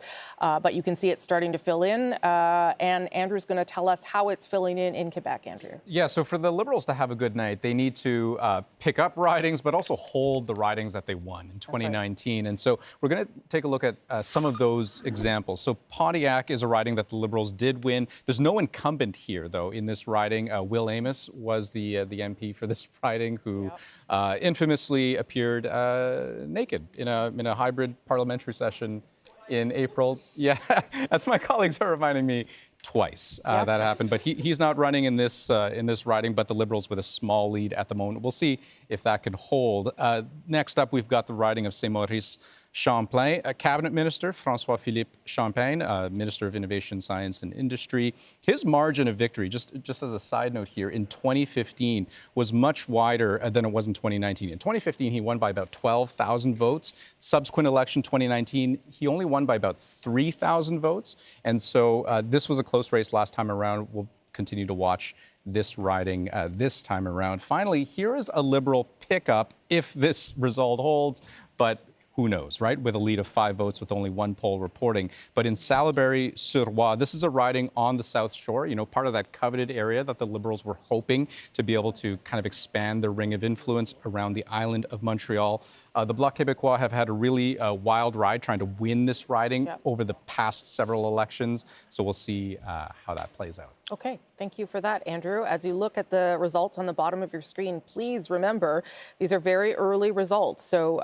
yes, the Liberals leading in 97 right now, but things are moving quickly and those numbers could change. And we know that a lot of the races are tight. The margins are very small. So I wonder, Jerry Butts, how is that to live through? I mean, I don't think you've lived through an election where there's all those kinds of margins that close and you'd be sitting there biting your fingernails. That you wouldn't be taking anything for granted at this stage, would you? No, not at all. And 2019 was very close. 2015 was over almost before the polls closed in Ontario, let alone closed in B.C. I think just to get back to a point that David made earlier that I think is really important. There are 68,000 mail-in ballots yet to be counted, and they'll be counted over the next couple of days in Atlantic Canada alone. That's not going to make a difference in ridings like Fundy Royal, but it could very much make the difference in closer ridings like Fredericton. And I think it's really important for us to say that off the top because we certainly don't want a situation like we've seen in the United States about people questioning the validity of mail-in ballots. No, and the reason why they're not being counted until tomorrow is for that very reason, to make sure they are valid and make sure they have been cast by the same person, that someone didn't come in person as well. And I should tell people that when you look at the sort of the top list of where mail-in ballots came from, a lot of them were in British Columbia. That's really where the vast majority of Canadians use those special ballots. But again, it may be a factor in other places. Lisa, would Conservatives be looking at that board and be concerned, or would they say, okay, well, we know that this is early and we shouldn't panic? They'll be happy about Atlantic Canada, for sure. As far as Quebec goes, it's starting to warm up a little bit. I can see that our incumbents are starting to build their leads. Kenora is interesting to me because the actual votes from Kenora haven't really landed yet. Those are more of the smaller communities on the outside. Yeah. So we'll have to see what's going to happen there with Eric. And I just think that with the long lineups, Rosemary, they can't start counting ballots until the last person votes. So they can't start counting in that poll, but they can start in the riding. Indeed, but in that poll, if you have that big lineup that we saw earlier, 2 hours, they're not counting for 2 hours. Yeah, and if things are close, you're going to want to see all of that before you make decisions. Sarah, I'll get you to weigh in too on the fact that things are bouncing around pretty quickly, but it does seem like a lot of races are tight. Absolutely. I think in many of these ridings, there's 3 races that are taking place, and the mail-in ballots and also just voter turnout in general through this election, I think, is a huge factor that we need to take into consideration, looking at who's actually coming out and who was able to get folks out to vote today. Yeah, and voter turnout, of course, not something that we will know tonight, but a good reminder to keep your eye on that, because it is a pandemic election. Whether people were reassured about the act of voting, the fact that you get your own pencil and get to take it home with you, I don't know. We'll have to see how that factored into things. Adrienne now is back with some results from the prairies. Adrienne. Yeah, I was just listening to what you're saying about what's happening in the city, so we thought we'd have a little look-see, see what's happening in the city. So in Alberta in particular, if you look at Calgary Confederation, Len Weber, who ran in 2015, 2019, he is leading. He won then. He's leading by 24. This is a central part of Calgary. It's got University of Calgary. SAIT is in there. If we zoom over to Edmonton Manning, again, the 56% of the vote in 2019 went to the Conservative. So this is a lead. This is sort of early. It's way too early to make any presumptions here. The one that's interesting so far, it's a slightly larger lead, but again, not much, 41, Randy Boissonette. So this was James Cummings' riding. It's his friend. It still is. But leading right now is the Liberal Randy Boissonette. That is a place where the Liberal Party has paid a lot of attention. Chrystia Freeland in particular walking those streets with Randy Boissonette. Okay, great. And conveniently, we have a reporter who's in Randy Boissonneau's riding. Paige Parsons is there tonight. Early lead for Mr. Boissonneau, Paige, but this is a riding that the Liberals were hoping for. Yes, Rosemary, we're here in the heart of Edmonton, and it's the heart of a bit of a battleground right now. It's interesting for people watching. They're keeping a close eye on this because even though there's a full slate of candidates, it's a rematch between incumbent James Cummings and the Liberals' Randy Boissonneau. Boissonneau, of course, he held the seat. He won it back in 2015 and then lost to Cummings in 2019. So it's expected to be very close, and it's one of just a few ridings that are considered not safe here in Alberta. Those are largely a handful of urban ridings in Edmonton here and in Calgary as well. So it's definitely something we're going to be keeping an eye on, as well as, keeping an eye out on what's happening rurally as well, and seeing, if the People's Party of Canada or the Maverick Party or any of those further right options, grab away some of the popular support for the CPC, which is traditional here in Alberta. Thanks, Rosie. Okay. Paige, thank you. And of course, some of what is playing out in Alberta, a response, perhaps a reaction to the way the Alberta Premier, Conservative Premier, managed the pandemic, certainly something the Liberal leader tried to take advantage of in the last week. Okay, we want to show you this board again because it starts to give you a picture of what might be needed for a majority government. You know already that the number is 170. You've got to get to that.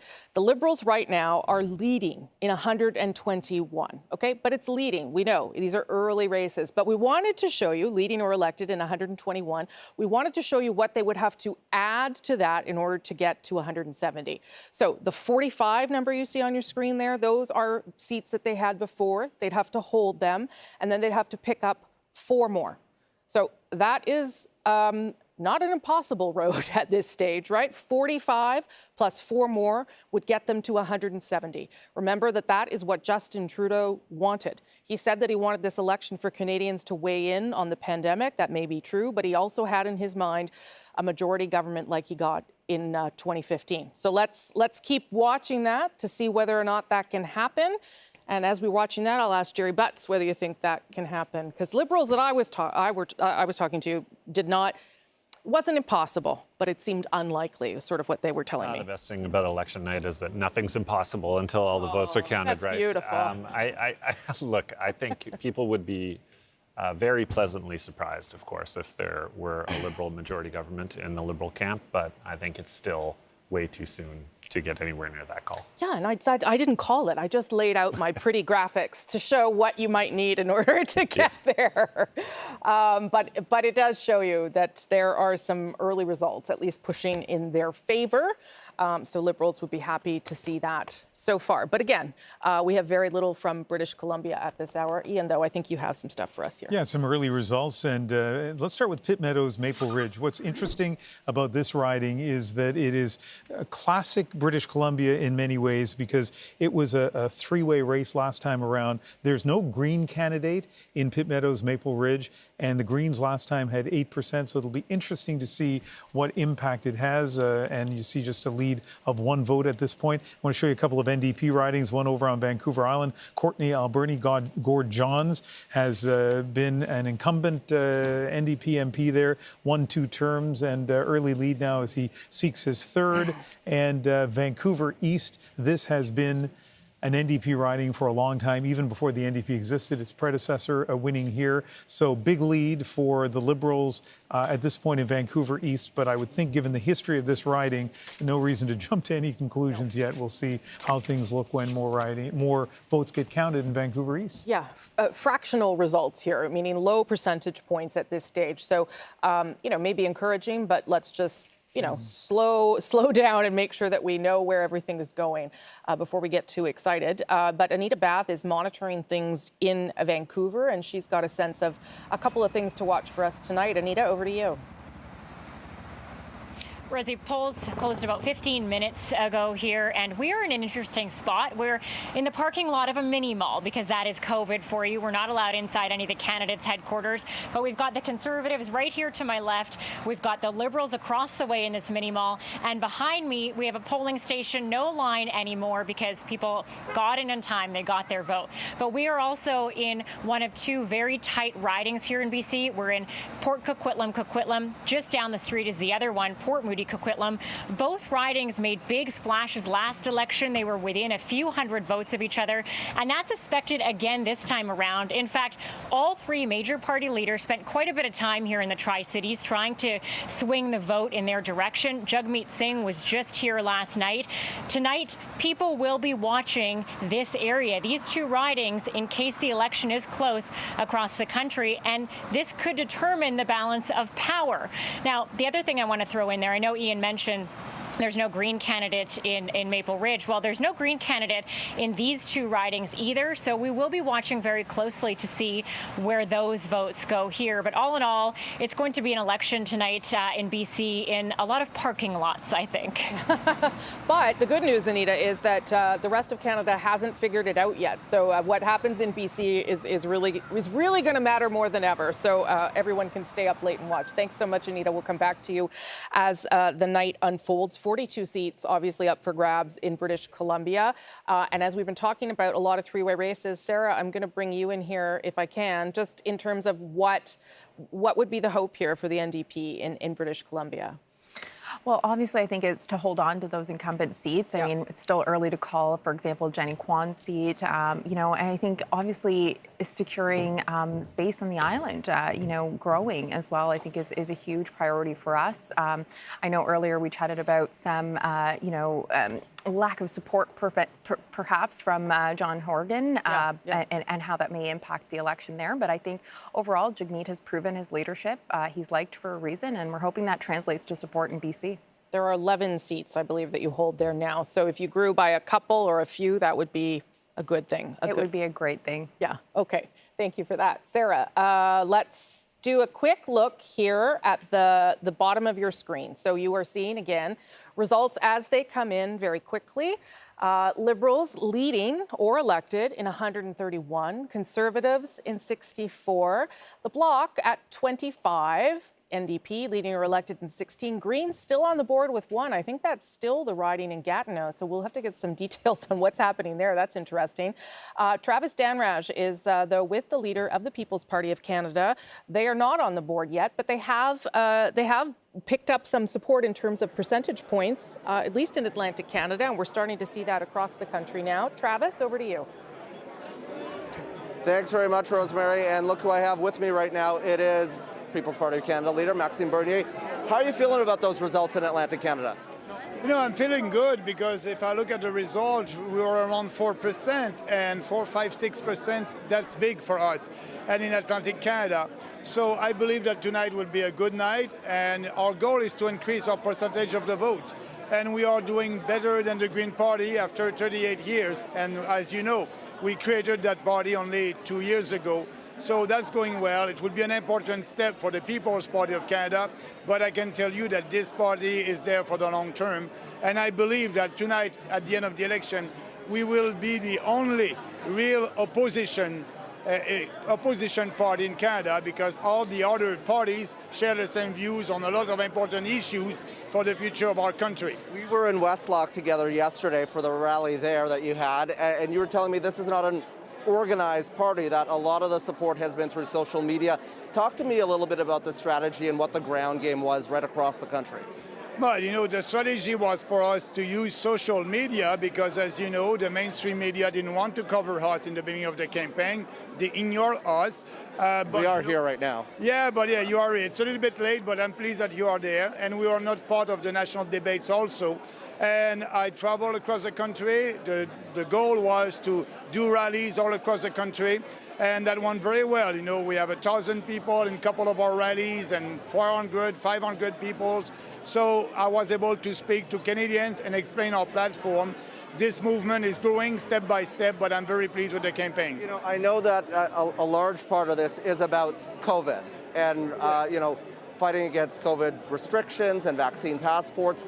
But what else is it that you're hearing from people that you're talking to about why they may be gravitating towards you? But also, you know, real fiscal conservative are looking at us because we are the only political party that has a plan to balance the budget. All the other parties want to spend more money that we don't have, and we are paying for it right now. That's the inflation tax. As you know, the inflation in Canada, 4.1%. If you do your grocery, it's about 5-6%, and it will be bigger than that in a couple of months because they will add spending with money that we don't have. So people want to keep their way of life, their standard of living, and now they are losing that with these traditional establishment political parties. Okay. We'll talk again once we get some more results. Maxime Bernier, appreciate it. Rosie, back to you. Okay, Travis, thank you so much for that. Stay safe in there. Maxime Bernier says that this is a movement that is growing. That is certainly true from a percentage point of view, but they are not on the board, and Maxime Bernier is currently 4th in his home riding of the Beauce. If he wants this to grow as a political movement, he probably has to decide if he wants to also to get elected in Parliament and where that might come from in the future, because it doesn't seem to be coming in his home riding of the Beauce, where he would win, where he has won as a Conservative MP. Andrew, you've got a sense of some more results from Quebec at this hour. Yeah, so let's go ahead and put them on the screen for you here, starting with Bécancour Nicolas Sorel. I was telling you earlier, the Dean of the House, Louis Plamondon, we can project that he will be elected and he will retake his seat. First elected in 1984. Imagine being in a job for that long. We're going to the riding of Mégantic-l'Érable now, Luc Berthold. This is another incumbent here. The Conservatives have won this riding in the last 5 elections. Now they'll make it 6. And if the name Mégantic sounds familiar, of course, that was the site of one of the deadliest rail disasters in Canadian history back in 2013. And finally, Saint-Léonard, Saint-Michel on the island of Montreal. We have the Liberal candidate. This is no surprise. This has been a Liberal stronghold since 1988. So the fact that the Liberal candidate will be elected in that riding, that's as close to a non-surprise as you can come. Okay, Andrew, thank you for that. We do have something to tell you now about where this night is headed. We've been building towards all night. Our CBC News decision desk ready to make a call. In Canada, your next government will be a Liberal government. Justin Trudeau will continue on as Prime Minister, gaining back enough seats to form government tonight. It's his 3rd election win in a row. Canadians have chosen who they want to lead this country out of the pandemic after making what some thought was a political gamble here. Justin Trudeau will remain in power, but with many votes still to come, it is unclear whether or not the Liberals will be able to form a majority or a minority.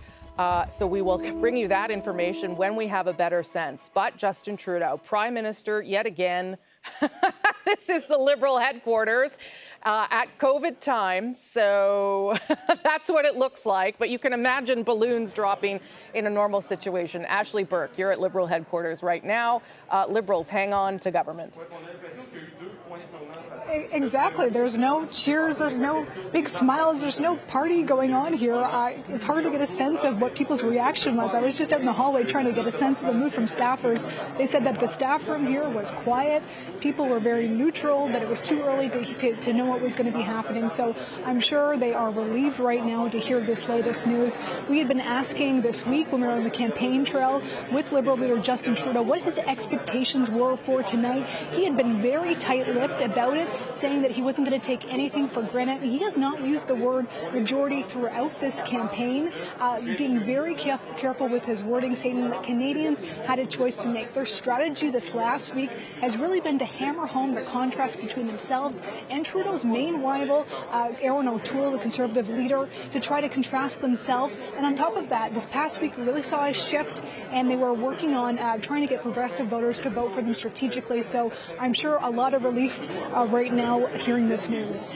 For sure, Ashley, because it wasn't clear for much of this campaign that this is going to be the result, but it is. We will let you know and let everybody know once we're ready to declare what form of government this will take. But the Liberals, hang on, Justin Trudeau's gamble paying off, at least for now. Let me show you what this looks like in terms of the vote share, how this breaks down. This is where the vote has gone or moved. And you can see there that the Liberals are at 40.2%. Remember, we had 38.5%, was historically the lowest ever achieved by Jean Chrétien to achieve a majority. The Liberals at 40.2% right now. There is a lot of rural votes still to come. So that's why we're not willing to say exactly what Justin Trudeau will end up with, a majority, a minority, Saskatchewan, Alberta, all those things to come. Let me show you here, though, the seat change, because this, too, will start to paint a picture of why we feel we can tell you that it will be a Liberal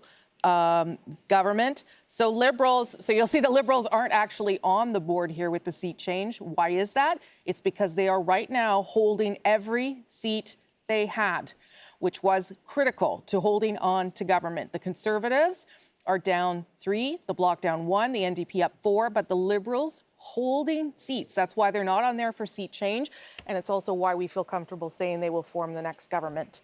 Jerry, what do you think? It's a great moment for the Prime Minister, and it's a great moment for the Liberal Party. I think he's been vindicated in calling this election. And lots of people will debate whether this is really a win. As I said at the outset of the show, Rosie, I'm very old-fashioned about this stuff. When you're Prime Minister after an election, you won the election. Yeah, and we'll see where we end up, too, right? Absolutely. I mean, if the goal was a majority, we'll see. If it's a stable minority that it goes back to, good enough as well. Yeah, and you have to hand it to the Prime Minister, unless you'd expect me to say this, of course. Yes, I would. But look, the guy has won every election he's ever stood in, from the nomination in Papineau back in 2006, I think, 2007, yeah. All the way up to tonight. And it's a pretty remarkable decade and a bit in politics. Okay, I'll get Lisa's reaction in just a moment, but first I want to go to David Cochran to show us how some of this has unfolded and what we're still waiting for in some ways, David. Yeah, Rosie, we're still waiting for a lot. Now, the projection has been made, but I'm going to tell you that right now the most certainty we have is in Atlantic Canada, where it's a 23-9 split, but there's still some ping-ponging back and forth in the Atlantic provinces. And in Quebec, we're still waiting for results from 7 ridings. But I'm going to go into the Greater Montreal area. You can see the Liberals holding on to their base of strength in Quebec here in the island of Montreal, and it looks very much like it looked in 2019. We've got a few blanks to fill in yet. We don't know what color those are going to be, but there's a stability emerging there. And I just have a poke up at the Quebec City region. We still haven't even heard from the Quebec Liberal incumbents right here, in Joël Lightbound and Jean-Yves Duclos, but right now they're up in Beauport-Limoilou, which we know is a Conservative target. Now, here's where there's a lot of Liberal votes left to come. We haven't got the results from them. We're going to go into the Greater Toronto area eventually when I start using the map properly, Rosie. There's still a series of seats here to get some details on, and in the 905 as well. But look at all of this. This was a target for the Conservatives. This is where Aaron O'Toole made his closing argument in the final days of the campaign. It looks a lot like 2019 with those two blue right now being red here in the suburbs north of Toronto. The concern was that you'd see some loss up here for the Liberals, and down here in the Oakville-Burlington area, we're still waiting on results from Milton and Oakville-Burlington North, so not a lot of information to give you there. And even out in the smaller areas, in the Kitcheners, these are seats that the Conservatives are hoping to pick up. We're still waiting on numbers there. But by far, the biggest blanks to fill in are in rural Alberta and in British Columbia. And just zooming in on the lower mainland, the greater Vancouver area, these suburbs are a big battleground where the Liberals, the New Democrats, and the Conservatives are expecting to be in play. So still a lot of numbers to come in. We are short results from 48 ridings at this point, which just goes to show you what's happening in places across the country, or even in Ontario. Rosie, people are still in line voting potentially. Yeah, but a lot of those ridings, and this is why we've made the call for Liberal government, are in places where we know Conservatives are going to pick up, but it's still enough. There's still enough of a gap here. Just a reminder, as we hear more about the results that have led us to make this projection, the Liberals left the House when it dissolved at 155. So they're still tracking below that. It's a win. We'll see whether it was a win that gets them any higher than where they left off 5 weeks ago. Andrew, you've got some of the results from Quebec. Yeah, well, and it's so interesting that Quebec, a province that we've come to know for its volatility in federal elections, is sort of the picture of stability in 2021. But you know, if the Liberals are to form government, it's because they're doing things right. There are some key pickups and some key holds that I want to show you. Trois-Rivières is one of them. This was a Bloc Quebecois riding in 2019. The Liberals knew that this would be one that they could target, where there would be opportunity. It was very close in 2019, within just a few percentage points. Martin Francard right now with a lead, slim lead, and you can see it's still a three-way race. I mean, the Conservative candidate in particular, Yves Levesque, very well-known former mayor of Trois-Rivières, but Martin Francard, he's been a journalist, a columnist for decades with the local paper, also a very well-known figure. In Beauport-Limoilou, this was another riding that was a Liberal target, but you see the lead, right? So slim. So, you know, kind of helps you tell the story in terms of why it's not easy to predict what kind of a Liberal government this will be. But the Liberals in the lead right now in what was a really tight three-way race in 2019. And in the final week of this campaign, both Trudeau and Yves-Francois Blanchet visited that riding. Finally, Gaspésie, Les Îles de la Madeleine. I've been watching this riding so closely over the last little while.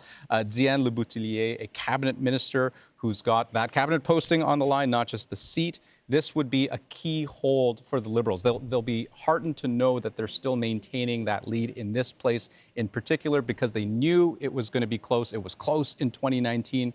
They knew the Bloc Quebecois had invested resources, more resources into this riding than they had last time around, because they saw it was a viable shot. Yves-Francois Blanchet visited that riding a number of times over the course of the campaign. That's a key hold. All Liberal cabinet ministers are leading in their ridings right now, with the exception of Bernadette Jordan, who was defeated in Atlantic Canada. Let me show you the map at this stage here. Sorry, there's one other cabinet minister trailing, that is Mary Monsef in Peterborough, which was of concern to the Liberals, so we'll keep our eye on that. This is what the map of Canada looks like right now. So you can see that the Liberals have picked up. The reason you can't see a lot of red here is because the Liberal support is largely in some of these urban centres. So concentrated pockets of red down there at the bottom of your screen is why it doesn't look like it would necessarily be a Liberal government. That is, though, in case that is the fact. That is where we are headed towards at this hour. We're also getting word right now that Liberal leader Justin Trudeau, the Prime Minister, who will continue to be Prime Minister, will speak at 12:30 Eastern from Montreal, which means that we will also have to hear from other leaders about how they respond. We'll see whether or not we can give you more information about what kind of government it is before that time. Ian has some more results from Ontario. 12:30 Eastern, so I have to extend my parking? You may have to stay overnight. Okay. I'm quite happy to do that. Okay. A lot of churn in Ontario, right? And let's take a look at 3 ridings where the Liberals are doing maybe a little bit better than they had expected, even though it is very early. But Markham Unionville, Bob Soroya, the incumbent Conservative there, Paul Chang, who is a former York Region police officer. I noticed there are a lot of former police officers running for various parties in this election, and Paul Chang is one of them. And, pretty sizable lead at that point. Niagara Falls, Tony Baldinelli is the incumbent there, and he is in second place. But this one is really close, right? Just 44 vote difference between first and second place. Aurora, Oak Ridges, Richmond Hill. Leona Alislev was elected as a Liberal 2 elections ago, crossed the floor, elected as a Conservative. Now she's in second place, and still a lot of votes to be counted there. And I want to show you this one. It's interesting. Kitchener Centre on a few levels. Raj Saini is on the ballot, but the Liberals have, parted company with him, but they're not losing that seat to the Conservatives. Yeah. It looks like they may lose it to the Greens. Mike Morris placed second last time around, and of course, as we can all see, he's in first place. That is the Green riding that we see at the bottom of the screen. Yeah, I had thought it was in Quebec. It is not. It is in Kitchener Centre. We have a reporter there, and we'll go back to her if that pans out, if that is indeed a new pickup for the Greens. It is a place where they thought they would have a chance. Okay, Liberals right now, as we say, they are going to form government. The Prime Minister gets to keep his job, and they are now leading in 145 ridings. But you can see the Conservatives now starting to track back up, because when they left, of course, when the House was dissolved, they had 121 ridings. So they are hoping that they can at least get back up to where Andrew Scheer left them in 2019, which was a bigger overall popular vote and 121 seats. Let's see if they can get there as these things start to fill in on the map in the prairies. Bloc at 26, which would be a bit low for them. So we'll see whether or not that holds. And Greens, as Ian mentioned, on the board with 1 in Ontario. So let's go to Adrian now, who can start to tell us about how that blue is filling in a not very surprising way in the prairies. No, it's true. It's not filling in a surprising way, but what is kind of interesting right now are some of the patterns that you're talking about, the places the Liberals may pick up. So if you go into, again, Manitoba, and we're not doing this on purpose, Rosie, just for you, but here we go. Charleswood, St. James, Assiniboia, Headingley. This was the tightest race of 2019. This is a place where Trudeau went to spend some time. The ER doc, Doug Ellefson, is certainly in the lead there. The lead is very tiny, 176. If you keep in mind the tightest race 2019, but that was by 2,400 votes, so ways to go there. If we go to Edmonton Centre, this is going back and forth between James Cumming and Randy Boissonneau, 38 lead, but this has been bouncing back and forth. That one clearly not over yet. And this one's interesting, Saskatoon West. So if this proceeds as it's going here, this would be the only non-blue seat so far in Saskatchewan. Robert Doucette has had a huge amount of support from the NDP party. He's a former Métis Nation Saskatchewan president, lifelong politician, very good ground game. This was a Conservative seat, still is right now, but 5 of 169 polls reporting Robert is in the lead there. So let me just say to you, if you are still in a line anywhere in this country, we may have called a Liberal government, but your vote is still going to matter. It's going to determine where the Liberals end up in all of this. So stay in the line. Your vote will still be counted. You'll still get the chance to do that. And it will still matter when it comes to the results here as well. Lisa Raitt, I haven't heard yet from you. You haven't called on me yet. No, I know. Rosemary. I know I have time for you. Obviously, a disappointing night for Conservatives. It's going to be a disappointing night for Conservatives. They picked up in the Atlantic Canada, which is great. I'm just watching what's happening in the GTA area. Still not really sure on a lot of the outer ringed ones to see whether or not the message connected. But, I give credit to the Prime Minister. He won. He is going to form the next government. And when we look at the numbers, we'll all wonder, was it worth us going through the pain of the last 35 days of an election? And that's something that, will be part of the next election, and I'm sure it'll be part of the Parliament, too, in terms of discussing. But he won. Yeah, we'll see where he ends up as final numbers. But I think that's a really fair point, Jerry. I mean, if we go back and it's 5 weeks later and we end up with about the same or a little less for the Liberals, I don't know. Can Canadians say, oh, well, we're okay with you, Justin Trudeau, but we're not thrilled that you put us through this? Yeah, I think that's a very fair point that Lisa's making. And most importantly, I think we all said at the outset that we expected people to get instructions to go right back to work. And obviously, we've still got a pandemic raging, more so in some parts of the country than others. We've still got climate change to deal with. We've still got the recovery to construct. There are all these things that need to be done. And I think the message Canadians are sending loud and clear is they like the direction that the government is taking the country, but they're not quite sure they want to give anybody carte blanche. Yeah. Is it a validation? Is it an approval of the Liberals' handling of the pandemic? Is it that we're in the fourth wave and there's concern that they don't want someone else to start taking over during it? What do you think, Lisa? I don't know. I don't know whether or not you can say that this is an affirmation. I mean, if this is a performance review and you're at work, it's kind of like, yeah, you're doing okay. You might not get a bonus. Yeah. You may not get a bonus. You're doing okay, but we're watching. Yeah. Jerry? Look, it's hard to disagree with that assessment. It's not an overwhelming majority government, but there's no doubt you were showing an empty room there in Montreal. But I guarantee you, somewhere in that place, people are very happy with this result. Yes, Liberals are very happy. Listen, as you all both said, a win is a win is a win. But I think your point is an important one too, Jerry. Time to get back to work. Time to get back to work. Okay. Ian, you've got some results in British Columbia. Yeah, so let's start with Coquitlam, Port Coquitlam. This was pretty close in 2019, 390 vote lead for Ron McKinnon. He is leading, but you can see this is one of those ridings just outside of the city of Vancouver, kind of Metro Vancouver riding, where it's a three-way race, and so lots of potential for change there. Let's move on to Steveston, Richmond East, and we have Parm Baines, who's a university instructor, who's in the lead, but again, small leads, but interesting to see the incumbent Conservative in second place. Kootenay, Columbia, this has been a very strong Conservative riding, whether it's Reform Alliance or the Conservative banner. Right of centre parties have won here for years and still doing well there, but in second place and second green. As soon as I saw that, the number 2 at the bottom there, I was pretty sure that it was Saanich Gulf Islands, Elizabeth May. Big lead there, no surprise, and all she does is keep winning that riding for the Greens. Okay, so that's what gets them to 2. That's Kitchener Centre and Elizabeth May out in British Columbia. No sign of the Green Party leader herself in Toronto Centre.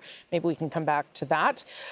We do, though, know that the Liberals will form the government. Let's go now to a number of reporters that we have. 2 in British Columbia, I believe, and 1 up north. I'm not sure who you want me to go to first. I'll go to Tanya Fletcher. Can I do that? I'll go to Tanya Fletcher, and she can tell us what she's hearing. Tanya, hello.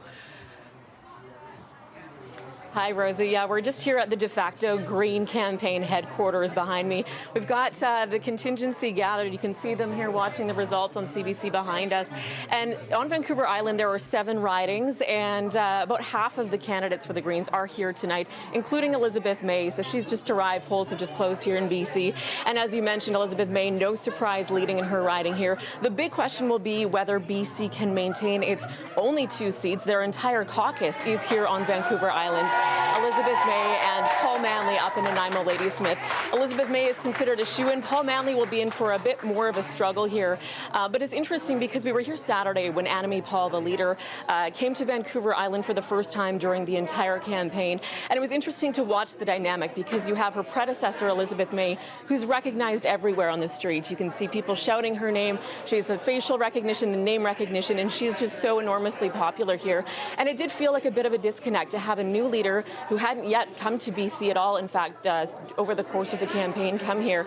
She really was trying to, she called it a whistle stop, Annamie Paul, to really support the candidates, to get them across the finish line. But it will be interesting to see what voters gravitate to. The NDP are hoping to sweep the whole island orange, but we do know that voters, we were at Vancouver Island University, for example, in Nanaimo, and they're saying they're young voters, and the youth vote is essentially the climate vote talking to them. And so they really said, we don't want to vote strategically like maybe our parents did. We want to vote with our hearts. Yet down here in Victoria, where we are, you had other voters who are very savvy, and they do know about splitting the vote. They do know about strategic voting, and they said, you know, we'd love to vote the Greens, but they're never going to form government. They don't have a chance. So it'll be interesting to see how that dynamic plays out here on the island through the evening. Rosie? Okay, Tanya Fletcher, thank you very much for that. I should tell people we didn't know where the Green Party leader is.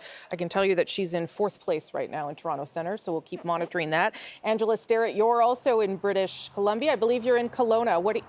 Kamloops. You're in Kamloops. My apologies, Angela. What are you watching in Kamloops?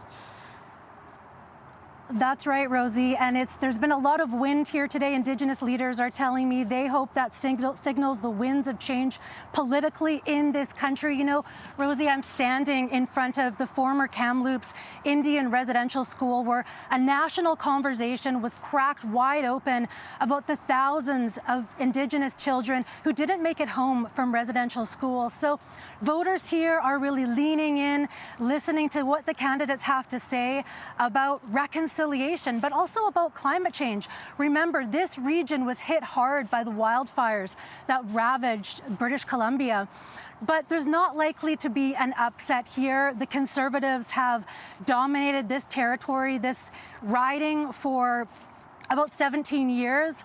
So the Conservative candidate, Frank Caputo, is likely to get in and not be edged out by Indigenous people's favorite, the NDP candidate, Bill Sandhu. So tonight we'll be looking at the losses and the wins, and we'll be back here tonight with Cookpee Roseanne Casimir, the chief of the Kamloops District Nation. Okay, Angela Sterrett, thanks so much for that. I appreciate it. Juanita Taylor, you are in Yellowknife tonight. Tell us what you're hearing. Hi, Rosie. Well, definitely Liberal supporters across the north are cheering this hour, given the prediction that Justin Trudeau will once again take office. Now, what we don't know yet is just who will be representing the north in the House of Commons. Interestingly so, only one seat is occupied in the House of Commons by a member of Parliament from each territory. So Northerners only have a select few to choose from on the ballot. And there's some really interesting races that we're watching tonight. In Nunavut, it's all women in the running. In the Yukon, its Chief Medical Officer of Health has put his name forward. And in the Northwest Territories, a parachute candidate from Ontario is hoping to get the seat, yet has never stepped foot in the Northwest Territories. But the main issues that we've been hearing throughout this campaign include climate change, housing shortages, the economy, the pandemic, and of course, reconciliation. Rosie? Okay, Juanita, Angela, and Tanya, thank you all so much for giving us a taste of what is happening in your regions of the country. Appreciate it very much. We'll continue to monitor all of that. I'm in charge of telling you which leaders have been elected or defeated. I'm in charge of a few other things, but that's one of them in terms of riding results. Yves-Francois Blanchet, the Bloc Quebecois leader, handily wins the Belleuil-Chambly riding. Of course, now we'll have to see what's going on there, but the Bloc right now is trailing where they were, so we will watch to see whether he performs as well as he did in 2019. But he has won in his own riding, and here the Conservatives hold on to the riding of the Beauce. Maxime Bernier, the leader of the People's Party of Canada, may want to grow his party. Right now, they're holding at less than 5% on average across the country. So yes, that's a bit of an improvement from the last election, but not a dramatic one. And he again fails to win in the riding of the Beauce. Right now, our results at 150 for the Liberals, 151, leading or elected, Conservatives at 120. Keep your eye on that number of 120. When we dissolved the House of Commons, the Conservatives had 119 seats, but Andrew Scheer won in the last election 121. Does Aaron O'Toole have to at least get that high in order to keep his job? Is that conversation already happening? The Liberals are tracking now towards where they left off as well. So it's very likely, or it looks very much like the House of Commons that we left with back before the summer. Okay, Rafi Boudjikanian is at the Bloc Quebecois headquarters right now. Mr. Blanchet keeps his job, Rafi, but listen, the Bloc is leading in 28 ridings. That's a far cry from the 40 that Mr. Blanchet talked about in the early days of this campaign. And Rosie, if he was here, he would likely want to remind you he never said that as a goal, just talked about it as a dream or an aspiration. But yes, they are not close to there. Right now, they're not close to the 32 they had at dissolution.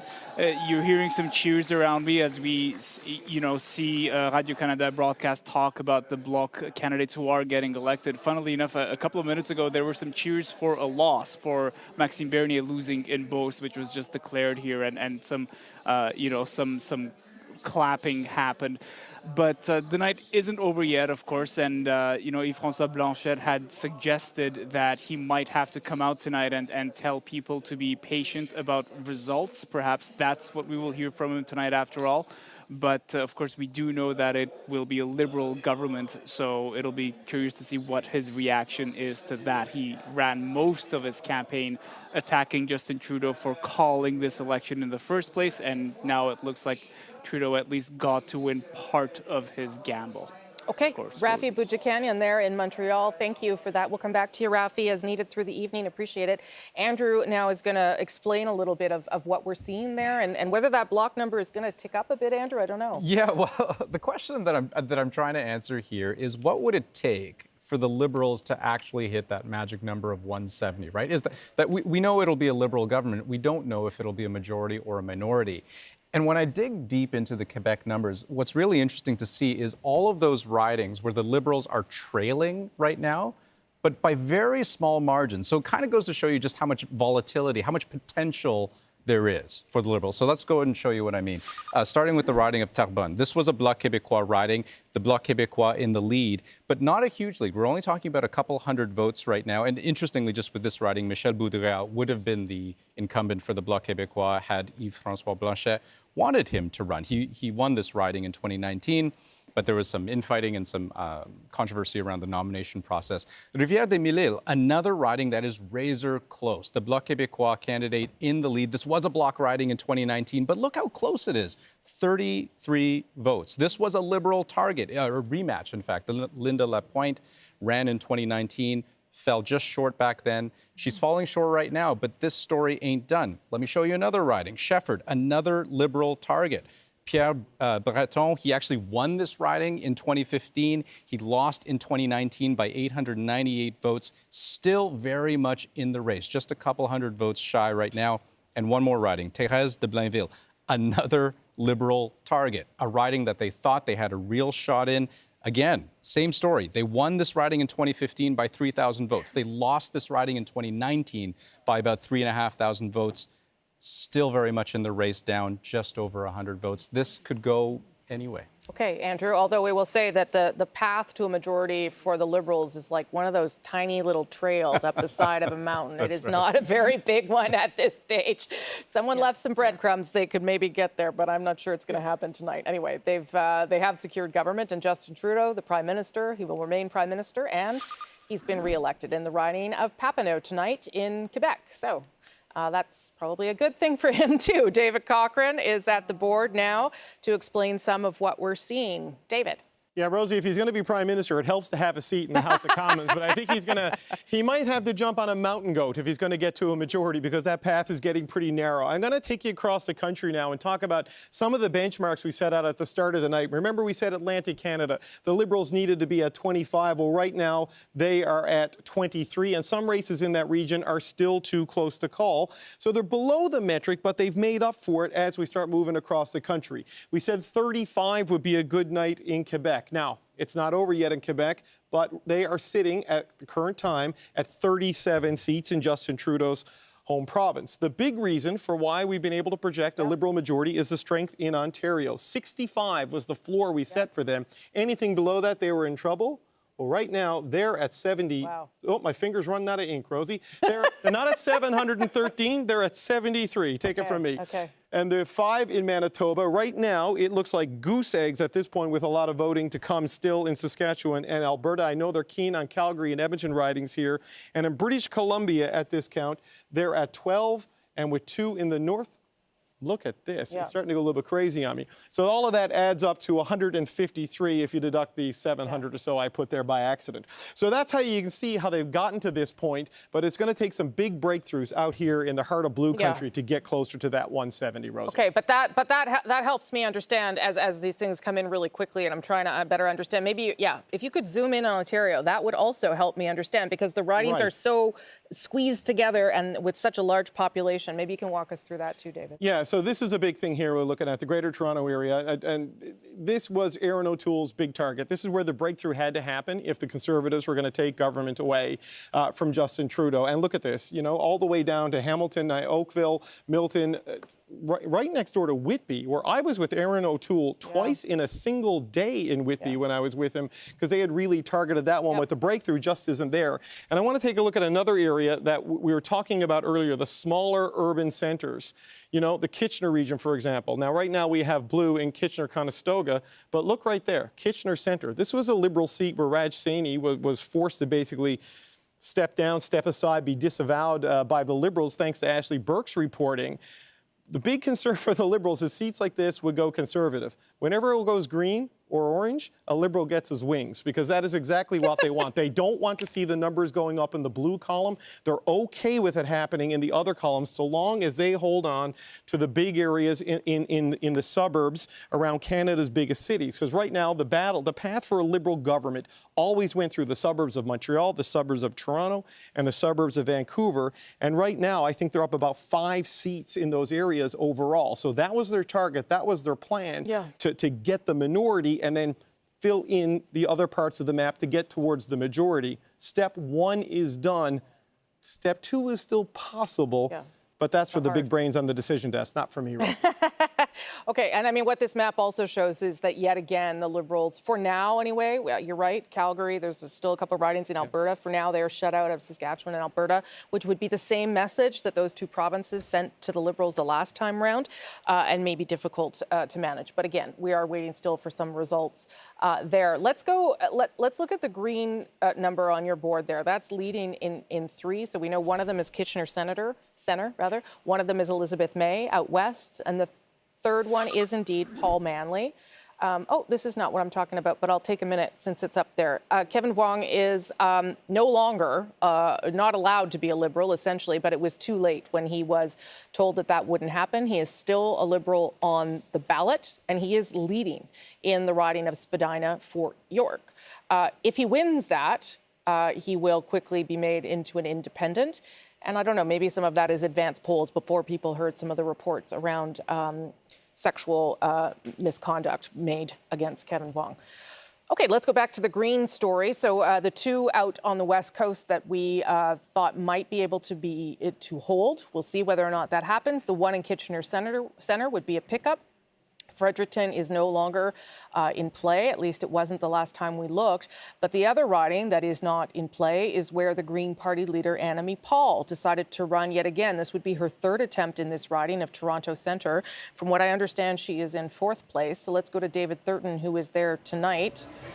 I don't know, David. That's going to be that's a rough night then for Annamie Paul personally. Yeah, it's a kind of an awkward vibe here right now. People are cheering that there are 3 Greens on the board, and certainly they are pleased with how things are going in Kitchener Centre. That's in Ontario. But yeah, Annamie is in 4th place. Annamie Paul is in 4th place. That doesn't look good for her chances of winning her seat and her future within the party, because as insiders have told us, there really isn't a path forward for her if she doesn't win her seat, given all the infighting, given the opposition that she's had in her party. She came out about, I'd say, 30 minutes ago. She addressed her supporters. She basically said that, she's concerned with the long lines that we're seeing in Toronto. And she's especially concerned about her own riding, because in the last election, they had 91 poll sites.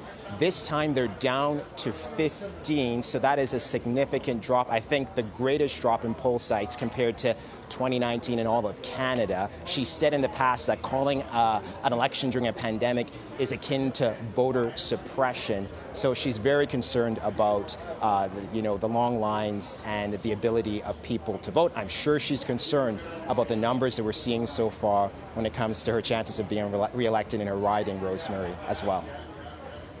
Okay, David Thurton, you're in Toronto tonight, where it doesn't look at this stage like Annamie Paul's going to win that seat. It's her third time trying. It's a tough one. Perhaps she'd have to try another riding if she wants to stay on. But given the conversations I've had with her and David Thurton has had with her, it doesn't seem like that is where things are headed. Okay, we are looking now at the Liberals leading at 152, the Conservatives at 120. That's pretty close to where we were 5 weeks ago, which, as we've all pointed out, begs the question, why did we do this? I hate that question because I do think it's good to weigh in on things and have a debate about issues. But anyway, here's where we are. So I have two questions. One for you, Jerry Butts.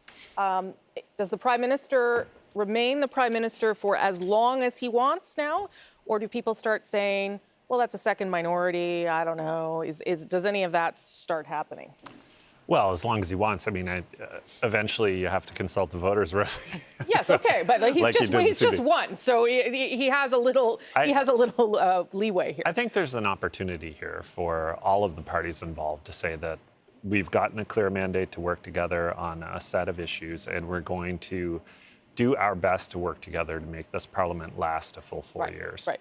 That's my perspective on things. It's certainly not speaking for the party, but that's the note I would be sounding tonight if I were a leader of any of the parties. Yeah, but you didn't really answer the question. What was the question again? I'm not going to be as hard as you as I am on elected people. I'm just asking you, I'm not asking if you think he's going to quit. I'm asking you, at some point, does it become a question of how long he wants to be the Liberal leader? Well, I think that's always a question for any leader, but I think retiring from politics would be the farthest thing from Justin Trudeau's mind tonight. He just got a fresh mandate. Say what you will about the circumstances of it, but to me, it's a 4-year mandate, and it will stand unless the government is brought down for some reason. Yeah. Okay, so then same question to you, Lisa Raitt. If we look at that, we're back up to 121, which is where Andrew Scheer left the party, and he was pushed out.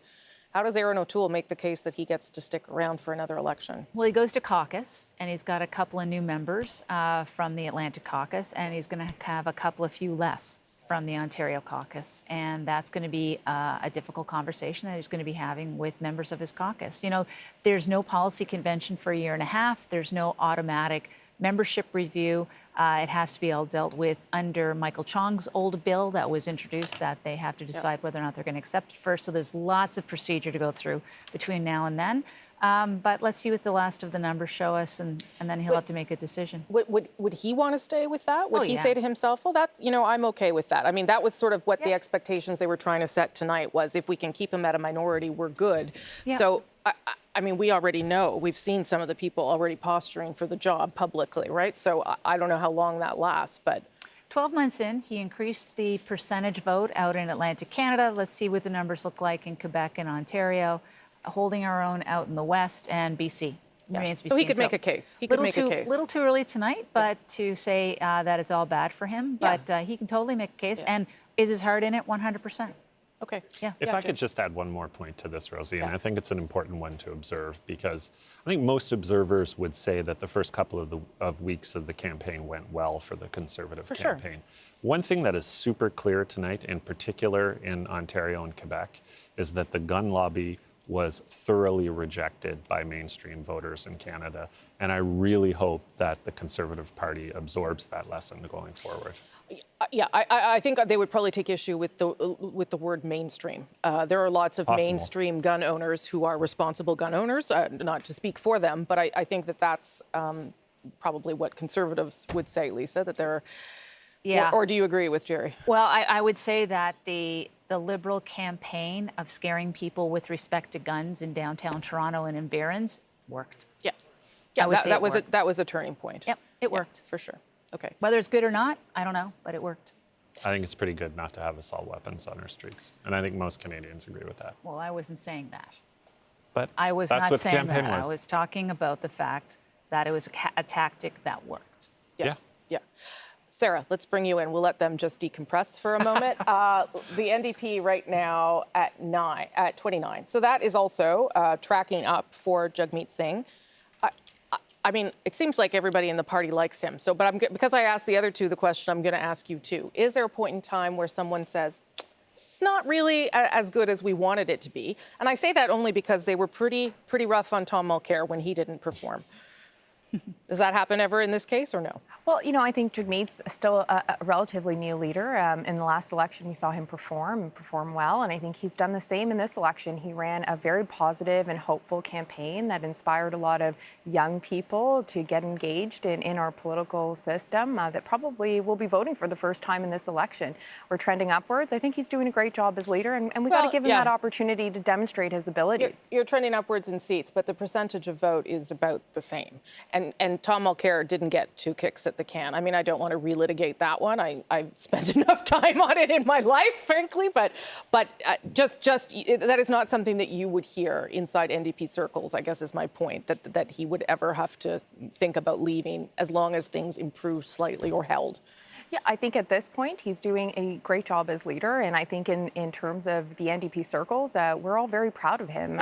He's been very positive in terms of his reception to Canadians, the way he's been engaging with people. I think he's doing a phenomenal job as leader. And I think Canadians are also supporting that as well. Okay, Sarah, thank you for that. If you look again at the bottom of your screen there, you can see we are very close to where we were when Parliament left off and before this election was called. Maxime Bernier is in Saskatoon right now speaking to supporters. He has not won any seats and he lost his seat, but let's listen to his message to his supporters and those who did vote for him. Thank you, Purple Army. Stay strong and free. Et à bientôt. Merci. Thank you. Thank you. Thank you. All right, well, clearly Maxime Bernier probably had more to say than that, but we just caught the tail end. We'll bring you some more of his response to the outcome for Maxime Bernier tonight. There has been an increase in support for him, just not a significant one, and certainly nothing that would translate into any seats. I would say that is not, Maxime Bernier doesn't seem to be walking away, though, from this political movement. He believes he's on to something. I think a good question for at issue would be whether that movement is deeply attached to some of the response around the pandemic, or whether there's something else that they can work off going forward. Okay. We are waiting as well to hear from other leaders, because typically after a government has been projected, as we have in this case, projected a Liberal government, you will then start to hear speeches from those who did not win tonight. And those speeches should come around pretty quickly. Justin Trudeau and his team have already signaled that he's probably going to speak around 12:30 a.m. So you would hope to hear from the other leaders before then. But we'll see how all of that shakes down. Let me show you the map of Canada as it looks right now. And if you are a bit of a political nerd, you're probably looking at it and seeing some familiar colors from the last time we had an election. You'll see that notably in Western Canada, where for now, anyway, the Liberals have not made really any significant inroads. You will also see some NDP support both in Northern Manitoba, Northern Ontario, a little bit there at the tip of Saskatchewan. You'll see the bloc colors on the board in Quebec. And why it may be difficult here to see on the screen that the Liberals are forming government, if we were able to dive all the way down with our camera into the bottom of Ontario, you'll see that that's where the vast majority of those ridings are. Look at, we can do it. Aren't we amazing? You can actually see the ridings there that the Liberals held around the GTA and in Toronto. And that is really between that, Atlantic Canada and Quebec, that is what has led them to another government tonight. Cam McIntosh is in Winnipeg at this hour. Cam, over to you. Hey, Rosemary. Well, when we talk about the Liberals holding on to their minority, they're also holding on to their 4 seats here in Winnipeg, or at least leading in them, and possibly leading at this early time still here in Winnipeg in a 5th. That's the seat that I'm in right now. It's Charleswood, St. James, Assiniboia, Headingley. Dr. Doug Elifson is leading Marty Morantz, the CPC incumbent, by 374 votes with 58 of 170 polls reporting. So clearly not over yet. But what's interesting about this race is it's basically the race between two incumbents. Dr. Elifson held this seat after 2015, lost it in 2019 when the Liberals lost their majority. Now appears to be at least competitive and potentially winning this seat at this point in time. Speaking to the Liberal campaigns around Winnipeg, a lot of them said to us that in order to hold on to their seats and for the Liberals to do well here, they felt they may need to draw some vote out of the NDP. Looking at things again at this early hour in this riding, that appears not to be happening. The NDP actually have their vote percentage up. So the Liberal vote percentage has also come up, with the PPC not being much of a factor. Many people thought that for Liberals to hold on to their seats here, that the PPC would need to do much better than it has done, or at least appears to be doing. So right now, Liberals seem to be holding their own here in Manitoba. Cam McIntosh with The View from my home province tonight. Thank you so much. As we look at those results there, again, that are very similar to where we left off, just another point to remember is that that was actually a House of Commons that Justin Trudeau made work. He had complaints about it, for sure. And when I interviewed him last week, he said that it wasn't always an easy one. But there is support there for some of his policies. One of the big ones that we could just remember right off the top is the National Child Care Program. 8 out of the 10 provinces and territories signed onto deals over the course of the summer. It is something that he pushed throughout the campaign. He will undoubtedly be able to get the support both from the NDP and the Bloc to push ahead with that policy.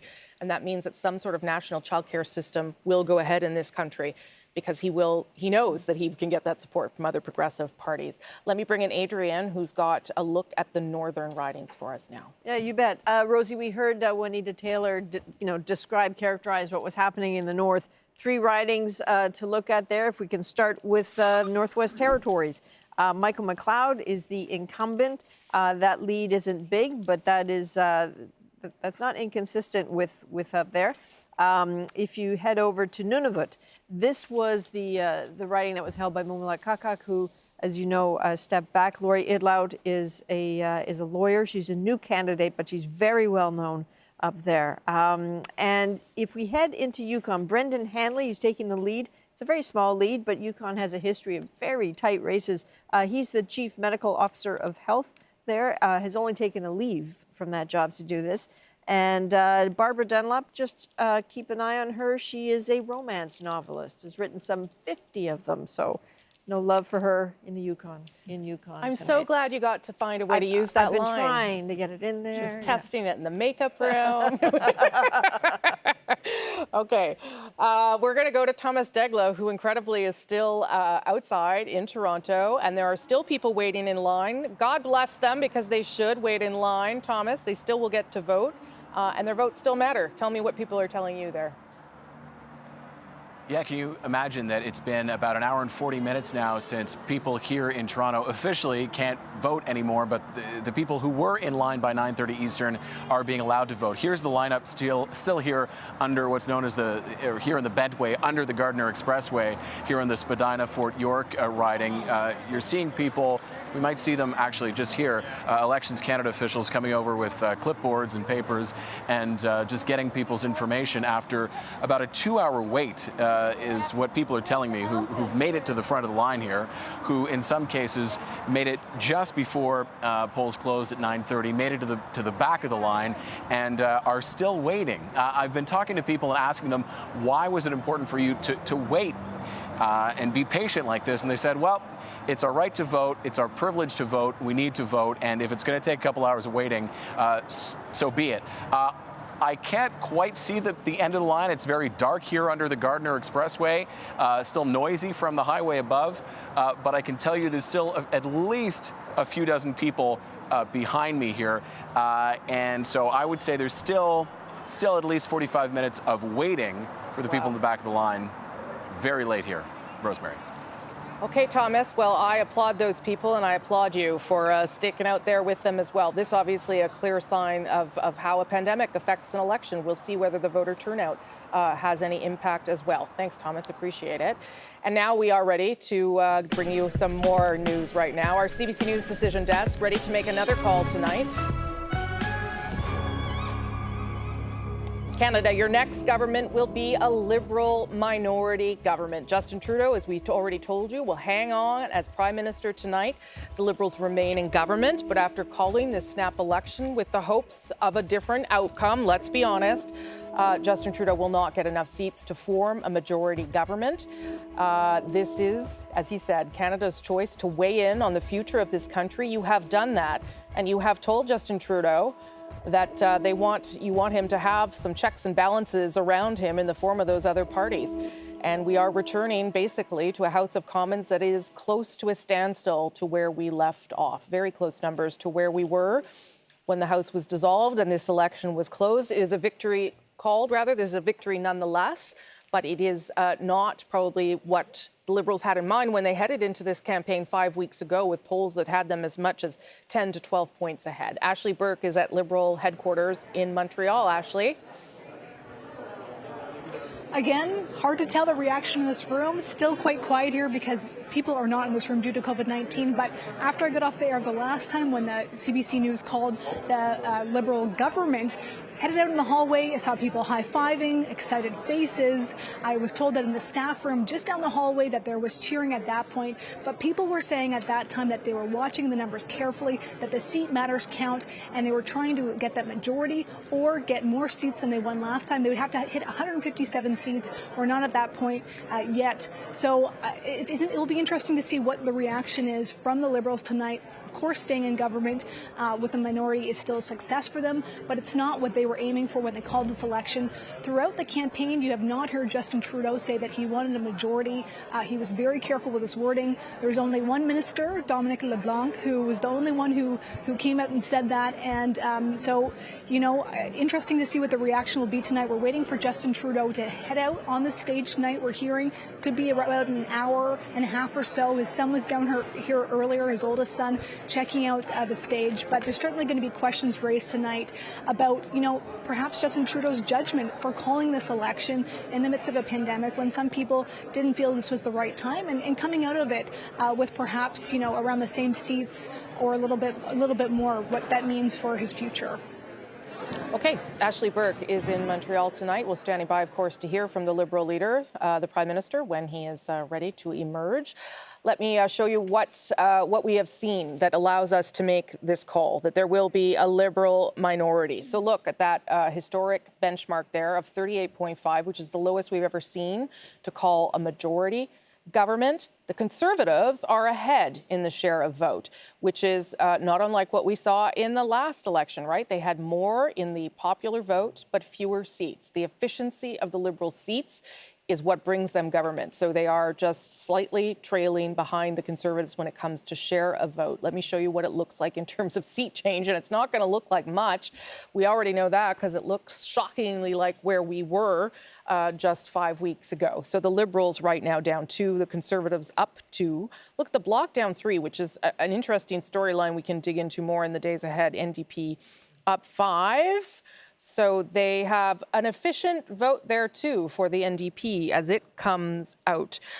We should tell you as well, if you are wondering that there were races that are close and you are wondering at home, you said to yourself, well, I mailed in my ballot. How do you know for sure, given that that ballot isn't being counted until tomorrow, that the result won't be different?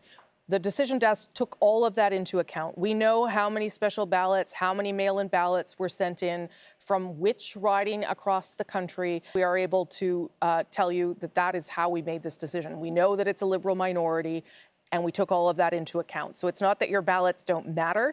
It's that they are in ridings that we already were able to call based on other information. So those ballots will still be counted tomorrow, but this is still the outcome tonight. David Cochran is over at the board with another look at how we got here.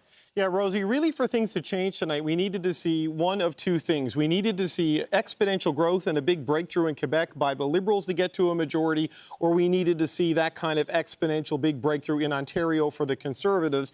And really, neither one of those things has happened. So just to walk it through, the Liberals are down 2 in Atlantic Canada. Right now, they're flat at 35 in Quebec. They're down 4 in Ontario at 75. The Conservatives only up 1 to 37. So it's just incremental change right across the board. The Conservatives are losing some seats right now to the New Democrats in urban Saskatchewan and urban Alberta. So those are losses that the Conservatives are having in their column going to the New Democrats. So it just stops them from catching up to the Liberals even further. Now, there's still a lot of volatility in British Columbia. Only 8% of the polls reporting there. And the Liberals are currently leading in 15 seats. That's a higher number than we expect that to be. So we might see some change in the Liberal seat count in British Columbia. But really, it's all about ballgame Ontario. We said that from the very beginning, that if the Liberal seats held in Ontario, in particular in the Greater Toronto area, which you can see is red from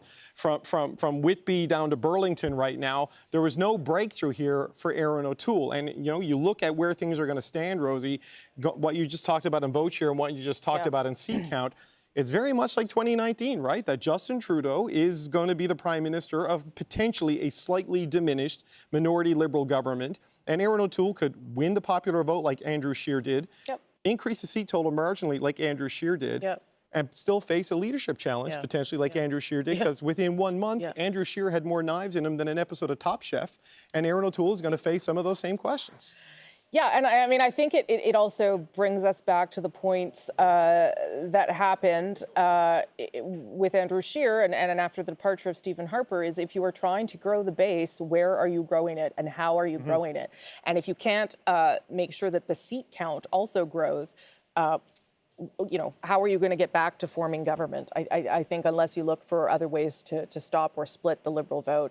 I'm going to, David, I'll come back to you. I'm going to now, though, make sure that you all know that the Conservative leader, Erin O'Toole, has been re-elected in his riding of Durham, Ontario. So not only will he be re-elected, but he will also return to the House of Commons for now as leader of the official opposition. We'll see whether that satisfies both him and his own party.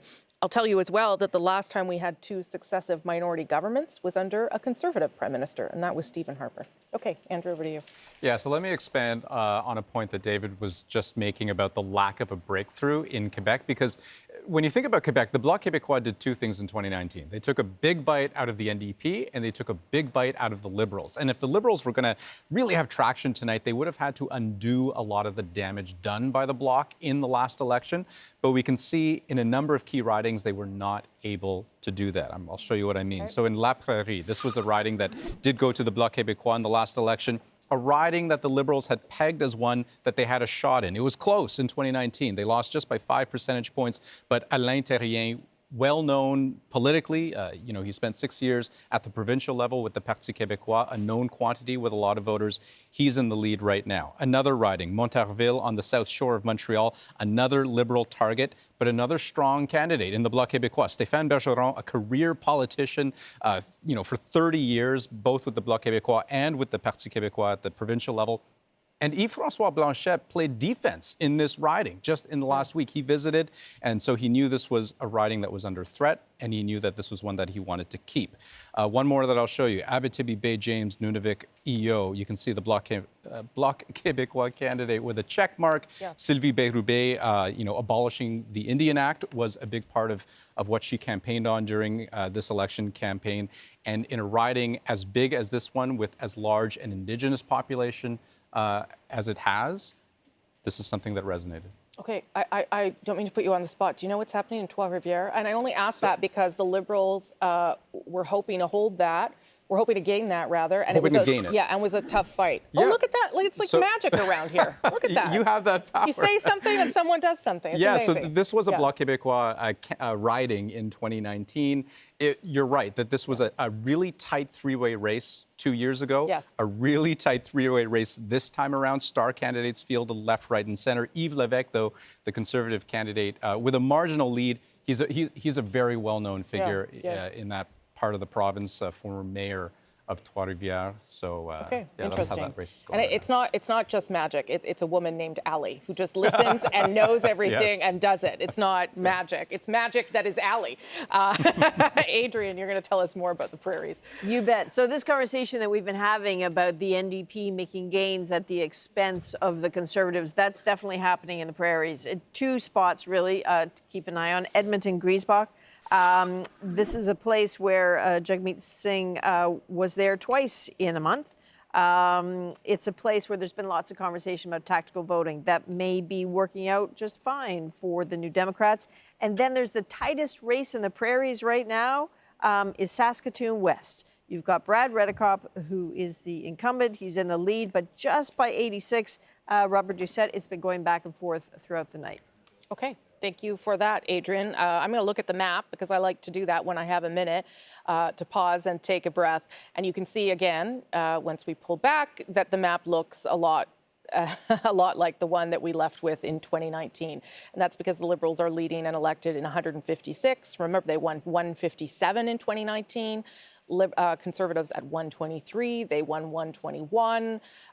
This means, of course, yes, that Justin Trudeau has a Liberal minority government, but it also, he could probably make the argument now inside the House of Commons that what he went to Canadians to ask for, to get a green light to go ahead with his programs, his policy initiatives, that he can now go ahead and do that and find the support with those other more progressive parties. Ian is back with some more results from BC. Just before I get to the results, a note from Ben Nelms, one of our journalists at UBC in Vancouver. He's been talking to students in the line there, and the people at the end of the line have been told by Elections Canada a wait of 3 to 4 hours before they vote. I got to tell you, the 20-year-old version of me, young idealistic political science student, I don't know that I would have waited 3 or 4 hours. No, you would have. You would have. I don't know that I would have. Anyway, that's a long wait at UBC, and we'll keep an eye on that. Similar story happening in lots of places. But, one of the emerging stories in British Columbia is what could be a very good story for the NDP and gains there.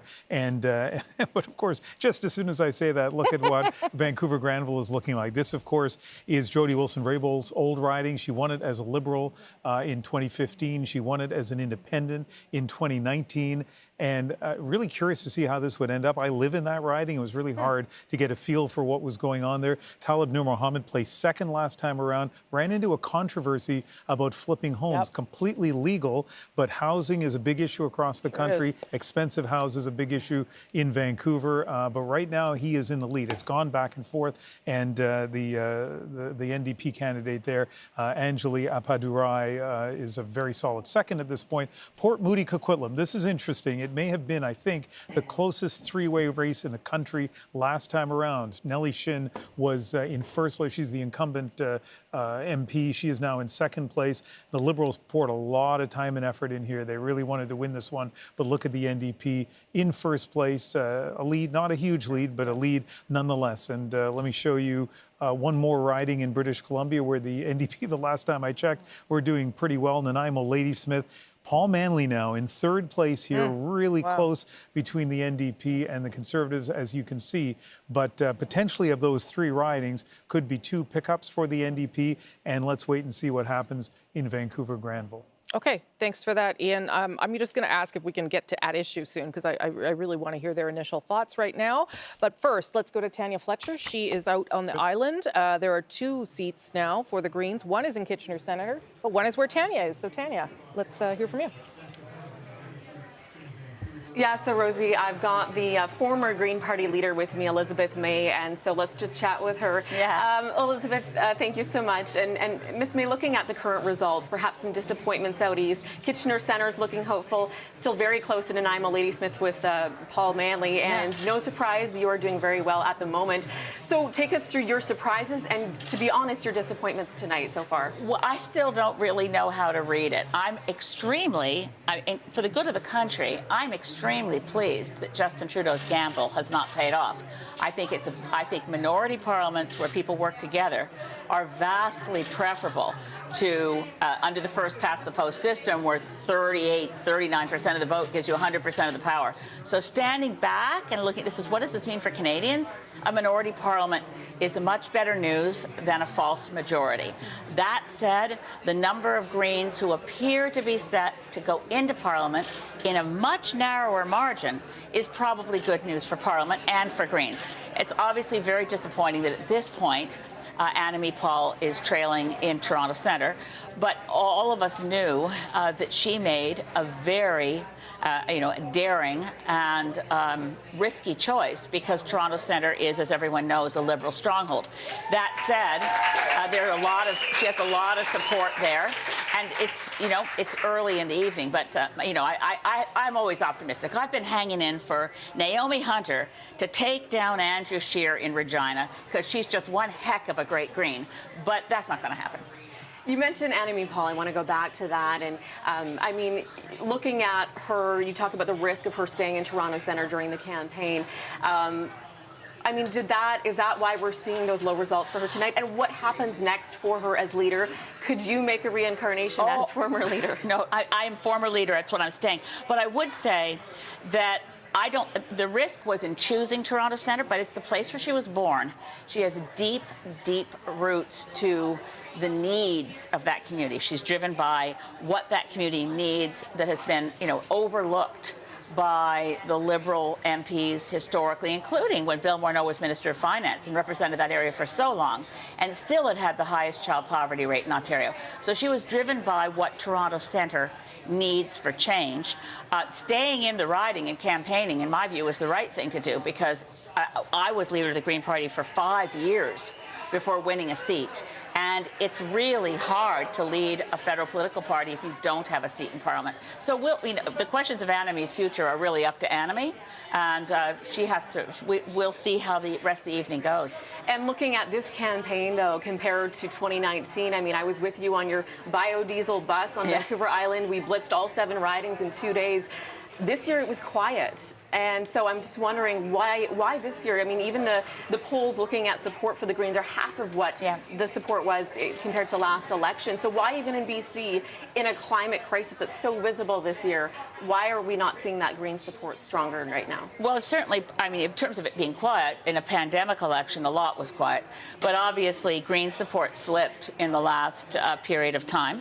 And I think we will, as a party, and we're run by our membership, so the members will be wanting to have a review of what happened in preparation. I want to know how we failed to have a full slate. We've had a full slate in 2004, 2006, 2008, 2011, 2015, and 2019. So what happened there? Because we know how to run a full slate.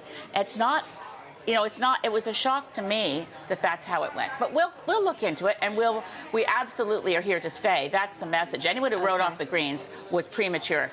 Thank you, Ms. May. That's Elizabeth May, former leader of the Green Party and current candidate, doing very well in her riding at the moment. Rosie, back to you. Okay, some of that could be read as criticism of Annamie Paul, who Elizabeth May, I'm not sure, was the biggest fan of. The mention about the slate of ridings of members, for instance, could be that. Annamie Paul still in 4th place right now in her riding of Toronto Centre. Let's show you, though, how Jagmeet Singh is doing in his riding of Burnaby South. We have not called it for him yet. He is leading by 192 votes, 35 of 191 polls reporting. But we will see how that unfolds for Jagmeet. I'll bring in Sarah Singh here. I will say, though, that the NDP are up 5 seats right now, anyway, leading in 5, so up 5 from the 24 that you were left with. I mean, if everybody goes back to where they were, but the NDP gains 4, you could call that a party. I think it'll be a great night for Jagmeet, and it's an election that nobody wanted, and for him to come out of this with a few extra wins under his belt, I think it's a good night for him. Okay, we'll see if he can hold on to his riding too. We'll bring you back for that. Obviously, it was early polls reporting. Thank you, Sarah. Let's go to Adishu because I wanted to hear from them, so I'm sure all of you wanted to hear from them too. Hello, everyone. Probably a shorter evening than we all anticipated. Chantal, let's start with you on what you make of the results. Well, it looks like nobody wanted an election and nobody got what they wanted. Justin Trudeau doesn't get his majority. The Conservatives do not get the government. The NDP, I think, would have liked to be in control of the balance of power. That's not happening. And the Bloc Quebecois did not get the bump that it hoped for in the polls.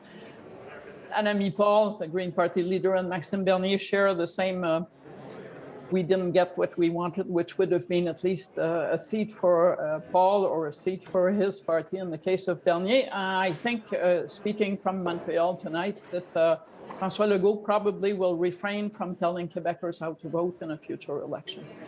Well, there's like 3 columns in what you just said there, including at least one headline: an election that nobody wanted and nobody got what they wanted. Althea, I'll go to you in terms of what you think of the results.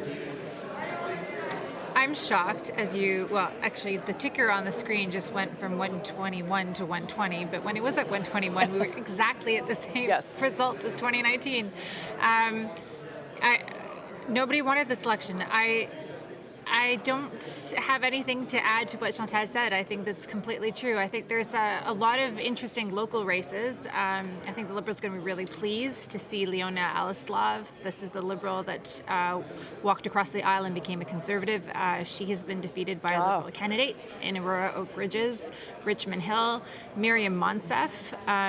It looks like she's going to be defeated in Peterborough-Kawartha, and that means the end of Peterborough-Kawartha being the bellwether riding of the country. Right. Yeah, so there's like interesting little factoids here and there. I think it's a little sad to see Scott Sims and Newfoundland lose his seat. I just spoke to him. He seems actually pretty zen about it. But I don't think that that's something the Liberals saw coming. I think the Liberals are immensely relieved. I spoke to some senior advisors over the weekend, and the numbers that they had were much worse than what we're seeing on the screen at the moment. And so they are feeling a little, thankful that the NDP vote has come their way. And so there's a big relief for them there. But this is kind of a pointless exercise, isn't it? No, I never think it's pointless. I always think there's a point, because people get to weigh in. And if the message is just keep trucking the way you're going, then that's the message. I mean, we say they didn't need to have an election to do that. No, okay, but we had one, so here we are. And to everyone's point here, Andrew, no one wanted the election. Well, one guy wanted the election. That's Justin Trudeau. Whether he still wants it now, I don't know, but he at least ends up with what he had when he started. And yeah, so he gets to carry on governing without the majority. That was the whole point of the election. Sure. So you can always spin these things either way, as either a win or a loss, and it always depends on where you're measuring it relative. So relative to mid-campaign, when the Liberals were behind and floundering, this is a good result. Sure. Relative to just before the election, when they were ahead by 12 points, this is a pretty bad setback. But probably from the grand scheme of things, this is an accurate reflection of where the public's at. Yes. I do think, that both the Liberals and the Conservatives have to think hard about how stuck in the mud they are. They have come in 2 elections in a row where the 2 major parties, the parties that have governed Canada since Confederation, were at basically about 1/3 of the vote. And the Liberals in particular now have finished behind the Conservatives in 5 out of the last 6 elections in the popular vote. In this case, they did so having papered the country with money in the last budget, having had dominated the airways through most of the pandemic. So they've got to be wondering why they can't get further ahead. The Conservatives certainly looking at how the level of disaffection with the Prime Minister, why they were not able to capitalize on that, even with their complete makeover of their image and their policies in the platform.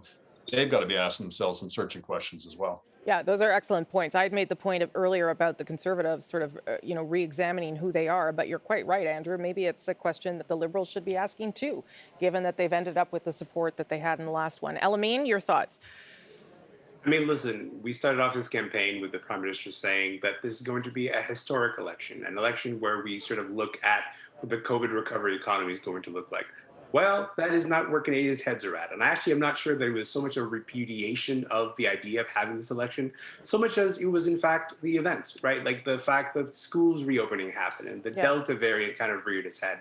And the parties kind of had to respond to that reality. And at the end of the day, it looks like Canadians did not want to suddenly change horses. That, in fact, the very delicate balance of how we got through this pandemic is something that is working. But also, I'm not sure that we can extrapolate something that is sort of a larger picture this early. A lot of the specific riding by riding results have been surprises in that regard. And so I think it's just a little bit too early to tell what the clear, coherent narrative is. But, you know, it's been like an hour and a half since we find out the results. Althea, did you want maybe back we'll know in a little there? more than an hour.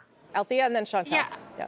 I'll just say that, you know, if this result that we're seeing at the bottom of the screen holds, Justin Trudeau is greatly diminished. I mean, he cannot negotiate in the House of Commons the same way he did just 3 months ago. He no longer can threaten to send the opposition back to the polls. You know, we're obviously not going to have an election. I'm not sure that Jerry is right, that the Liberals are going to stick around for an extra 4 years.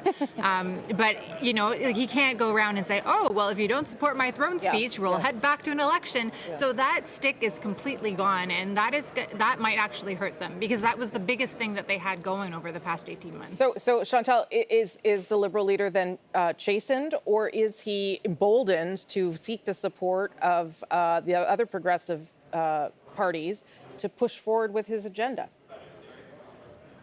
Well, I mean, I buy the no stick for Justin Trudeau, although I don't see why he would want to go back in an election, but it cuts both ways. You do not have an emboldened third party saying, I dare you to not do my bidding because I'm going to come back and if you're the Bloc Quebecois, take over Quebec from you. I just want to go back to Andrew's point. I think it's important. This is the 5th election in 7 since 2004 where we've elected minority governments. Yes, it is. This isn't just the pandemic and people were busy. This is a pattern. And that pattern would suggest that Justin Trudeau was on a more proper track when he was talking about electoral reform and changing the culture of cooperation in the House of Commons than he has been once he won a majority and made himself believe that the Liberals were back as the dominating party. But I don't see, when you look at 5 out of 7, anything that will make the NDP, or for that matter, the Bloc Quebecois, disappear so that it accommodates the Conservatives and the Liberals again. Yeah, I mean, I don't know if we want to go down the can of worms that is electoral reform. I know Althea and Andrew would love to, but we might hold off on that. But I think that's a very good point. Is there something that Canadians are saying about their preference for governments and having other parties have the ability to weigh in and use leverage and not have majorities run roughshod over the country, Andrew?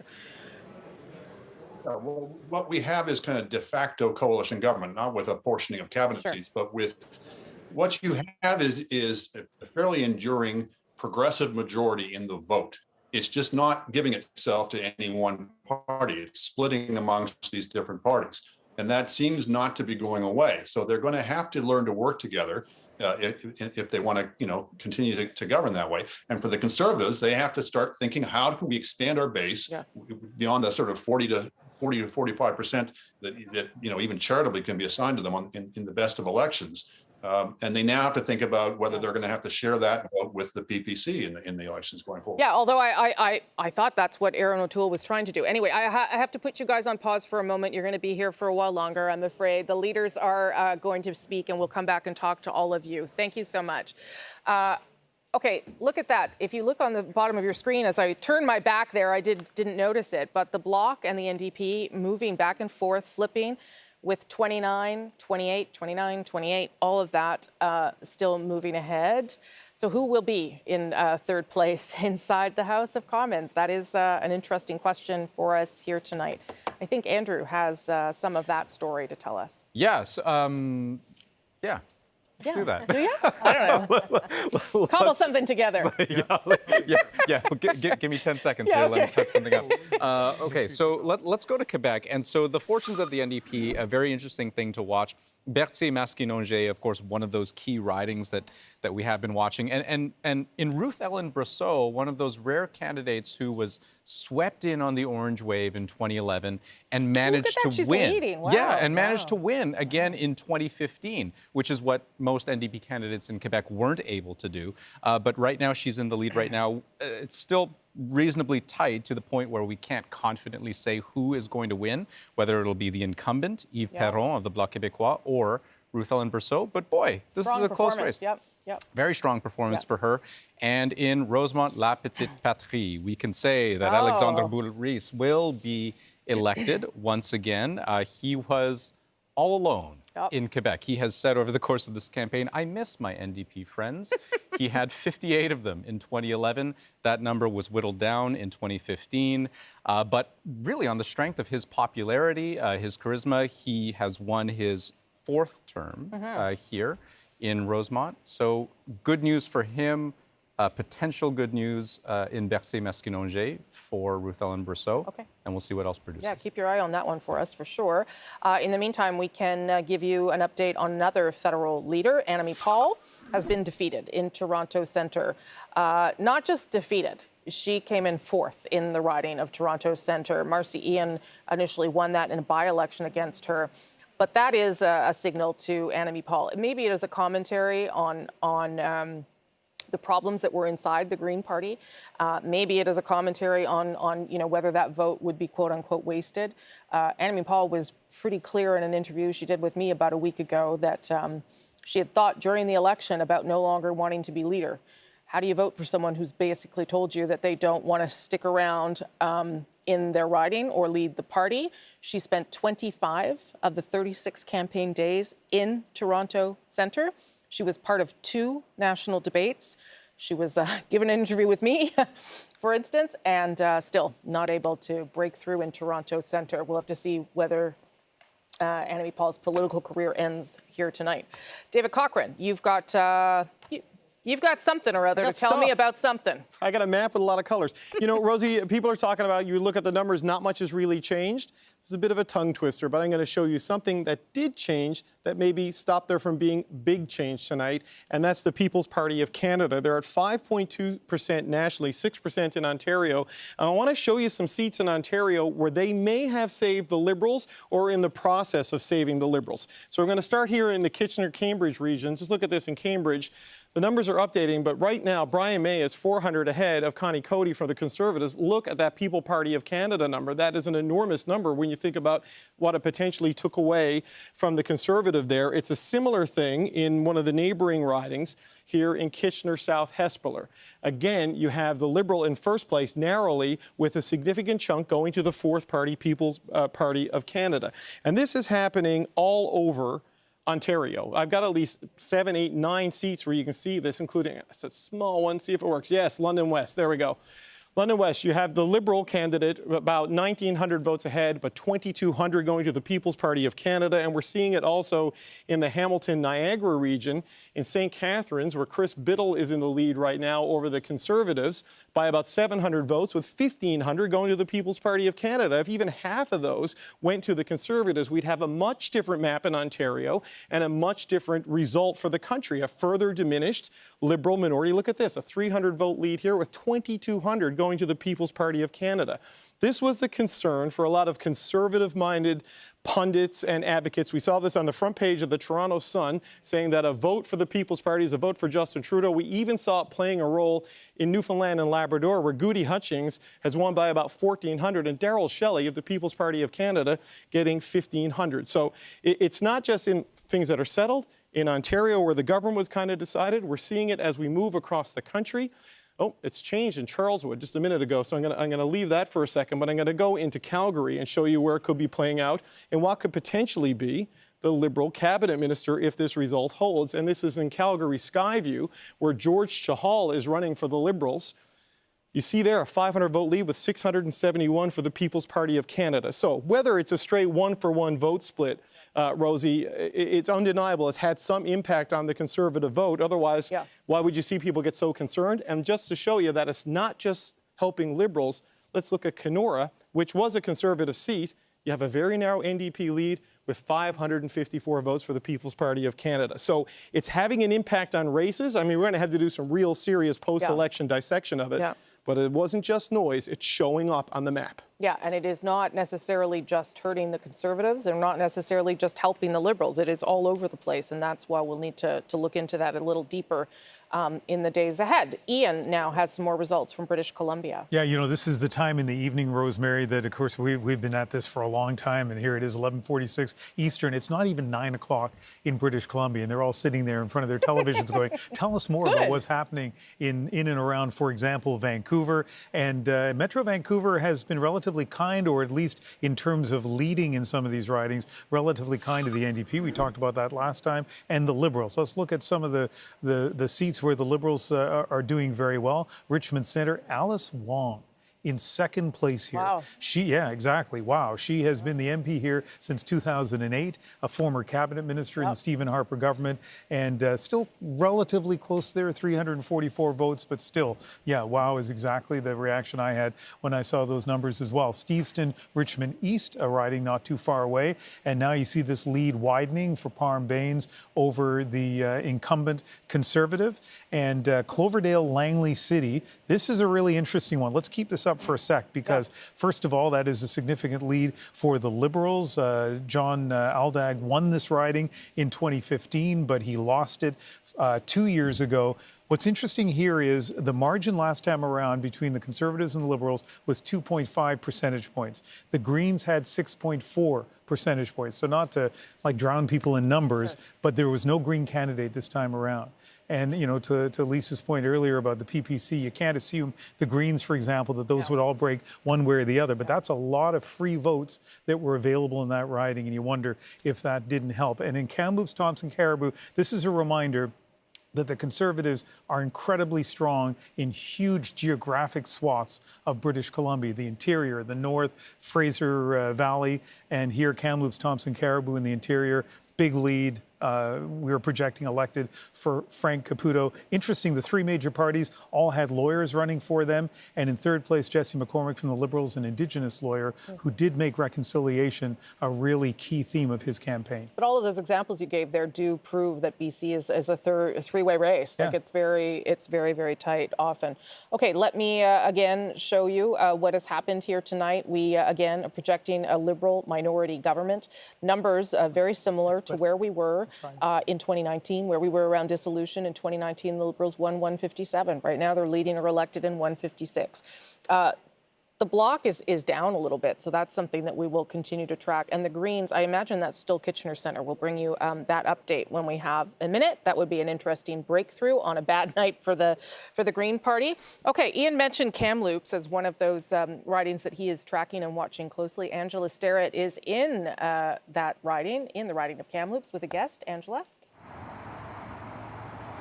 Yeah, that's right. And like Ian said, like I said earlier, it is no surprise that Frank Caputo, the Conservative candidate, is in the lead and will most likely perform very well tonight. Again, I'm into Kamloops to Secwepemc. This is a territory that captured worldwide attention when it came to the thousands of children who never made it home from residential school. And leaders here have been looking throughout this election for accountability. What are the leaders saying when it comes to residential school survivors and the missing? I have with me Roseanne Casimir, the chief of the Kamloops to Kamloops. What are you thinking, knowing that this is most likely a Conservative win? What are you thinking going forward for this? So what I'm thinking going forward is for the past 13 years, there has been a Conservative MP here within this area. And, you know, I know that with a newly elected Conservative MP, we'll be continuing in that relationship moving forward. And I also just want to take this opportunity to say thank you to former Cathy McLeod, MP riding here within the Kamloops region. We had an excellent relationship and we wish her well in her retirement. Throughout this election, we didn't hear a lot about residential school. We heard platform that in people's platform promises, but we didn't hear a lot about that in this election in particular when it came to the missing. What were you hoping to hear from the federal leaders when it came to this issue that's so important to you in this community, is the children who never made it home from residential school? Well, we are a very progressive First Nation community within this area, and we're very active in this region, and we're going to continue that path forward. And regardless of the leadership that is going to be in that capacity, we expect to be continuing having these discussions and having some clear mandates from the federal government to work in a good way that's going to co-develop a path forward. What does accountability look like to you when we're thinking of whoever, projecting a Liberal government? What does accountability look like for you? Well, accountability is looking like, we know that back in 2018, there was the 10 principles guiding the relationships between the Government of Canada and First Nations and Indigenous peoples. We want to hold them to account to basically uphold what was mandated, because they address things such as discrimination, respect and honor for, law and democracy, and, having that collaborative approach and moving forward. And they addressed issues that were within the Section 35 as well as the UN Declaration, and upholding the Truth and Reconciliation calls to action. Thank you so much for your time. Cook P. Roseanne Casimir, the Chief Cook P. of the Kamloops Nishnawbe. Rosie? Okay, Angela Sterritt, good to get that reaction out in Kamloops immediately. Thank you so much for that. Okay, where am I going here? Oh, I'm going to Andrew. Hey. Sorry. How are you doing? I'm fine. Still fine. Still fine. When you take stock of the night, it's easy to see how, from the Liberal perspective, you might have mixed feelings, right? Is it a good night because the Liberals have won, or is it a disappointing night because the Liberals have fallen short of securing a majority government? Similarly, when it comes to Liberal cabinet ministers, there are some mixed feelings, because do you feel good about the fact that, from what we can tell right now, every cabinet minister is either leading or elected in their riding, or are you disappointed that there are still two key ones whose futures are uncertain? Let's take a look. The riding of Quebec. Jean-Yves Duclos, cabinet minister, president of the Treasury Board.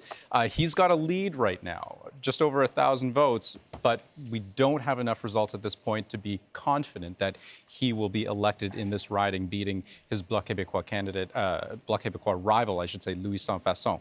And one more riding I'll show you, Gaspésie-Les-Îles-La-Madeleine. Diane Leboutillier, she's been fighting for her life this entire election night as the results have come in bit by bit. Revenue minister here, again, with a lead approaching 2,000 votes, but we knew this race was going to be close, right down to the wire, so we can't be certain how this one is going to end. Both of these uncertain results are significant because in most Quebec ridings, 62 out of 78 ridings, we have elects projected. You know what I'm saying? We know how they're going to end in most ridings, but in 16 ridings, and 2 of them involving cabinet ministers, we don't know exactly how it's going to end just yet. Okay, Andrew, thank you for that. We do know one cabinet minister was defeated earlier in the night, Bernadette Jordan, out on the East Coast. And here's another one who has lost tonight, and that's Mariam Monsef. The Liberals knew that this riding was in danger. And interestingly, as Althea said, Peterborough-Kawartha has been used as a bellwether for federal elections since, I think, back to the 1970s, if I'm not mistaken. That is not the case anymore because the Conservatives have won, even though the Liberals are forming a government. Mary Monsef, of course, a fascinating story in her own right, an Afghan-Canadian politician who was first elected in 2015. She spent a large part of the early part of this campaign as an Afghan-Canadian working on what was happening in Afghanistan, trying to make sure that people were getting out, and part of, was able to campaign, but probably not as much as she would have liked, given the fact that she was still a minister and still had to do her job. Okay, we know that I just wanted to update you on your mail-in ballots, because there are, 800,000 or so of you who decided that you wanted to send in a special ballot via mail. Those will be counted tomorrow. And while we're confident with our decision about a Liberal minority government, some of those numbers at the bottom of your screen could still move because of those mail-in ballots that will be counted tomorrow. So we'll probably have updates through the day tomorrow as that comes in. Jerry Butts. We're in the official, we're killing. Here we are. We're just, well, maybe. I'll also tell viewers what we're waiting for right now is for all the leaders to figure out with the television networks who's going to speak first and when. Obviously, Justin Trudeau would go, typically, does he go first or last? He goes last? I don't Typically. know. Typically it goes last. Anyway, so we'll see how things shake down. We had some trouble in 2019. I remember people were not cooperating with convention for some reason. So we're waiting to hear how everything lines up, and we'll bring you the leaders' speeches as they come out. There is a stability in this government. This is not, to everyone's point, a government that needs to go. I mean, that kind of proves the point as to why did we have the election. But it's not a government that needs to fall apart anytime soon. And you could assume that no one will want that to happen either. So there's less leverage perhaps for the Prime Minister, but there's also less leverage for the opposition parties when it comes to keeping that moving, right? Yeah, I think that's one of the most interesting things about this outcome, Rosemary, is how are each of the party leaders going to absorb the lessons of the campaign, and how are they going to translate those lessons into the way they interact in Parliament and cooperate with one another to get things done? There are going to be a lot of entrails read over the next few days, right, on all sides. And I think it's going to be interesting to hear what they all have to say tonight. And what would be the lesson for Justin Trudeau, do you think?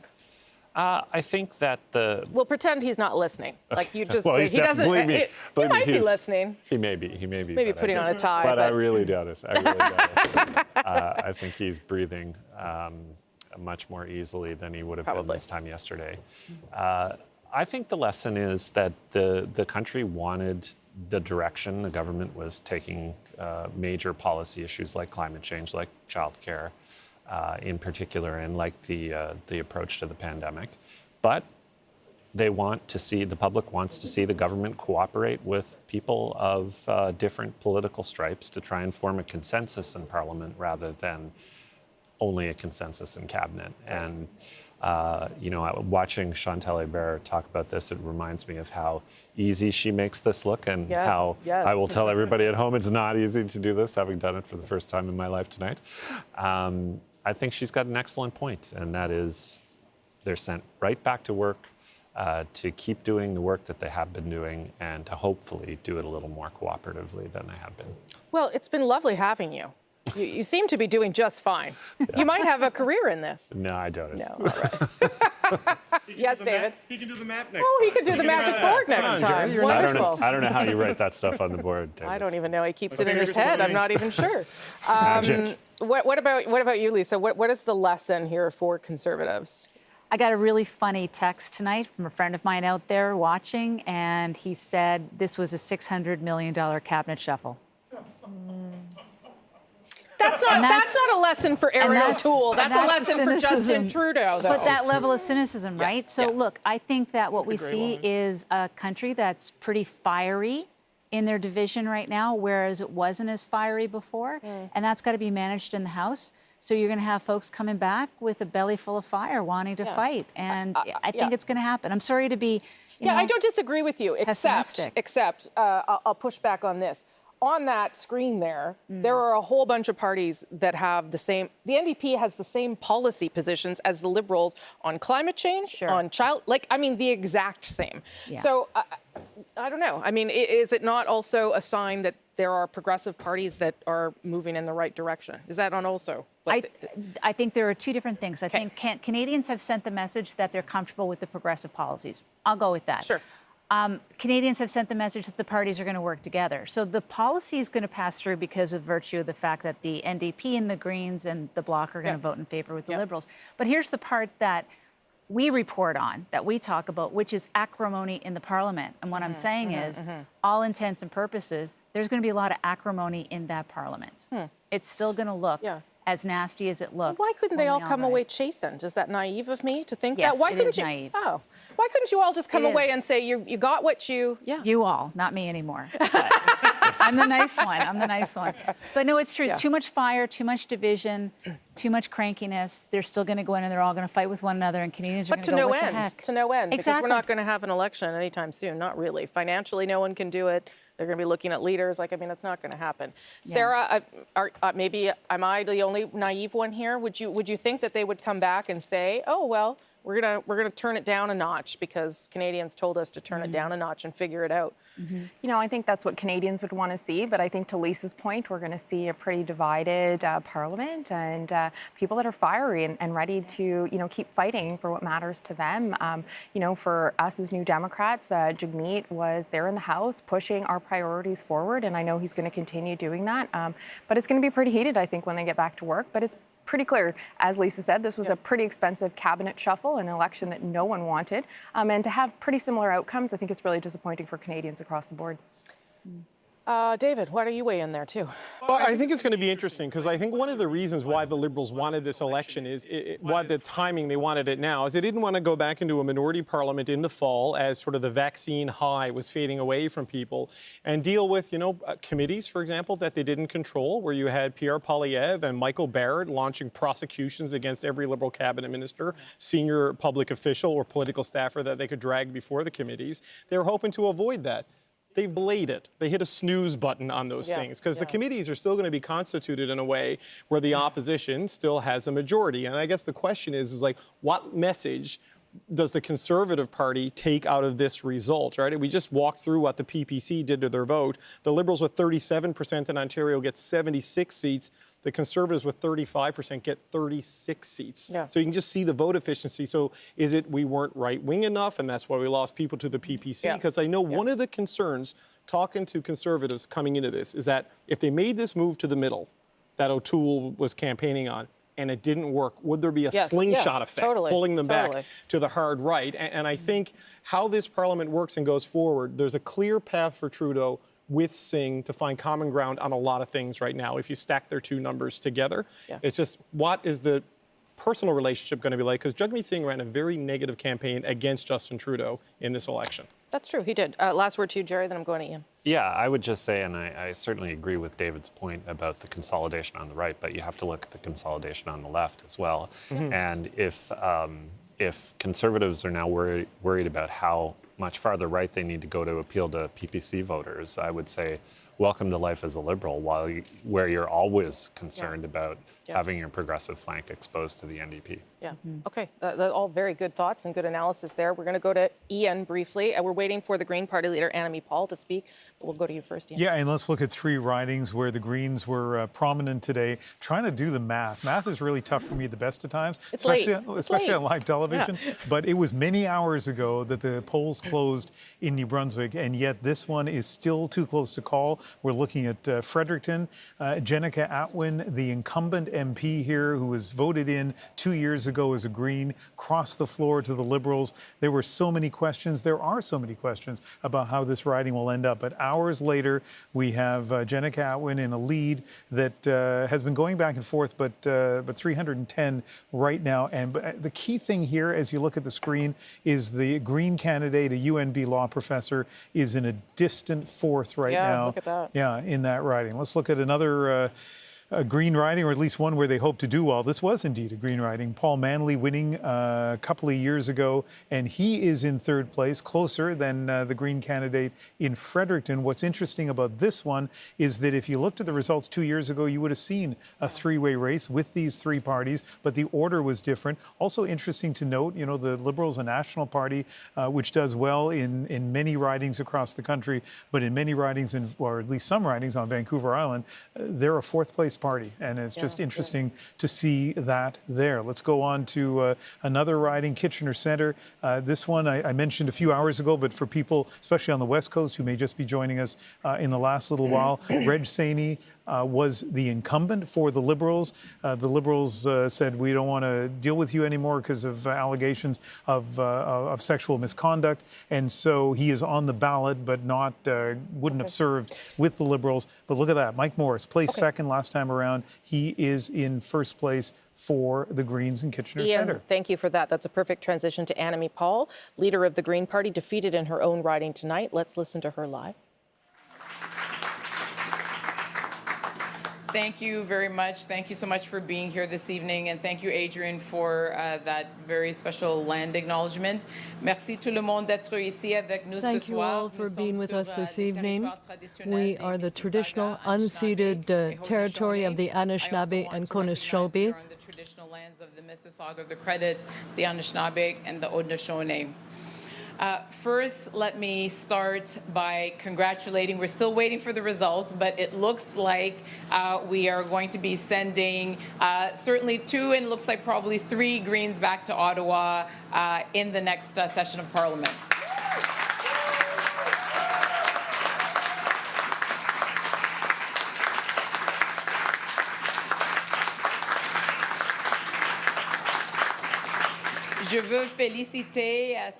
I want to extend my sincere congratulations to Elizabeth May. I'm going to do that now, although I realize that we're waiting for the final result, but I also want to congratulate Mike Morris in Kitchener Centre.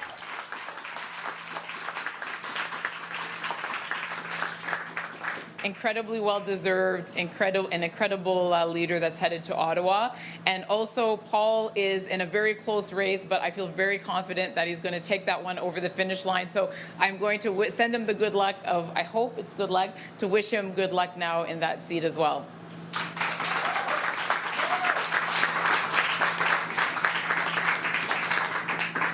I want to extend my sincere thanks to all our candidates right across this country. They did an incredible job in very little time, and I know that it requires a lot of passion, a lot of sacrifice, and a lot of dedication to decide to run, and a lot of courage and strength as well.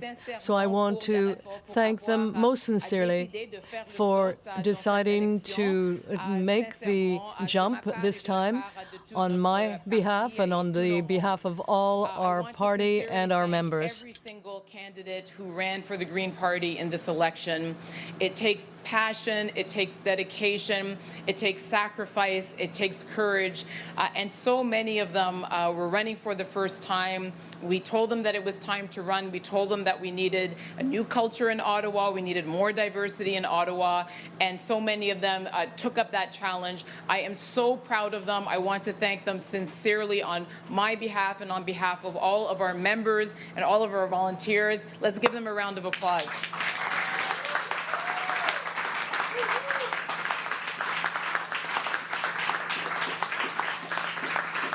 And I say that particularly so because this was a pandemic election. This was the 4th wave.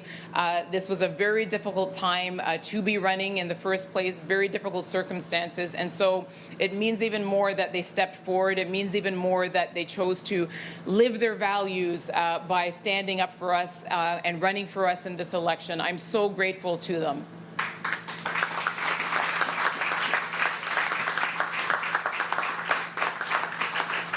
I also want to thank all of our members and all of our volunteers. We have so many here tonight. So many people, again, who put their lives on hold, who told their kids to go watch another video while they made phone calls, while they went canvassing.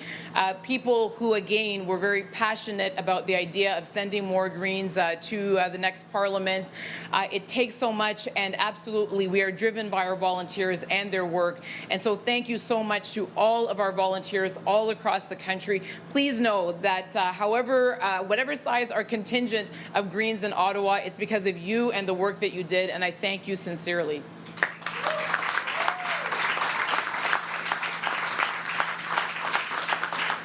We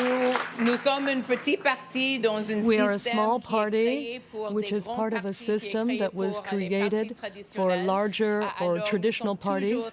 So we are always very grateful to our volunteers for their efforts, their sacrifice, and their dedication, because it is thanks to them that a small party such as ours has succeeded. It is thanks to them, and I believe we will be sending 3 Green MPs to Ottawa to represent their constituents in the next Parliament, and I want to thank them for that. And I just spoke with Marcy Ian before coming down here. I wanted to sincerely congratulate her. I hope that, and I'm sure that the people of Toronto Centre will make sure that that she provides them with good representation. Congratulated her on her race here in Toronto Centre. Clearly, I am, well, not clearly, but I will tell you that certainly I am disappointed. It is hard to lose. No one likes to lose. But I'm so proud of the effort, the creativity, the innovation that our team brought to this race. We promised to offer real representation. We promised to offer a real choice to the people of Toronto Centre who have so much need, so much work that needs to get done. And you did that, and I thank you for that.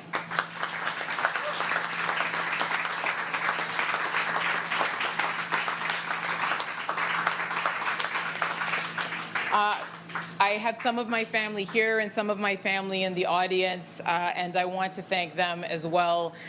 This is something where we're all in this together. You know, they lived every second and breathed every second with me.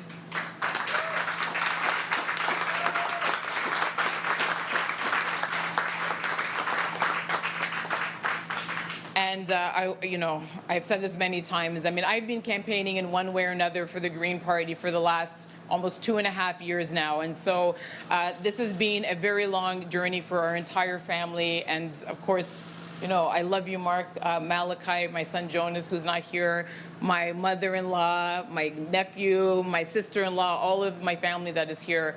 Et en plus, la famille qu'on a and créée also pendant, the family that we cette élection created et during pendant this les election dernières années. and in recent There are years. so many members of my family that, you know, they're not necessarily family by birth, but they're certainly family because of what we've been through together. They're the most special people in the world. They are everything that is good about our country, everything that is good about our party. And I love you, and I will be grateful to you forever. Okay, that's Annamie Paul with her speech tonight as Green Party leader still, although probably not for much longer, given that she's also been defeated fourth place in her own riding of Toronto Centre. That is not the case for the Green Party candidate in Kitchener Centre, and that's where we find Halal Gomain again with that candidate. Hello. Hello, I am here with the Green Party candidate in Kitchener Centre, Mike Morris. Mike, you are leading in the polls, and if you do win, you will be the first elected Green MP in Ontario. How do you feel, and what would this mean for the party? I think a mix of exhausted and exhilarated. Behind me are some of the hundreds of people who've been joining to knock on doors, you know, since 2019, and now these past number of months. We've had to step outside. There was so much of that energy inside, and so there's a bit of a deep breath after having walked on all these streets and, you know, listened to so many of our neighbors, to their concerns and priorities, with this aspiration to really be a voice for our community in Ottawa.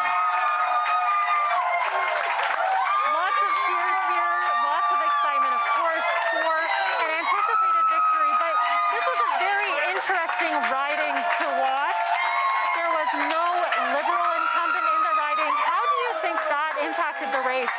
Well, a lot of folks in our community knew from last time that, you know, this was a viable option. Having come in second in 2019, this time around, even before that news, a lot more folks were kind of curious to share more of their priorities, to focus on democracy in place of politics, on actually being a voice for those priorities, from, you know, the lack of affordable housing in our community to the climate crisis. And so once the Liberal incumbent stepped back from the campaign, there were then that many more people right across our community who were that much more eager to have that conversation. Thank you. Thank you. That's all from Kitchener Centre. Back to you. Okay, thanks, Hala. Obviously, they turned the channel and realized that their candidate was suddenly on TV. There you go. That is an interesting move for the Green Party on a disappointing night overall. And again, just a reminder of where we are at as we ease towards the end of this night. A Liberal minority government leading or elected in 156. Conservatives at 121, which is where they were when they had Andrew Scheer as leader. They again are ahead in the popular vote. But again, questions around vote efficiency and where they could actually pull out those seats. Let me quickly go back to David Thurton, who who is with Annamie Paul, who's in Toronto Centre. She is still talking, so I won't keep you too long or have you talk too loud there, David, but obviously there must be a sense of disappointment. Is there any rumblings right now about whether Annamie Paul leaves immediately from her position as leader? Yeah, disappointed, but just a couple of minutes ago they were dancing. But I guess that's, just, people deal with defeat in different ways. It's also a campaign that's being run by black people, and typically black people dance, if there's ever excuse to dance, they dance. Anyways, so, yeah, there's a lot of disappointment right now. There is a feeling that this was not the kind of campaign, this is not the kind of result that they wanted to see tonight. I mean, she has placed in a distant fourth place behind the Conservative candidate with, a vote share that was, basically, identical to what she got in 2019 when she basically wasn't, as well known. So this is a very disappointing result for Annamie Paul. And as you mentioned, the leadership review questions begin under the Green Party's constitution within 6 months. After a federal election, a leadership review is automatically triggered. We heard from Elizabeth May out in Vancouver Island, basically saying like she wants to see a review as to why they didn't have a full slate of candidates. So there were questions about Paul's leadership well before this election. Given the result, the disappointing result we have tonight, those calls are going to grow louder, Rosie. Yeah, for sure. We'll see whether she even makes it to the review. David Thurton, thank you for all your reporting through the campaign and tonight. Have a good evening. Go, go to bed early. Well, earlier than me. Thank you, sir. I appreciate it. That's David Thurton. He's in Toronto. We are right now, of course, standing by to hear from all the leaders. We've heard from the Green Party leader at this stage, but everyone will come out and have some response and reaction to the results tonight and to what they take from those results. If you end up sort of where you started out 5 weeks ago, do you take a message or do you just go back and just do the same thing you were doing? I think our panelists all agreed that you'd be wise to take some sort of message, so we'll see what that is.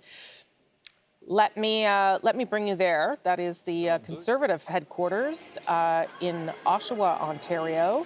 Hannah had told us earlier this is a really big venue, so they were able to bring in a fair number of people under the COVID restrictions, and a lot of staff, Conservative staff too, are there and have made their way down in order to provide an audience to Erin O'Toole. It'll be interesting to hear from Erin O'Toole tonight. I don't know, Lisa. What would you know Erin O'Toole better than I do? What would you expect to hear from him? What do you think his mood will be? Well, he's going to come out positive for sure, because he wanted to come out and have a positive campaign. He's going to thank everybody for doing such a great job, so working so hardly, and talk about our positive. He may mention the fact that he had a plan and that the plan was to be implemented. Oh no, not the plan. And he will, he'll be gracious and he'll say the right things, and he'll say that they'll live on to fight again. Yeah. Does he have to? He has to sort of demonstrate he is the leader, I guess, in order to send a not-so-quiet message to some of the people waiting in the wings. He is the leader, and he's going to talk about the accomplishments, and he's going to recognize that there is some disappointment, that some incumbents have lost, and then he is going to say, but for the future, we're going to go back and we're going to hold them accountable, and this is what we're meant to do, and Canadians have spoken. And yeah, so you could see this one of two ways. You could see this as Canadians interested in the idea of a Conservative Party that moves a little further to the centre, or you could see it as maybe some Conservatives not interested in that. How are you reading it? Like, is this a message about the Conservative Party putting forth policies that are a little more towards the middle? Much like other parties, it depends upon which geographic area of the country you're sitting in when you have this conversation. So out east, did it attract people? For sure. Yes. Voter rate went up all across the way. Quebec, we're holding our own. Ontario, shut out a fortress Toronto. So obviously they're going to have to take a look at what's going on there and what's happening. And in BC, I don't know. I'm still trying to figure out BC. Yes, I am as well. I'm not sure. I'm not sure we have a clear picture of what's happening in BC. Okay. Thank you very much for that analysis. David, why don't you weigh in too on what you're thinking? Well, look, the seat numbers are largely static, but what's interesting is the seat distribution, right? We don't yet know what's going to happen, for example, say in the central Newfoundland riding held by Scott Sims. That's not being totally called tonight because there's still a couple of thousand mail-in votes that need to be counted on the margin. It's just a few hundred there right now. But you have better seat distribution for the two leading parties right across the country. There are more Conservatives in Atlantic Canada, while the Liberals have not yet broken through or have failed to break through in Saskatchewan. Right now, they're leading in 2 seats in urban Alberta. Randy Boissonneau in Edmonton Centre and George Chahal in Calgary Skyview. So that's one, potentially 2 cabinet ministers from Alberta once you sit down and start figuring out what you're going to do with your cabinet because you've lost a couple of ministers. So this is the $600 million cabinet shuffle, as Lisa likes to call it. So you do have a better vote distribution. The BC numbers are up big. I mean, they won Richmond-Steveston, I think, one of the Richmond seats tonight, which was not on the radar at all in any of my conversations with the Liberals. So BC, as it so often does, Rosie, it surprises. And just to pivot back to the Greens for a second, if it wasn't for Raj Saini, it's unlikely they'd be at 2 seats right now. If Ashley Burke hadn't done her report and caused Raj Saini to step down, they'd be down right now to Elizabeth May in Saanich Gulf Islands, right back to where they started, because the chaos in the party kind of turned the party into a little bit of a punchline. And, you know, a zero-emission clown car is still a clown car. And that's what happens in politics when you don't put a professional footing out to the electorate. Yeah, I mean, I was a little stunned that Elizabeth May said, we're still here. People think we're not going anywhere. We're still here. I'm not sure that you can make that assessment given what's happened here tonight. Yeah, well, she's still there. And you know, and that seems to be the constant in the Green Party of Canada. But, you know, you look at Fredericton right now where they're well back. Kitchener Centre is kind of very, to take nothing away from the candidate there, there are very specific and unusual circumstances there for that to be in play. The leader, I believe, finished 4th in her riding, and the breakthrough Paul Manley candidate also right now is trailing, if I can see the map. And he's in tough there. I think, is that a Conservative lead right now in Nanaimo Ladysmith? Yeah. So it just goes to show you what a bad year it's been for the Green Party of Canada.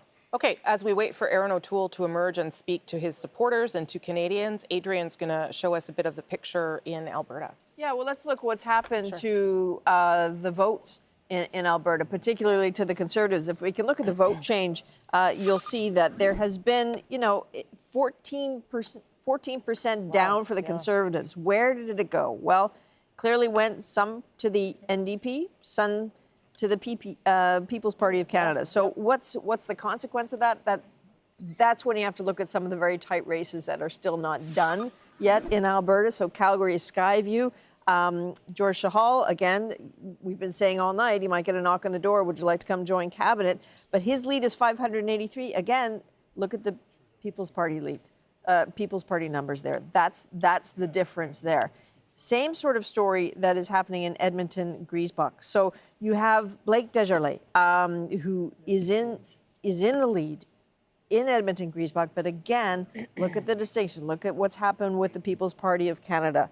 And one last one to look at here that's still not decided. Randy Boissonneau, he is the Rhodes Scholar who won in 2015. Should he pull this off, he too might get that knock on the door. But again, People's Party of Canada, look at the numbers there. That's the difference. If we can go back to that board of the vote share change, because yes, it is about the People's Party of Canada, but nowhere else in the country did the Conservatives take a tumble like they have in Alberta, down 14 points.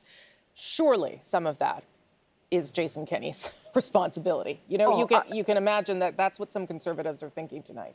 There's no doubt. And again, we cannot, you cannot lose the timing of when that happened with Kenney's. I'm sorry it didn't work so well. Today is, this is when the vaccine passports, although they will not call them that, go into effect. You know that's on people's minds. Yeah, and it's also the position of Aaron O'Toole was not to be strongly supportive of vaccine mandates or vaccine passports.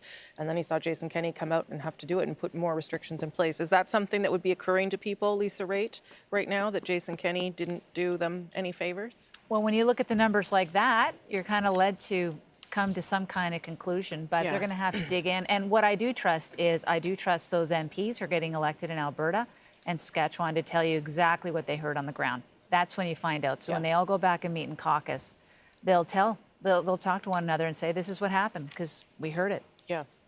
Those two ridings that might go Liberal, that would explain that a little bit, I think, too, would it not? Oh, yeah, 100%. Yeah. I was just smiling because I'm going to wave to my kids. They just texted me and said they're going to bed. They've had enough of you. They've had enough. They've had enough. Well, you've made your big TV debut. Now they're over you.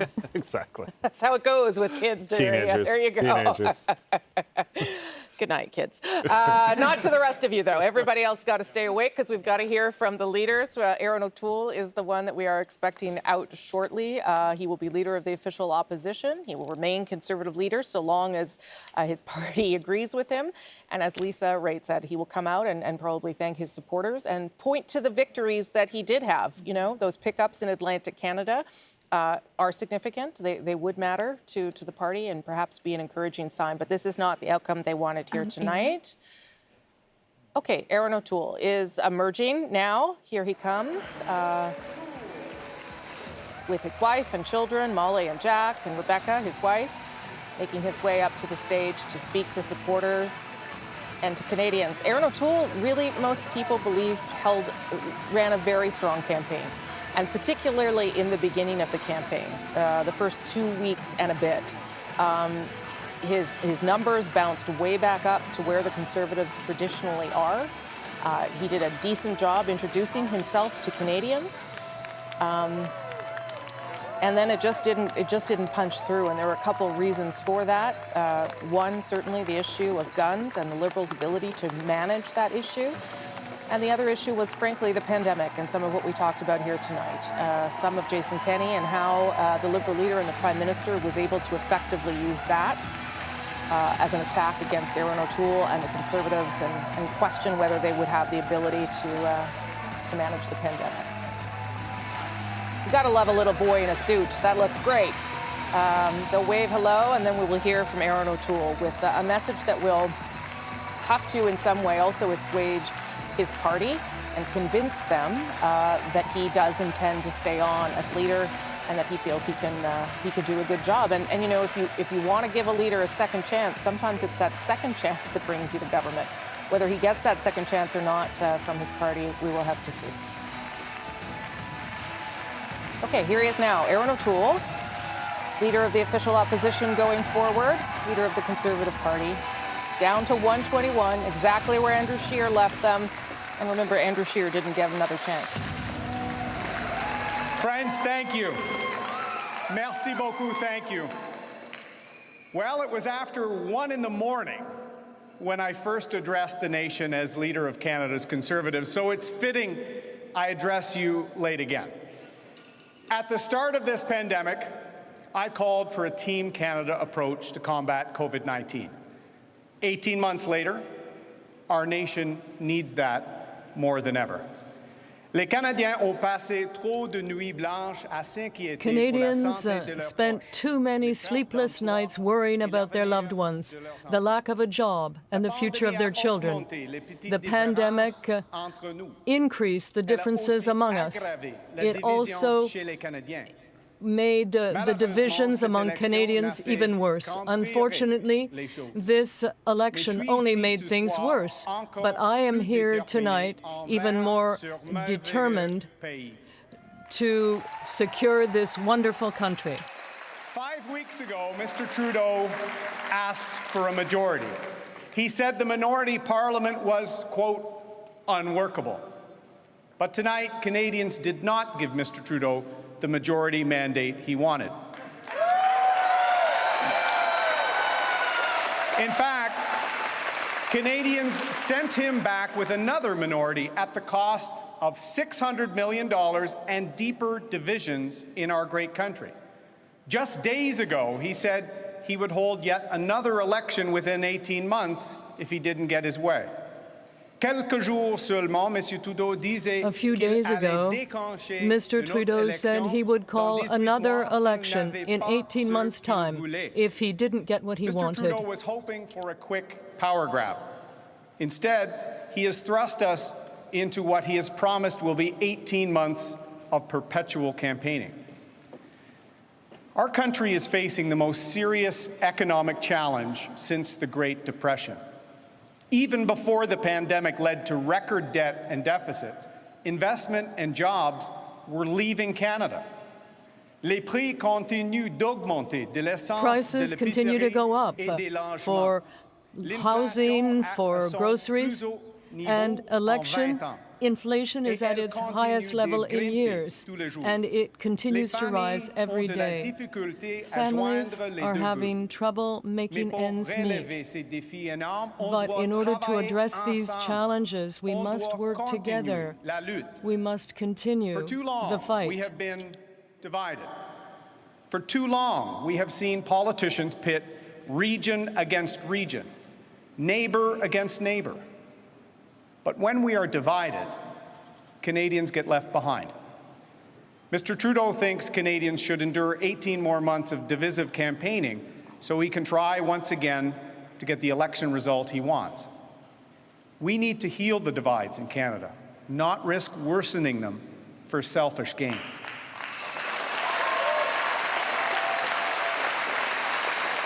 A few months ago, I told Conservatives that our party needed the courage to change because Canada has changed. Over the past 36 days, we have demonstrated to Canadians that we've set out on a path to engage more Canadians in our Conservative movement, one that addresses the challenges of today while advancing the dreams of tomorrow. Ours is a Conservatism that dwells not in the past, but learns from it to secure the future. Qu'on offre un nouveau mouvement conservateur, un mouvement conservateur pour relever les défis d'aujourd'hui, to address today's challenges, a conservative movement to achieve the dreams of tomorrow, and a conservative movement that does not only look to the past, but learns and acts to secure the future. It is a Conservatism that reveres strong communities and compassion for one another, for our environment, and for those in need at home and abroad. It is a Conservatism that respects hard work and character, and the fact that millions have come to this great country for liberty and opportunity. It's a Conservatism that believes reconciliation is more than a box to check. It is the very keystone of Canada reaching its potential, and it starts with clean drinking water as a basic human right still denied to Indigenous children born today. And above all else, it is a Conservatism that believes Canada is the greatest country on earth and that our best days are on the horizon. A Conservatism that builds Canada up.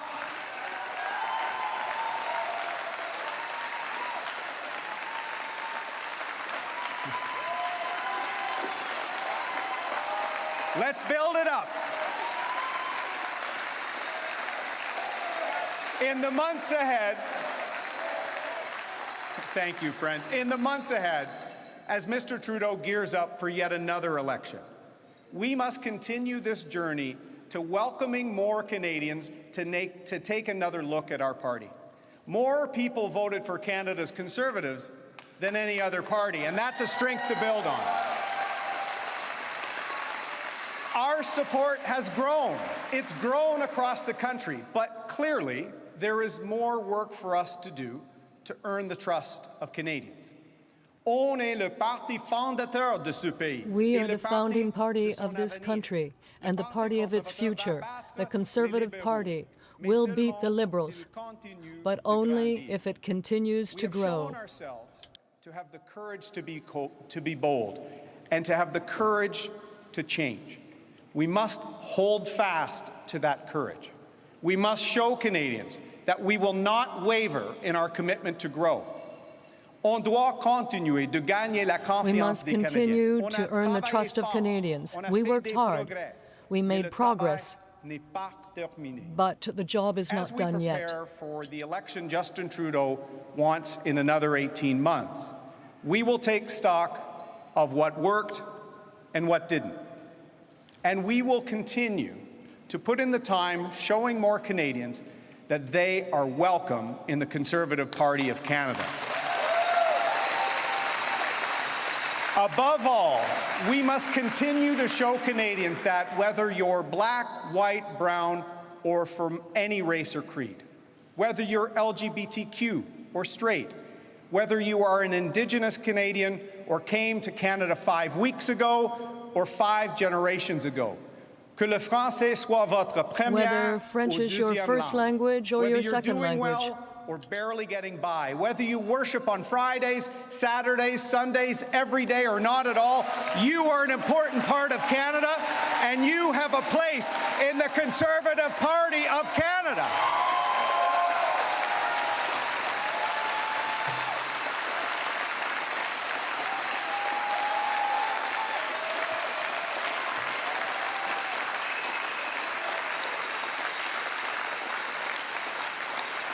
Friends, I'm standing here tonight because of the steadfast support of my true partner, the love of my life, Rebecca. Thank you for being my rock and my safe harbor. And I'm so glad more Canadians got to know the wonderful person you are these last 5 weeks. I also want to thank my children, Molly and Jack, for being my inspiration.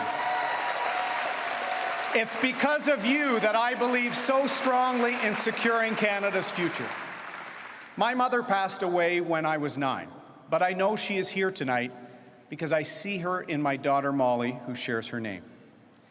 I've been so grateful to have my second mother to guide me to this very day. I'm thankful that she and my dad, who inspired me into public service, are here tonight. Thank you.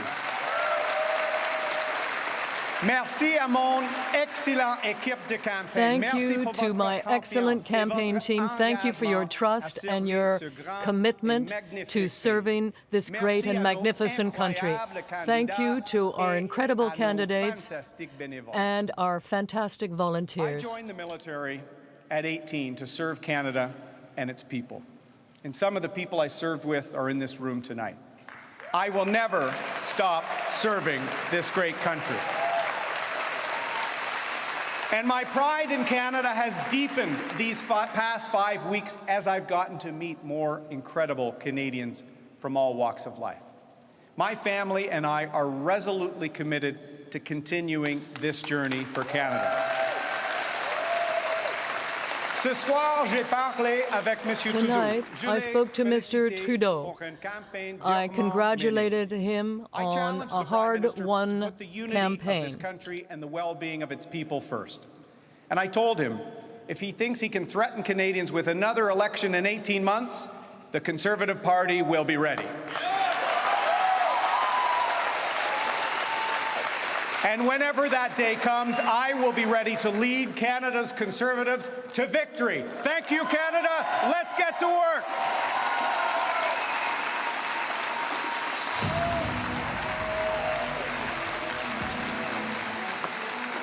Okay, that is Aaron O'Toole, the Conservative leader, giving his speech after losing the election.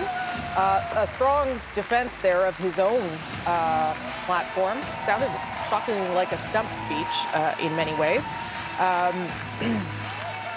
He also went after Justin Trudeau and the idea that some of this was a selfish decision on the part of Justin Trudeau to try and get a majority. You might also note that he said that Justin Trudeau had suggested there would be another government another election in 18 months. Justin Trudeau, of course, was making that bid in the hopes to get a stronger mandate, I suppose.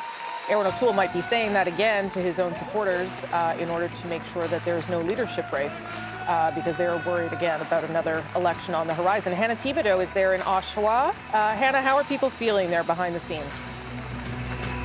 Yeah, you know what? I want to know where this energy from Aaron O'Toole was over the past 3 days. In the past 3 days, it was kind of a much more muted campaign. Tonight, he kind of gave the speech of, I want to keep my job speech. That's how I saw this tonight, because right now, we're at 121 seats. That's the exact same number that Andrew Scheer won in the last election campaign. But he is considering this a win, keeping Justin Trudeau at a minority government. And clearly, he wants more time to be able to come back and fight another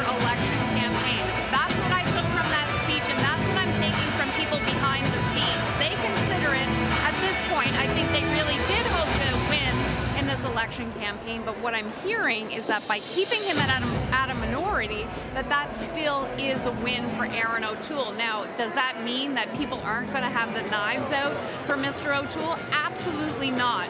Talking to people behind the scenes, there are people within the party who are PPC. There's also the gun owners. There's also the people who are anti-abortion. They're all going to be pulling and tugging at him and potentially trying to take him down. But clearly from that speech and what I'm hearing from behind the scenes, he wants to stay on as leader.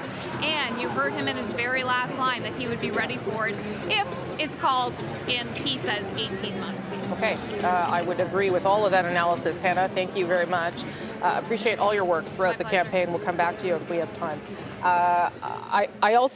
I think, Lisa, maybe that speech also speaks to what you hinted at early, and that is that a bunch of people are kind of going to come back fiery than ever, because it wasn't really a big way to go, Justin Trudeau speech, and I'm sorry it didn't work out for you. It was pretty defensive. 4 times. Or offensive, yeah. Yeah, 4 times he said, he's going to try to call an election in 18 months. So he's planting that seed. And he said they're going to go back and take stock and that they're going to be ready again and that they want to grow the party. So pretty much what you heard the night that he became the leader of the Conservative Party of Canada. Right. So it's the same message. And he seems to want to follow that path. So that's what he has to go back and convince caucus that he needs the ability to do. Yeah, he also said that there was growth in his vote, and there was not growth in his vote. So, I'll let everyone else do the postmortem tomorrow. 157 to 121 is where we ended up. We're going to Yves-Francois Blanchette, is that correct? All right. Here is the Bloc Quebecois leader. He's also down 1 seat, so let's see what he's saying. And we did get some surprises this evening.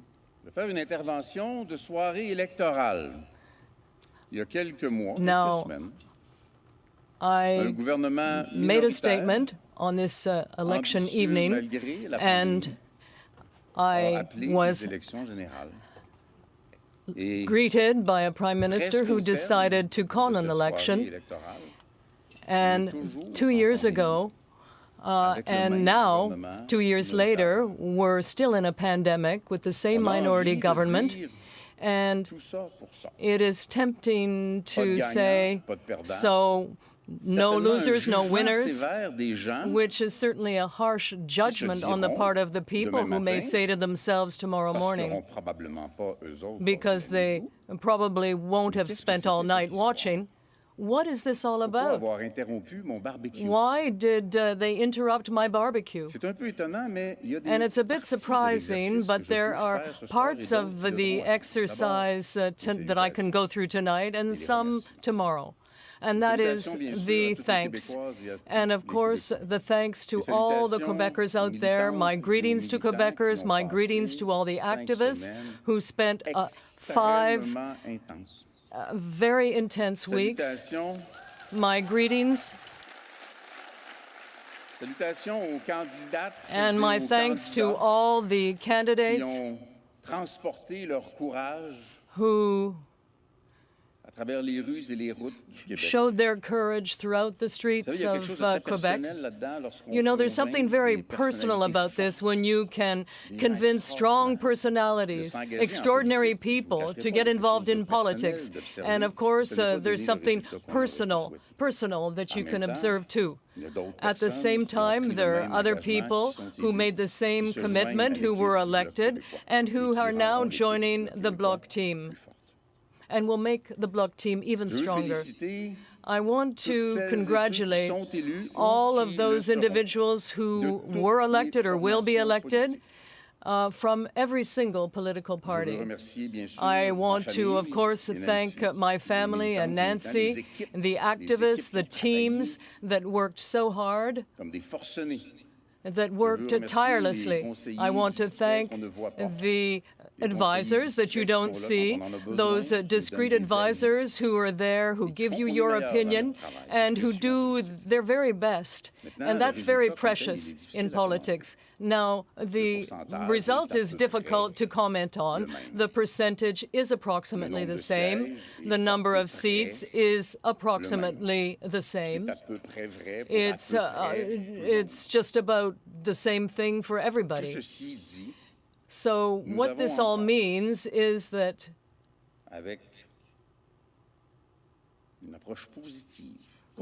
with a positive and constructive and confident approach, it will be our duty to do more.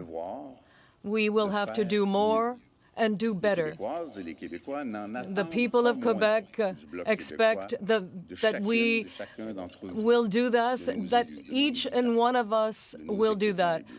Our teams, our new elected MPs. Of course, we always have to do that with heart and sincerity and with courage, and we always have to do it with passion.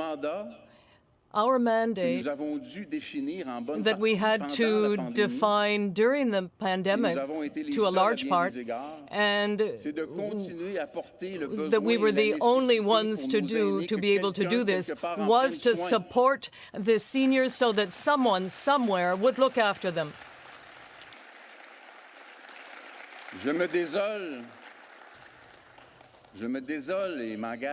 I'm very sorry to have had to lead that fight and to be saying to seniors between 65 and 74 that they may get a check, but not what they deserve. And we will also have to continue our battle to increase the resources given to every province, including Quebec. In other words, to have covered 35% of the costs of our health care system. And we want to see an end to the provinces being taken hostage because of the fiscal situation in Ottawa. The wait lines in surgery, the way that medical personnel and our nurses are being treated. It's all about the way our seniors are being treated, and that means more money for our healthcare system. That is a fundamental mission for us. A fundamental mission to protect our healthcare system. And this is a fight the Bloc will not abandon. The Quebec regions, their recognition, their development, their diversity. This is again something we will focus on, that the regions of Quebec should be the places where Quebec's energy and natural resources should be developed. Our ability to do more and to do better with what we have and with what we are, and to stop supporting an economy of the past. We need to resolutely turn to the economy of the future. The duty that we took on as a party and that we will continue to fulfill, which is to bring the voice of the National Assembly of Quebec to Ottawa.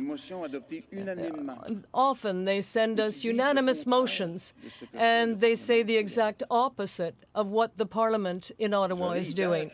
And I want to reiterate that no one has to fear the Bloc Quebecois. What is good for the Bloc Quebecois, and for Quebec rather, will be supported by the Bloc Quebecois. What is not good for Quebec will see the Bloc Quebecois stand up and block.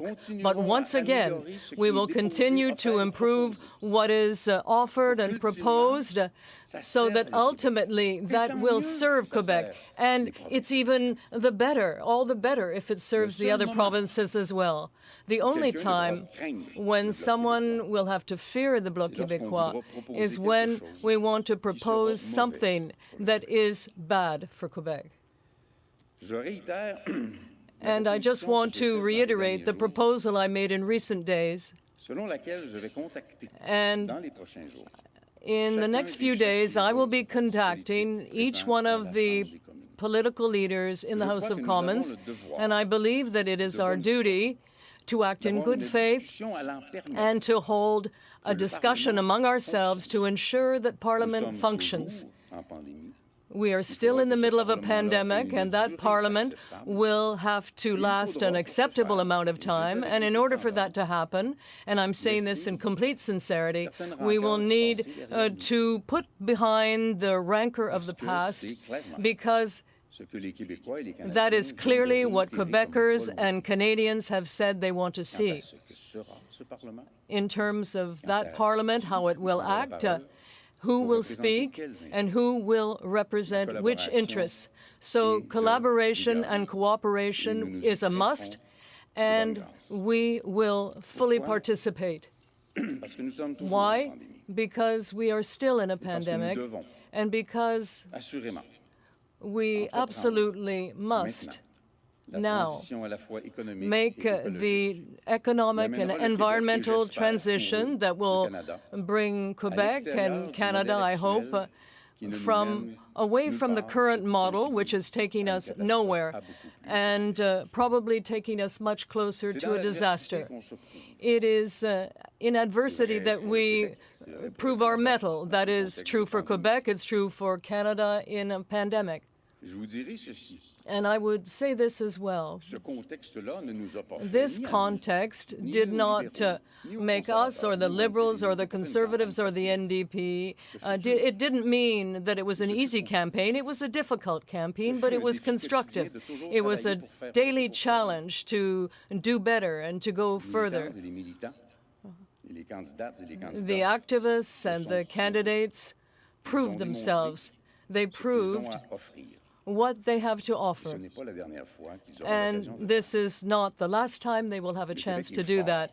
Quebec is strong. Quebec is very strong.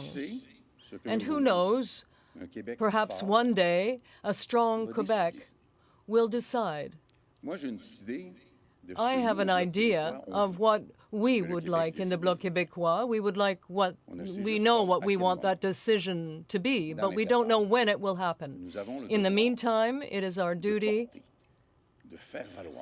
to put forward and to highlight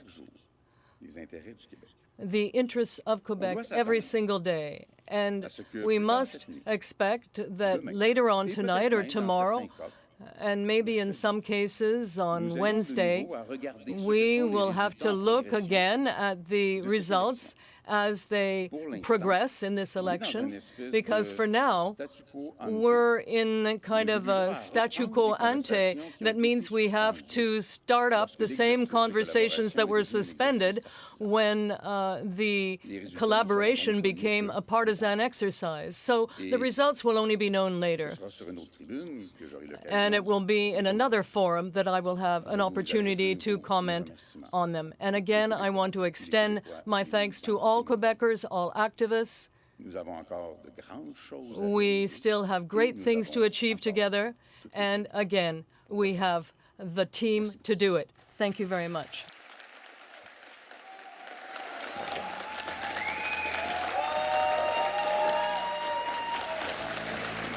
Merci beaucoup. Bonne soirée.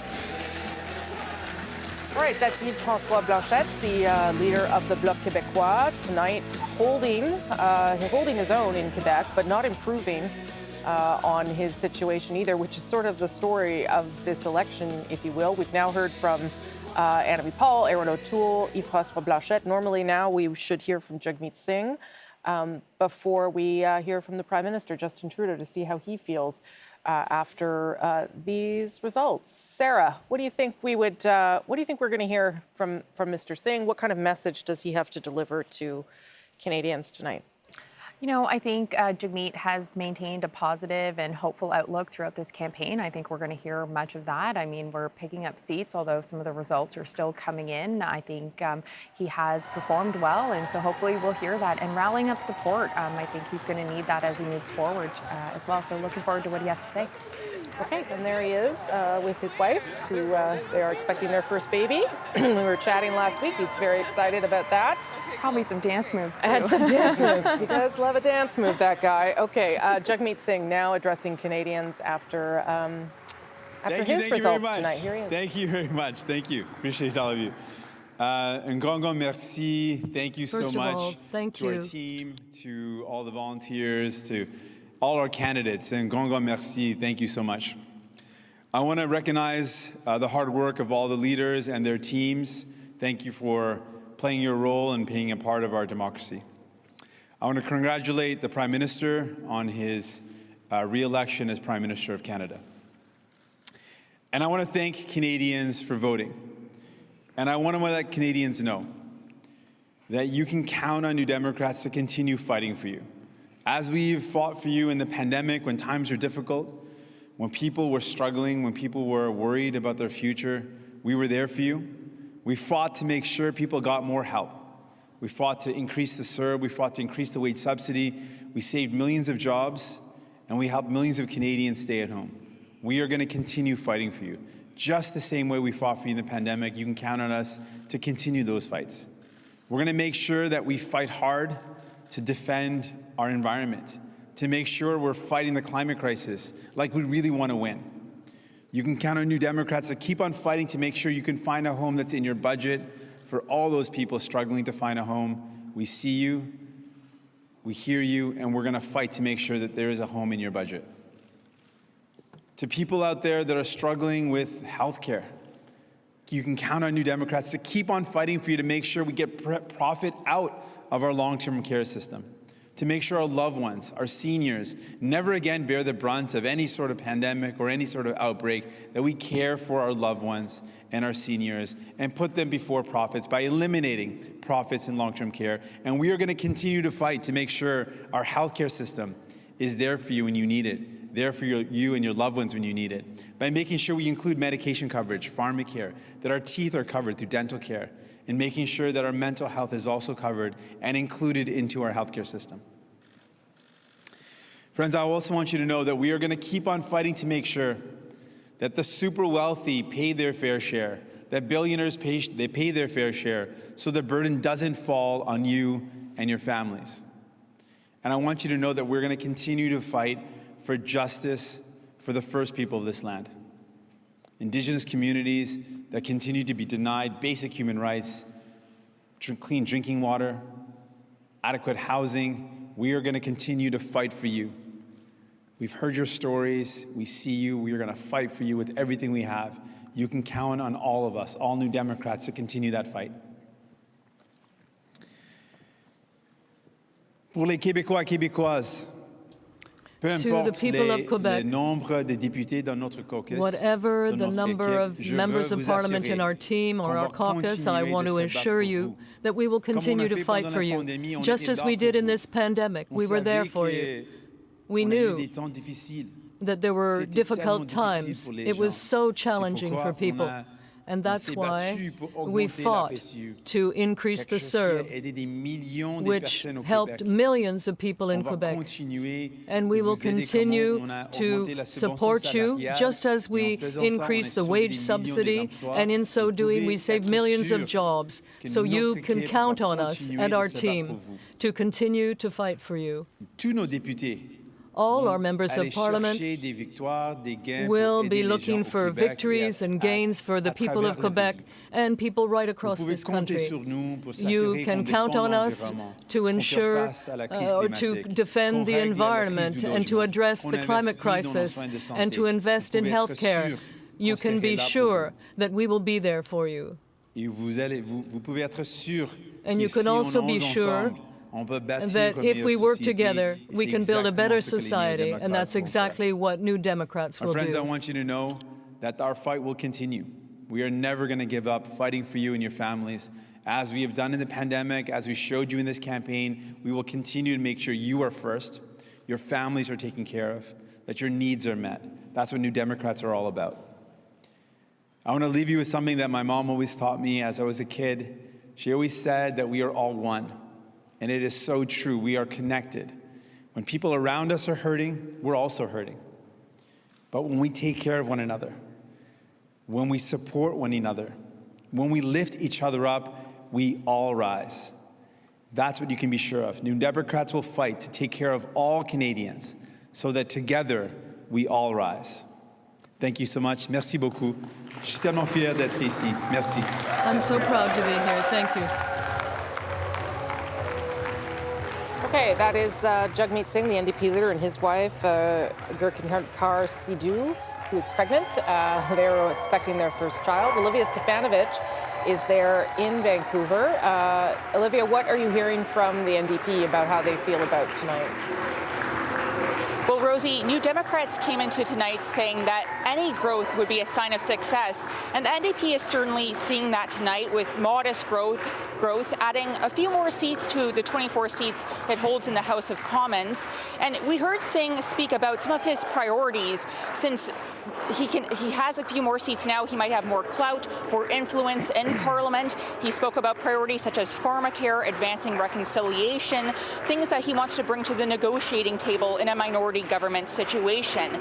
The NDP put a law on the table for this campaign, Rosie, visiting 51 ridings, all held in Conservative and Liberal held seats. So the NDP was being very aggressive, and it spent about $25 million on this campaign, which is double from what it did in 2019.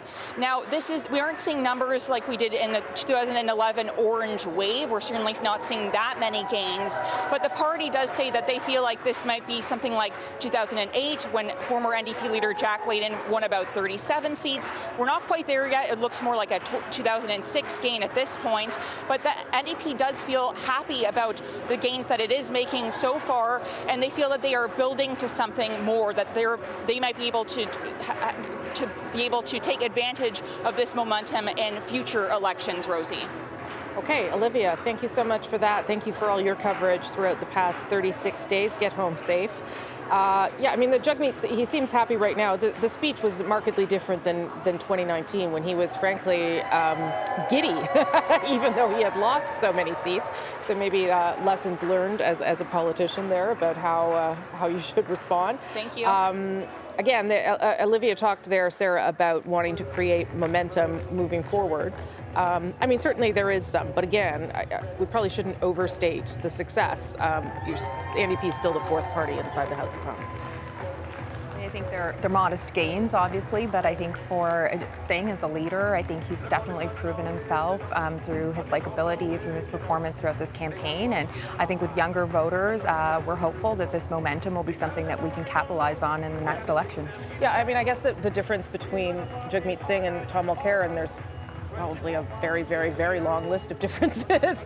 But the reason Jagmeet Singh is holding on to his leadership as opposed to Tom Mulcair is the NDP generally likes the direction that he's going in terms of his policy approach and his approach to politics, whereas Tom Mulcair was trying to pull the NDP in a different direction. Is that a fair assessment? That's absolutely fair. I think, Tom really tried to bring us more towards the center, and Jagmeet has moved us more towards the left and has been bold and, unapologetic about his zeal to tax the rich, our bold climate vision, our push for pharmacare, dental care, these types of policies that Canadians want to see. And I think he's going to continue to hold Justin Trudeau to account to make sure that Canadians are getting those priorities and the things that they need actually happening here in Canada. Yeah, the other difference, I suppose, is that Tom Mulcair was a very successful leader of the official opposition. He was actually vying to be prime minister, and so when that failed, the rejection of him as leader was probably more severe. Okay, I want to show you a couple of ridings where it is too close to call. You know where things are right now, but there's some places where you might be, where you are wondering, why don't I know what's happening? And it is late now. We're at 1 a.m. We're already on Tuesday, my friends. But look, there are 6 ridings here where it is just too close to call. Spadina, Fort York, is that riding with Kevin Vuong, who was the Liberal candidate, who still is as a Liberal on the ballot, but he will not be a Liberal if he were to win. But you can see on the far right of your screen there, that's the margin from 65 all the way up to 210. Vancouver, Granville, the NDP leading a little bit over the Liberals, the Conservatives in Kitchener-Conestoga. But remember, what is happening there, what you should keep your eye on in those races that are too close to call, you may not get any clear verdict on those ridings until tomorrow. Those mail-in ballots in some of those places may be important. 4,900, for instance, mail-in ballots in Vancouver, Granville, I am told. I didn't know that off the top of my head. Don't worry. Trois-Rivières is still a very close race there. Look, between the Conservatives and the Bloc, 84 votes separating the two. So those ridings, all ones that you'll probably know tomorrow when you wake up, unless you're already asleep, or in the days to come even. It might take till Wednesday for some of them. Okay, Justin Trudeau, the Liberal leader, is about to emerge in about a minute's time. So quickly, Jerry, I'll just ask you what you think the Prime Minister needs to say tonight. Well, I think he needs to strike a conciliatory tone with the other leaders and hopefully let everybody get off to bed. Do you mean you, Jerry? Is that what you mean? I am one person who needs to go to bed, but I assume the rest of you do as well. Yeah. I love this stuff.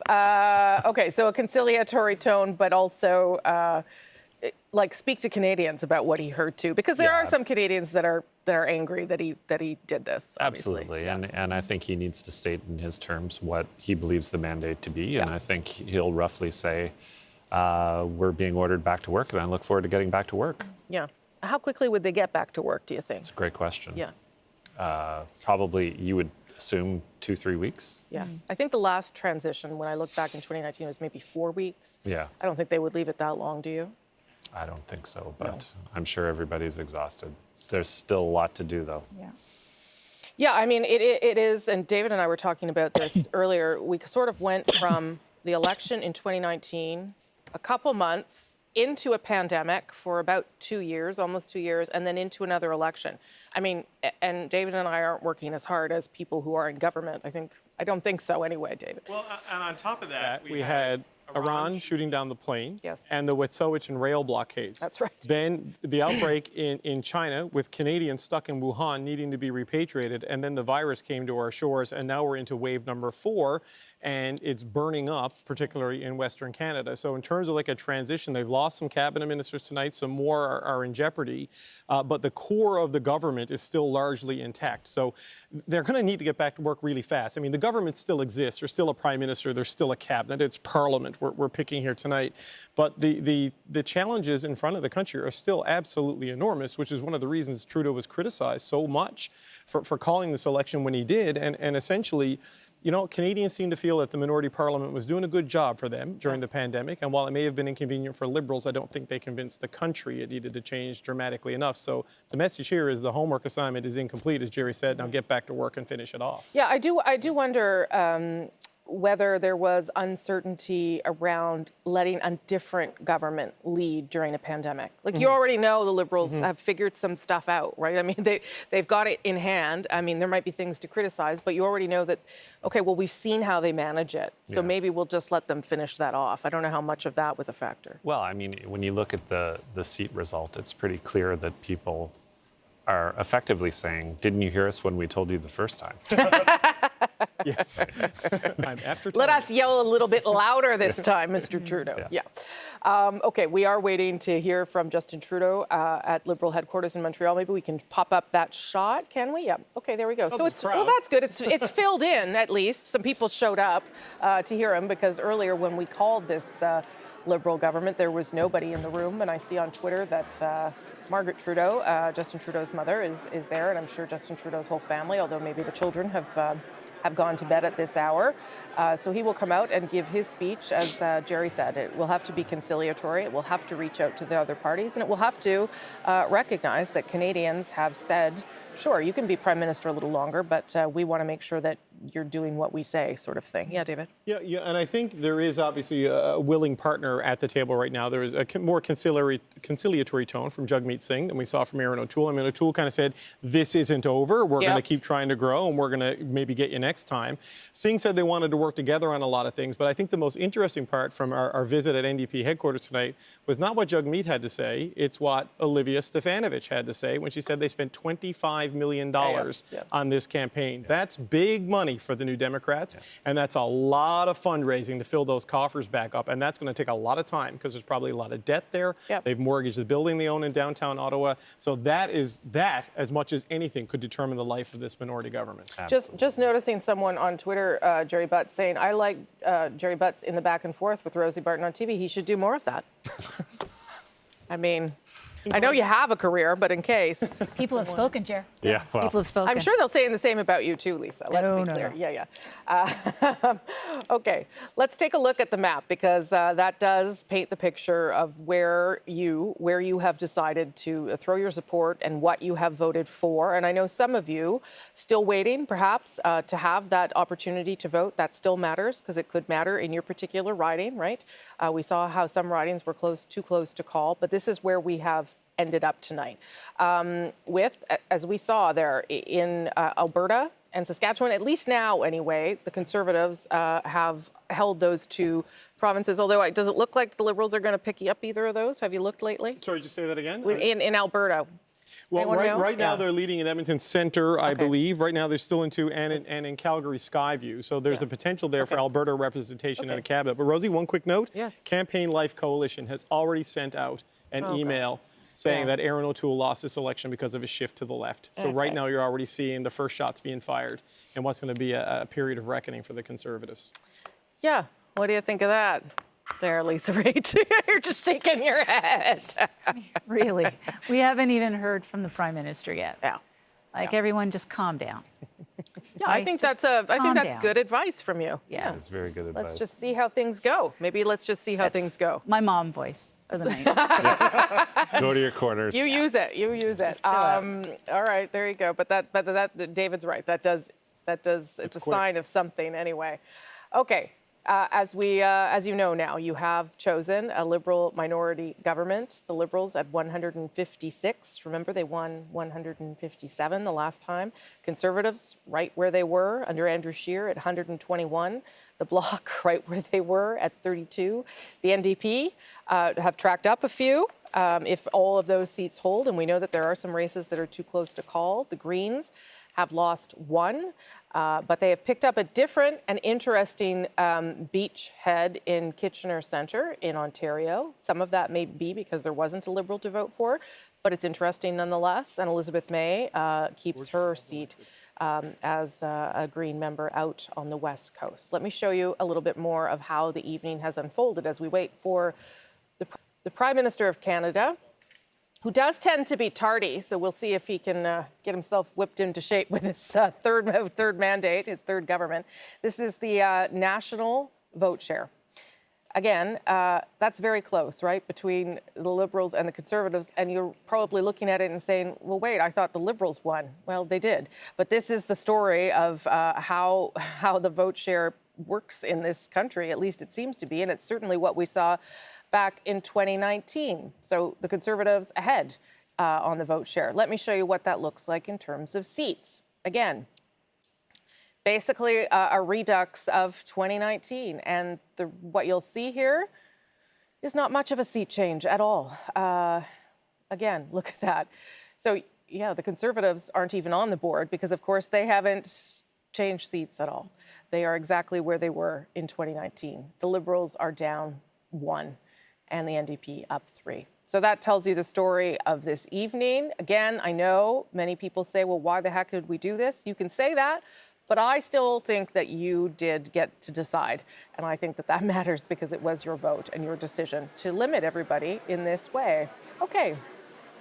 We are waiting for Justin Trudeau to come out and speak to supporters and speak to Canadians in his third mandate as Prime Minister, not a majority, another minority. David, what would you spent some time on the Liberal campaign. What would you expect from the Prime Minister tonight? He had the campaign in a far more negative tone. They ran negative attack ads than we're used to seeing from the guy who came to power in 2015 on Sunny Ways. But I think that's a function of being 6 years in office and having a track record that follows you around on the campaign trail. Every time you get on that campaign bus, you're bringing some bags with you, whether you want to or not. It's interesting to see how he's going to address this, right? Because, as Chantal said earlier tonight, it's an election that nobody wanted, where none of the parties got what they wanted.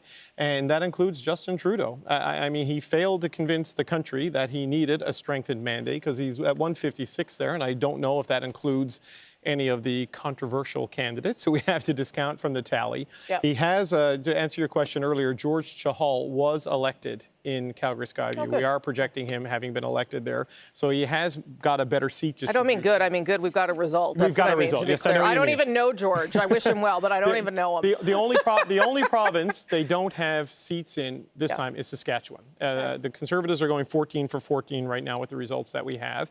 There's still a bunch of mail-in votes that are coming in, and the Liberals will tell you that that's going to increase their vote share. They think there's 31, 32%. They're going to do well in that based on what their data is, and they think it could increase. I'm not sure it matters, though, does it? I don't think that's so. That's nice for them. But I think I'm not sure what difference it makes. Yeah. You're essentially back to a fairly static result. Right. But the message can't be static. I mean, when we sat here in 2019, he came out and spoke mostly to the West, right? Because they had been shut out in the West. Your important parts of the country, Alberta and Saskatchewan, we're going to work towards regaining your trust. There's a lot of angry Canadians out there. And, you know, we were talking about this on your show Sunday. One of our colleagues said the pandemic has made normal people angry and it's made angry people crazy. And if you ask them for their opinion in an election during a time like this, you might not like their answer. I don't know if they really like this answer. I mean, you know, he's still prime minister. He's sort of doing the reverse Harper, majority, minority. But it is 3 election wins in a row. It's just, how does he approach it now with a country that might be skeptical? Yeah, and I would imagine, like, just because you've won that one seat with George Chahal, and maybe you pick up and maybe you pick up Randy, you're still going to have to talk to Western Canada, because Western Canada is also saying to you that we're not on board with everything you have. But now they'll have a couple of Westerners speaking inside the caucus in the cabinet room, which they didn't have before. I mean, Jim Carr kind of had the global responsibility for it. Dan Vandel and St. Boniface, they're relying on him as well. But there's nothing like local representation, right? I mean, I remember in Newfoundland when Lisa was in power, and there was, you know, Rob Moore in New Brunswick was the Newfoundland cabinet minister. I think he'd been born in Gander, but he, you know, was living in New Brunswick. It's not quite the same. And Alberta's a bigger, angrier place right now than Newfoundland was even back then, and Labrador, of course. And it's just a question of how do you make it all work now? Okay, we are standing by for the Prime Minister of Canada on his 3rd mandate, Justin Trudeau now, going to come out and speak to Canadians and to supporters and to anyone who is awake at this hour. But we sure are. I am a little bit surprised that we've wrapped things up. I thought we would tonight, but I thought it would go a little bit later than it has. So there you go. That's a bonus, I suppose, that we've gotten this far at all. Look, maybe we can have a look. There we go. Maybe we can have a look inside the Montreal headquarters, Liberal headquarters, if possible. That would be good to see. Just see where things are at. I will say that all prime ministers tend to be late. It's just a thing that happens to them when they get into the office. And sometimes it's because they're busy governing, and other times you just don't understand what's going on. And that's where we're at tonight. Okay. You know, what would we expect, David, do you think would be the first kinds of things that the Liberals would try and do at this stage? So, I mean, daycare was a big one, and they worked really hard through the summer to try and bang off some of those deals with the provinces, I imagine, because they were planning an election, and it was a nice thing to do. But what are some of the other things that we could expect from them in the early months? Well, I think childcare right off the bat. I think if you look at the dynamic in Alberta, Jason Kenney could use a win, so maybe this is a way to get something done there. And Doug Ford has an election coming up next June, I believe, and you know, $10 a day daycare for all these suburban voters who just went heavily for the federal Liberals might be inclined to support. And he kept quiet through the most of the election for Justin Trudeau. He did. Too. They laid off each other quite a bit. In fact, there was not a lot of premier bashing in this election. The other stuff I think's got to happen right away, Rosie, is when they called this election, it looked like the 4th wave was not going to be that big, and that proves not to be the case. So you have a lot of pandemic supports that are getting ready to run out in about a month or so, and they'll need to figure out what they're going to do there. For the 3rd time, Canadians have spoken. Pour une troisième fois, les Canadiens I believe that's Mélanie Joly, one of the co-chairs of the campaign. And she is introducing Justin Trudeau. There he is with his wife, Sophie Gregoire Trudeau, and 2 of the kids who can probably stay up this late. And the little one's gone to bed. Adrian's gone to bed. Here they are, though, the Prime Minister of Canada, winning now a 3rd mandate. Remember, took this political gamble to call the election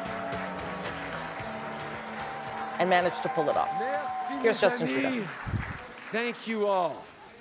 You are sending us back to work with a clear mandate to get Canada through this pandemic and to the brighter days ahead. And my friends, that's exactly what we are ready to do.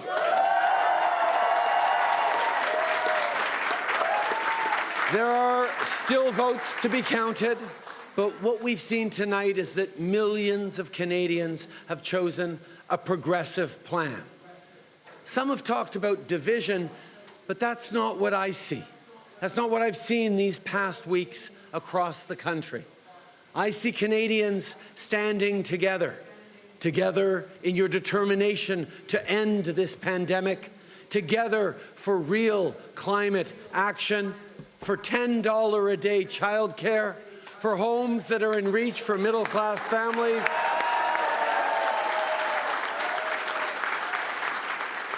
for our shared journey on the path of reconciliation. As Canadians, you've elected parliamentarians to deliver on all this, and our team, our government, is ready.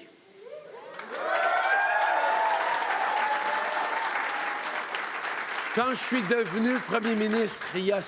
I became Prime Minister 6 years ago, I couldn't possibly have known what the future would hold.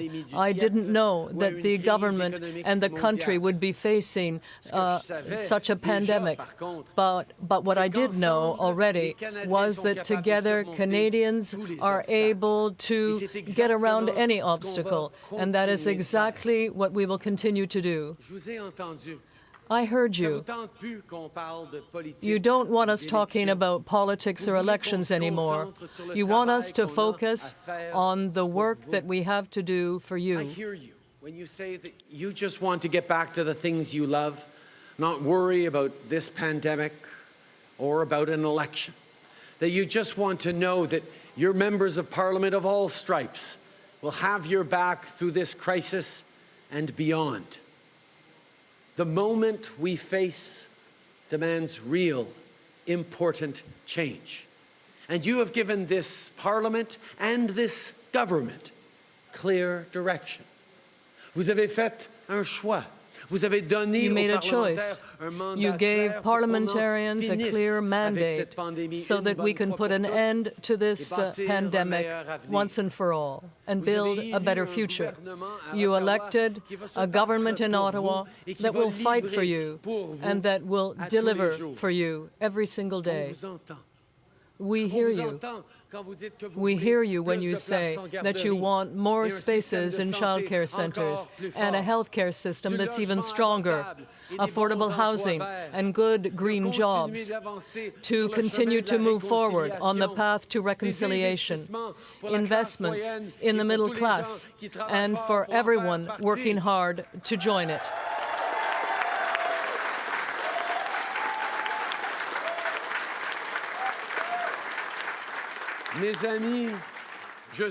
Friends, I'm ready to continue the work. Our team is ready. But this evening, I want to take the time to thank a few people. To the leaders of the other parties and their families, thank you for being part of this important moment. Political life isn't easy. This is a path you choose because you believe in serving those around you. Thank you for your service. To the Elections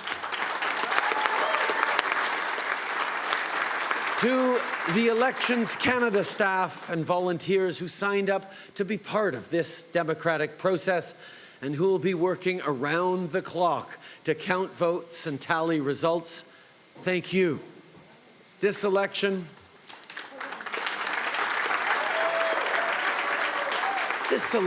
has confirmed that our democracy and our institutions remain strong.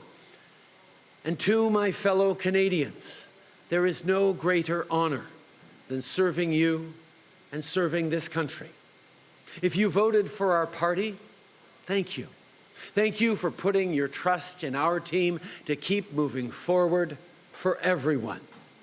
And if you did not vote for us, I want you to know that we will stand up for you and work for you every single day.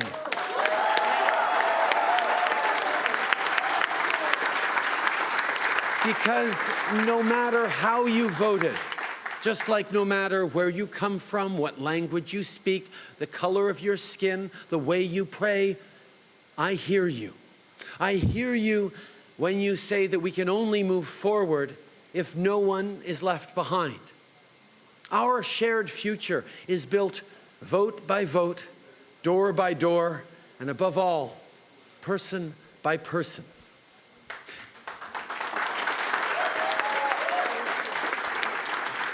That's something I learned when I first ran in Papineau 12 years ago.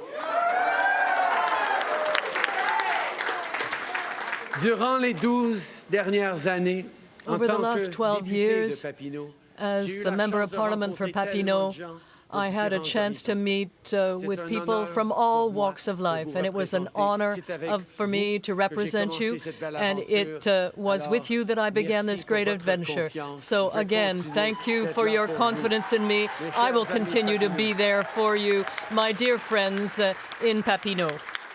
There are a lot of people who've worked hard, very hard, to get here tonight. First off, my fellow Liberals, my friends, congratulations. Whether you're a candidate, staff, or volunteer, I know there have been a lot of late nights and early mornings. There have been tough days, but together we've done something incredible. Bravo, mes amis. Congratulations, friends.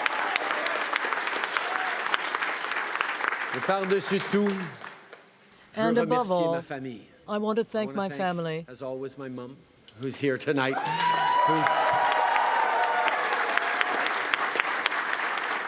who started going through election nights like this when she was a little girl, when my grandfather was running for Parliament in Vancouver North. But thank you, Mom, for always being there. Thank you. And Sophie, il y a 12 ans, and Sophie, 12 years ago, when we made the decision to get involved in politics together, it's because we wanted to defend our values. It's because we wanted to contribute to building a stronger Canada. And right from the beginning, we have worked together. Thank you. Et à mes enfants, and to my children, Xavier and Ella Grace and Adrien, who's already been asleep for a few hours now. We're working hard to build a better future for you, a better future for your generation and future generations. Every single day, you remind me just how important that work is that we're doing together. So thank you. Thank you for your patience while I do this job. And thank you for the sacrifices that you make, both of you. We've all worked so hard over the last few weeks and over the last few years, and we have come so far. My friends, tonight, I think of something Prime Minister Wilfrid Laurier said as his generation was at the dawn of a new century. He said, "Let them look to the past, but let them still more look to the future." Let us not forget the past and the dark days we have come through together, but let us still more look to the future and all that is still to come and all that we have still to build together. Let us feel the warmth of a new dawn, and above all, let us seize the promise of a brand new day. Merci, mes amis. Thank you, my friends. Merci tout le monde. And there he is, the Prime Minister of Canada, still for a third mandate there with his wife and two of his children. The third one, Adrian, well asleep upstairs in the hotel. Clear that Justin Trudeau is staying. He has no intention of leaving his job. Clear, too, that he wants to move forward with the pandemic recovery, maintain the stability of his government, that he got the message from Canadians. I hear you, he said. You've given this Parliament and this government clear direction, meaning he will also have to work with the other parties. Ashley Burke is in Montreal. Ashley, what are people telling you about how they feel about tonight? Well, Rosie, there is a small but loud crowd here tonight. You can hear them cheering. I've been seeing people pat each other on the backs, giving hugs. Under those masks are happy faces. Justin Trudeau, one of his senior advisors, told me that he feels humbled, happy, and that he's relieved. He's ready to get to work. I talked to other candidates and staffers that are here on site. They said that this is a win is a win and that they consider this as a success. Yes, they won a majority, but the polls were not looking that way. These results tonight did not surprise them. You heard Justin Trudeau on stage tonight justifying this election, saying that there was a chance to get a clear mandate about how Canada can move forward and get out of this pandemic. He now has a clear direction, but as you mentioned, he's going to have to work with other parties to get the Liberals' agenda through.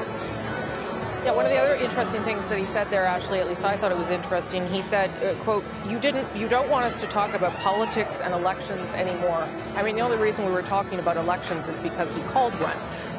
But he's clearly had the message now that this is, that Canadians want him to get back to work.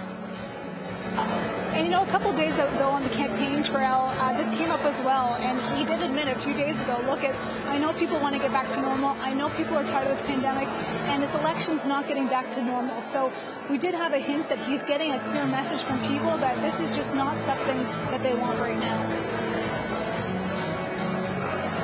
Okay. Ashley, thank you for all your reporting through this election campaign. And again, tonight, I know you haven't slept much in the past, 48 hours. So I hope that sleep is in your future and I'll see you back in the Bureau. As Justin Trudeau, again, re-elected as Prime Minister for his third mandate. As we leave the scene there in Montreal, let me show you just one more race that is so close. I know you're still awake out there in British Columbia, so you'll want to see this one. And it is Vancouver-Granville. And you will see the Liberal candidate is leading by 2 votes, just 2. So if you ever were wondering whether your vote counts and whether those mail-ins will matter when they start to be opened tomorrow and counted by Elections Canada, they sure do. That just one of the very close races in this country. All right, we've had lots of help and lots of people talking us through the evening. And we'll give everyone a chance to have a quick final thought. Andrew, I'll start with you. Yeah.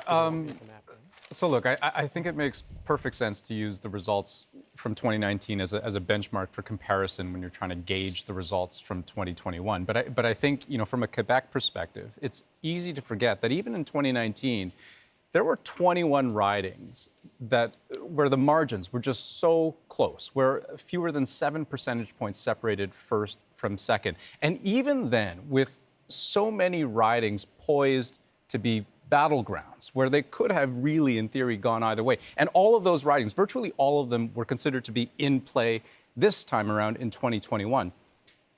Let me make this point here with a graphic, a seat change graphic, and we can all soak in just how underwhelming the result is from a change point of view, right? Almost no change at all. In a province where we've come to expect change, whether it was in 2011, the Orange Wave, 2015, the Liberal majority, 2019, the Bloc bump, and yet we see an absolutely static result. I suppose it's only fitting that we see a similarly static result federally.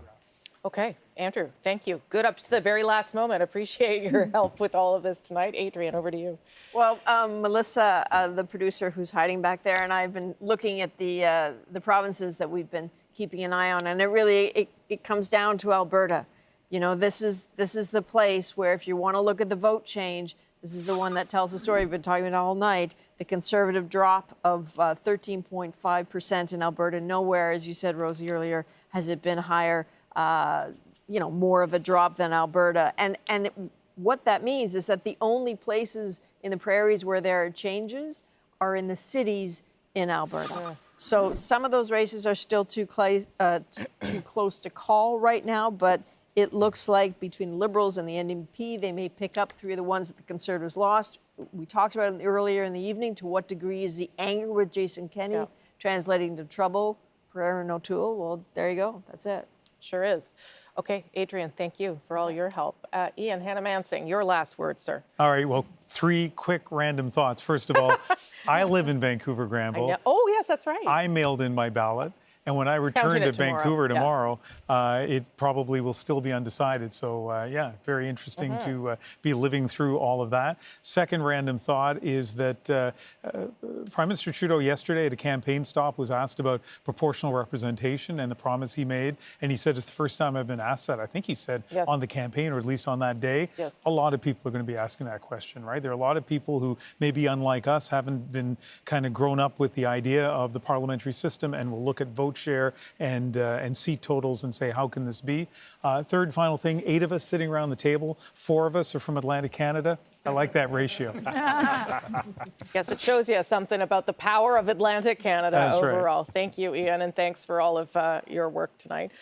This is what the map of Canada looks like as this evening comes to a close, with the results so similar to where they were 5 weeks ago. But that is what you've come up with. Elections Canada tells us that everyone that was in line has now voted, and they will keep counting votes from those delays up until 3 a.m. tonight. If they don't get it all done tonight, they will start again tomorrow. Sarah, a final thought from you on your team and where it's ended up tonight. Well, you know, I think we had some modest gains. Obviously, results are still coming in. And I think, as I said earlier, Jagmeet has run a very positive and hopeful campaign. You know, there were some tough areas that we knew we probably weren't going to make inroads, Maritimes being one of those places. But we've held steady in Quebec. We're picking up some seats in BC. And so I think overall, you know, Jagmeet as a leader has performed well throughout this election. And I'm looking forward to what he does moving forward. Okay, Sarah Singh, thank you for being here. We had never met before, so it's a pleasure to have you, and I appreciate you doing it. Thank you so much, Rosemary. And if I can say, this is my first time ever doing this, and I just want to thank you all so much. It's an honor to be here. I've watched this growing up, and so I know sitting at home with my dad, it's a true treat to be here and just be in the presence of such greatness. So thank you so much for having me tonight. That's fangirling, and you should all take it. Just take it. We don't get that very often. We'll take it. That's very kind of you, Sarah. We appreciate you being here. Lisa Raitt, some final thoughts on the blue team? Yeah, you know, much is going to be said about where the Conservatives lost, but the Liberals lost 3 cabinet ministers tonight. I think that's significant. I think if you're asking Canadians what do they think, if they punish the government team, and that's the cabinet, then I think they're sending a message in some areas. So there's lots of stuff to pick through in the next couple of days. And a lot of focus is going to be on the individual leaders, what they should or shouldn't do. So we'll just ride it out and see what ends up happening. But caucus is going to have a lot to say to all of the leaders, without a question. Yeah, you're absolutely right. Yep. And Jerry, this is your first time out too. It is so indeed, and probably won't be as much of a fangirl as Sarah. Well, no, I will be. I will be. Listen, I echo Sarah's. It was nice to meet you too, Sarah, and I echo her comments. It's great to see. I mean, it all looks so easy from home, what you guys do. It is not easy, and thank you very much for doing it. You're a huge part of making our democracy work, and you probably don't hear that enough.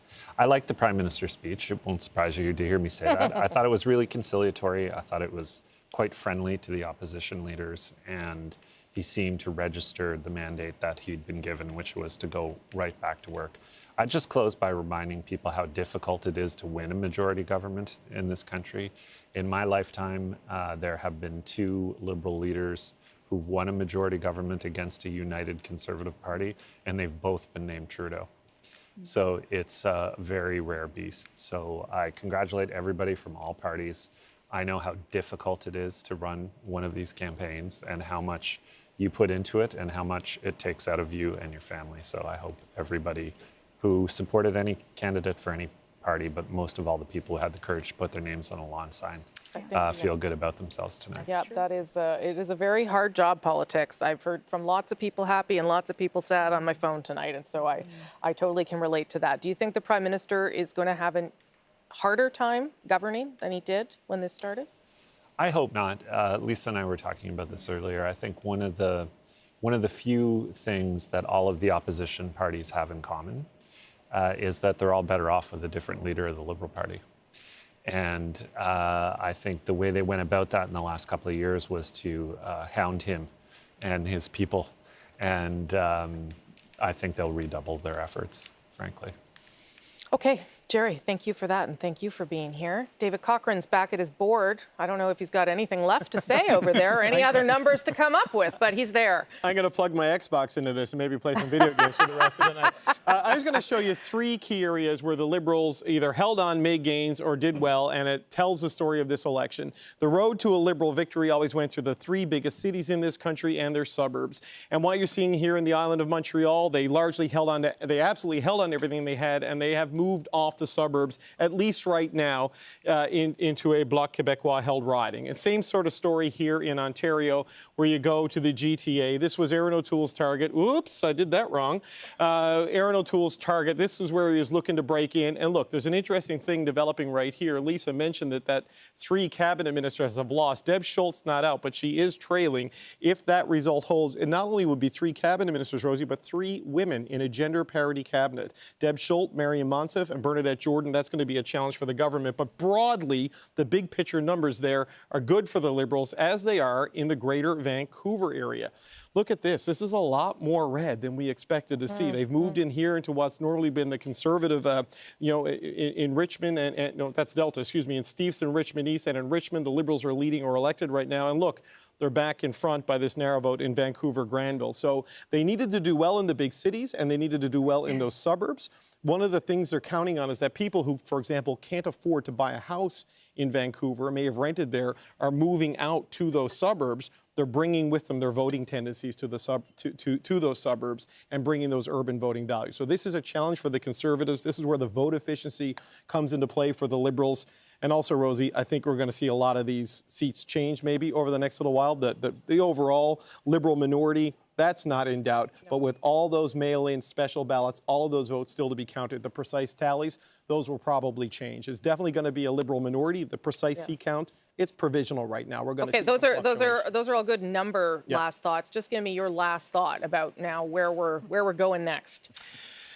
Where are we going next? Well, Parliament was supposed to reopen yesterday on Monday. That was the scheduled date. It's going to be interesting to see how quickly Trudeau gets his team back in the office, how quickly he gets them back to work. But look, the tasks that are ahead for the country are the tasks that were there when Justin Trudeau called this election. We've got to get through this pandemic. We've got to get women back into the economy in a meaningful way. And they've got to find a way to just work together because, quite frankly, the country was a little bit frustrated and exhausted. And you heard it from Trudeau tonight. You don't want us talking about elections. You don't want us talking about politics. You've given us a clear message to get back to work and get us through the pandemic.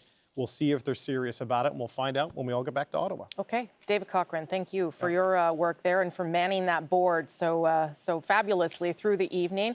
Want to do a quick check-in with the decision desk downstairs in the atrium of the CBC. They have been working very, very, very hard to make some of these very difficult calls. Thank you to all of you down there for doing it and doing it so diligently so that we were able to make a safe and a projection that we could count on. Hello, goodbye, everybody. Thank you. Get some rest at some point. There's a couple places where you can, but thank you. Just know that we all appreciate all of your hard work. I wouldn't want to do that job at all. Mine is far easier than that one. Listen, yes, we've ended up with many of the same results that we had when this election started and in 2019. But the country is in a very different place, and now we'll see where the Liberals will take it. It's been an extraordinary night. Thank you to the many, many, many people who have put this together. We are just the faces of it. Thank you all so much. Canada, thank you for voting. Thank you for weighing in. CBC Television continues with more coverage with Janella Massa and David Common. I'll see you back here probably tomorrow. Well, not quite here. Bye-bye. Take good care.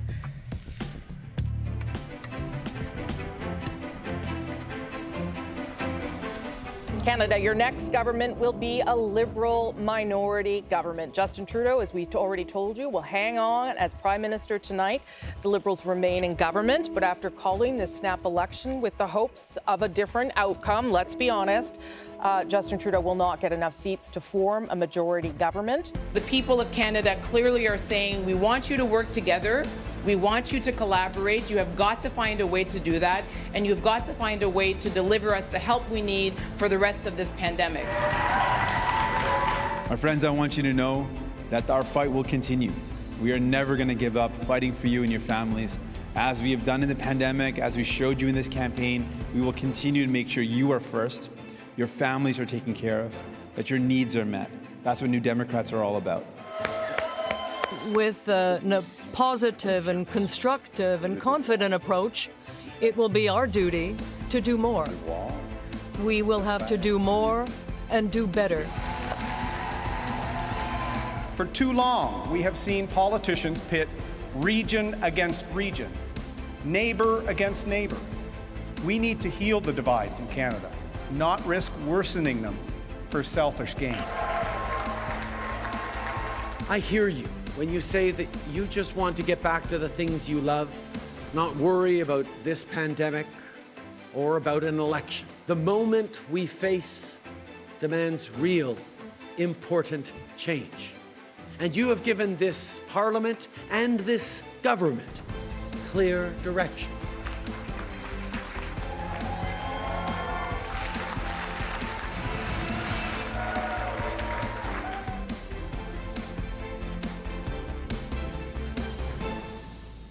Seize the promise of a brand new day. Merci, mes amis. Thank you, my friends. Merci tout le monde.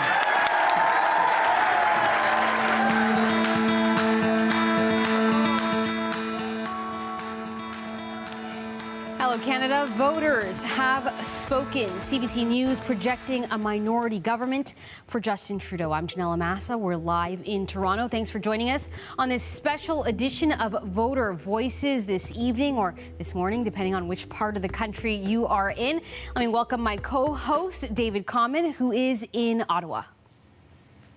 Good morning to you. Good late night to others on the Pacific Coast. Tonight we'll have special coverage about that result and what it means for voters like you. But throughout the evening, we'll also be hearing from Canadians like you. You can email us at ask@cbc.ca. We'll be airing some of your reactions to this election a little later on in the show.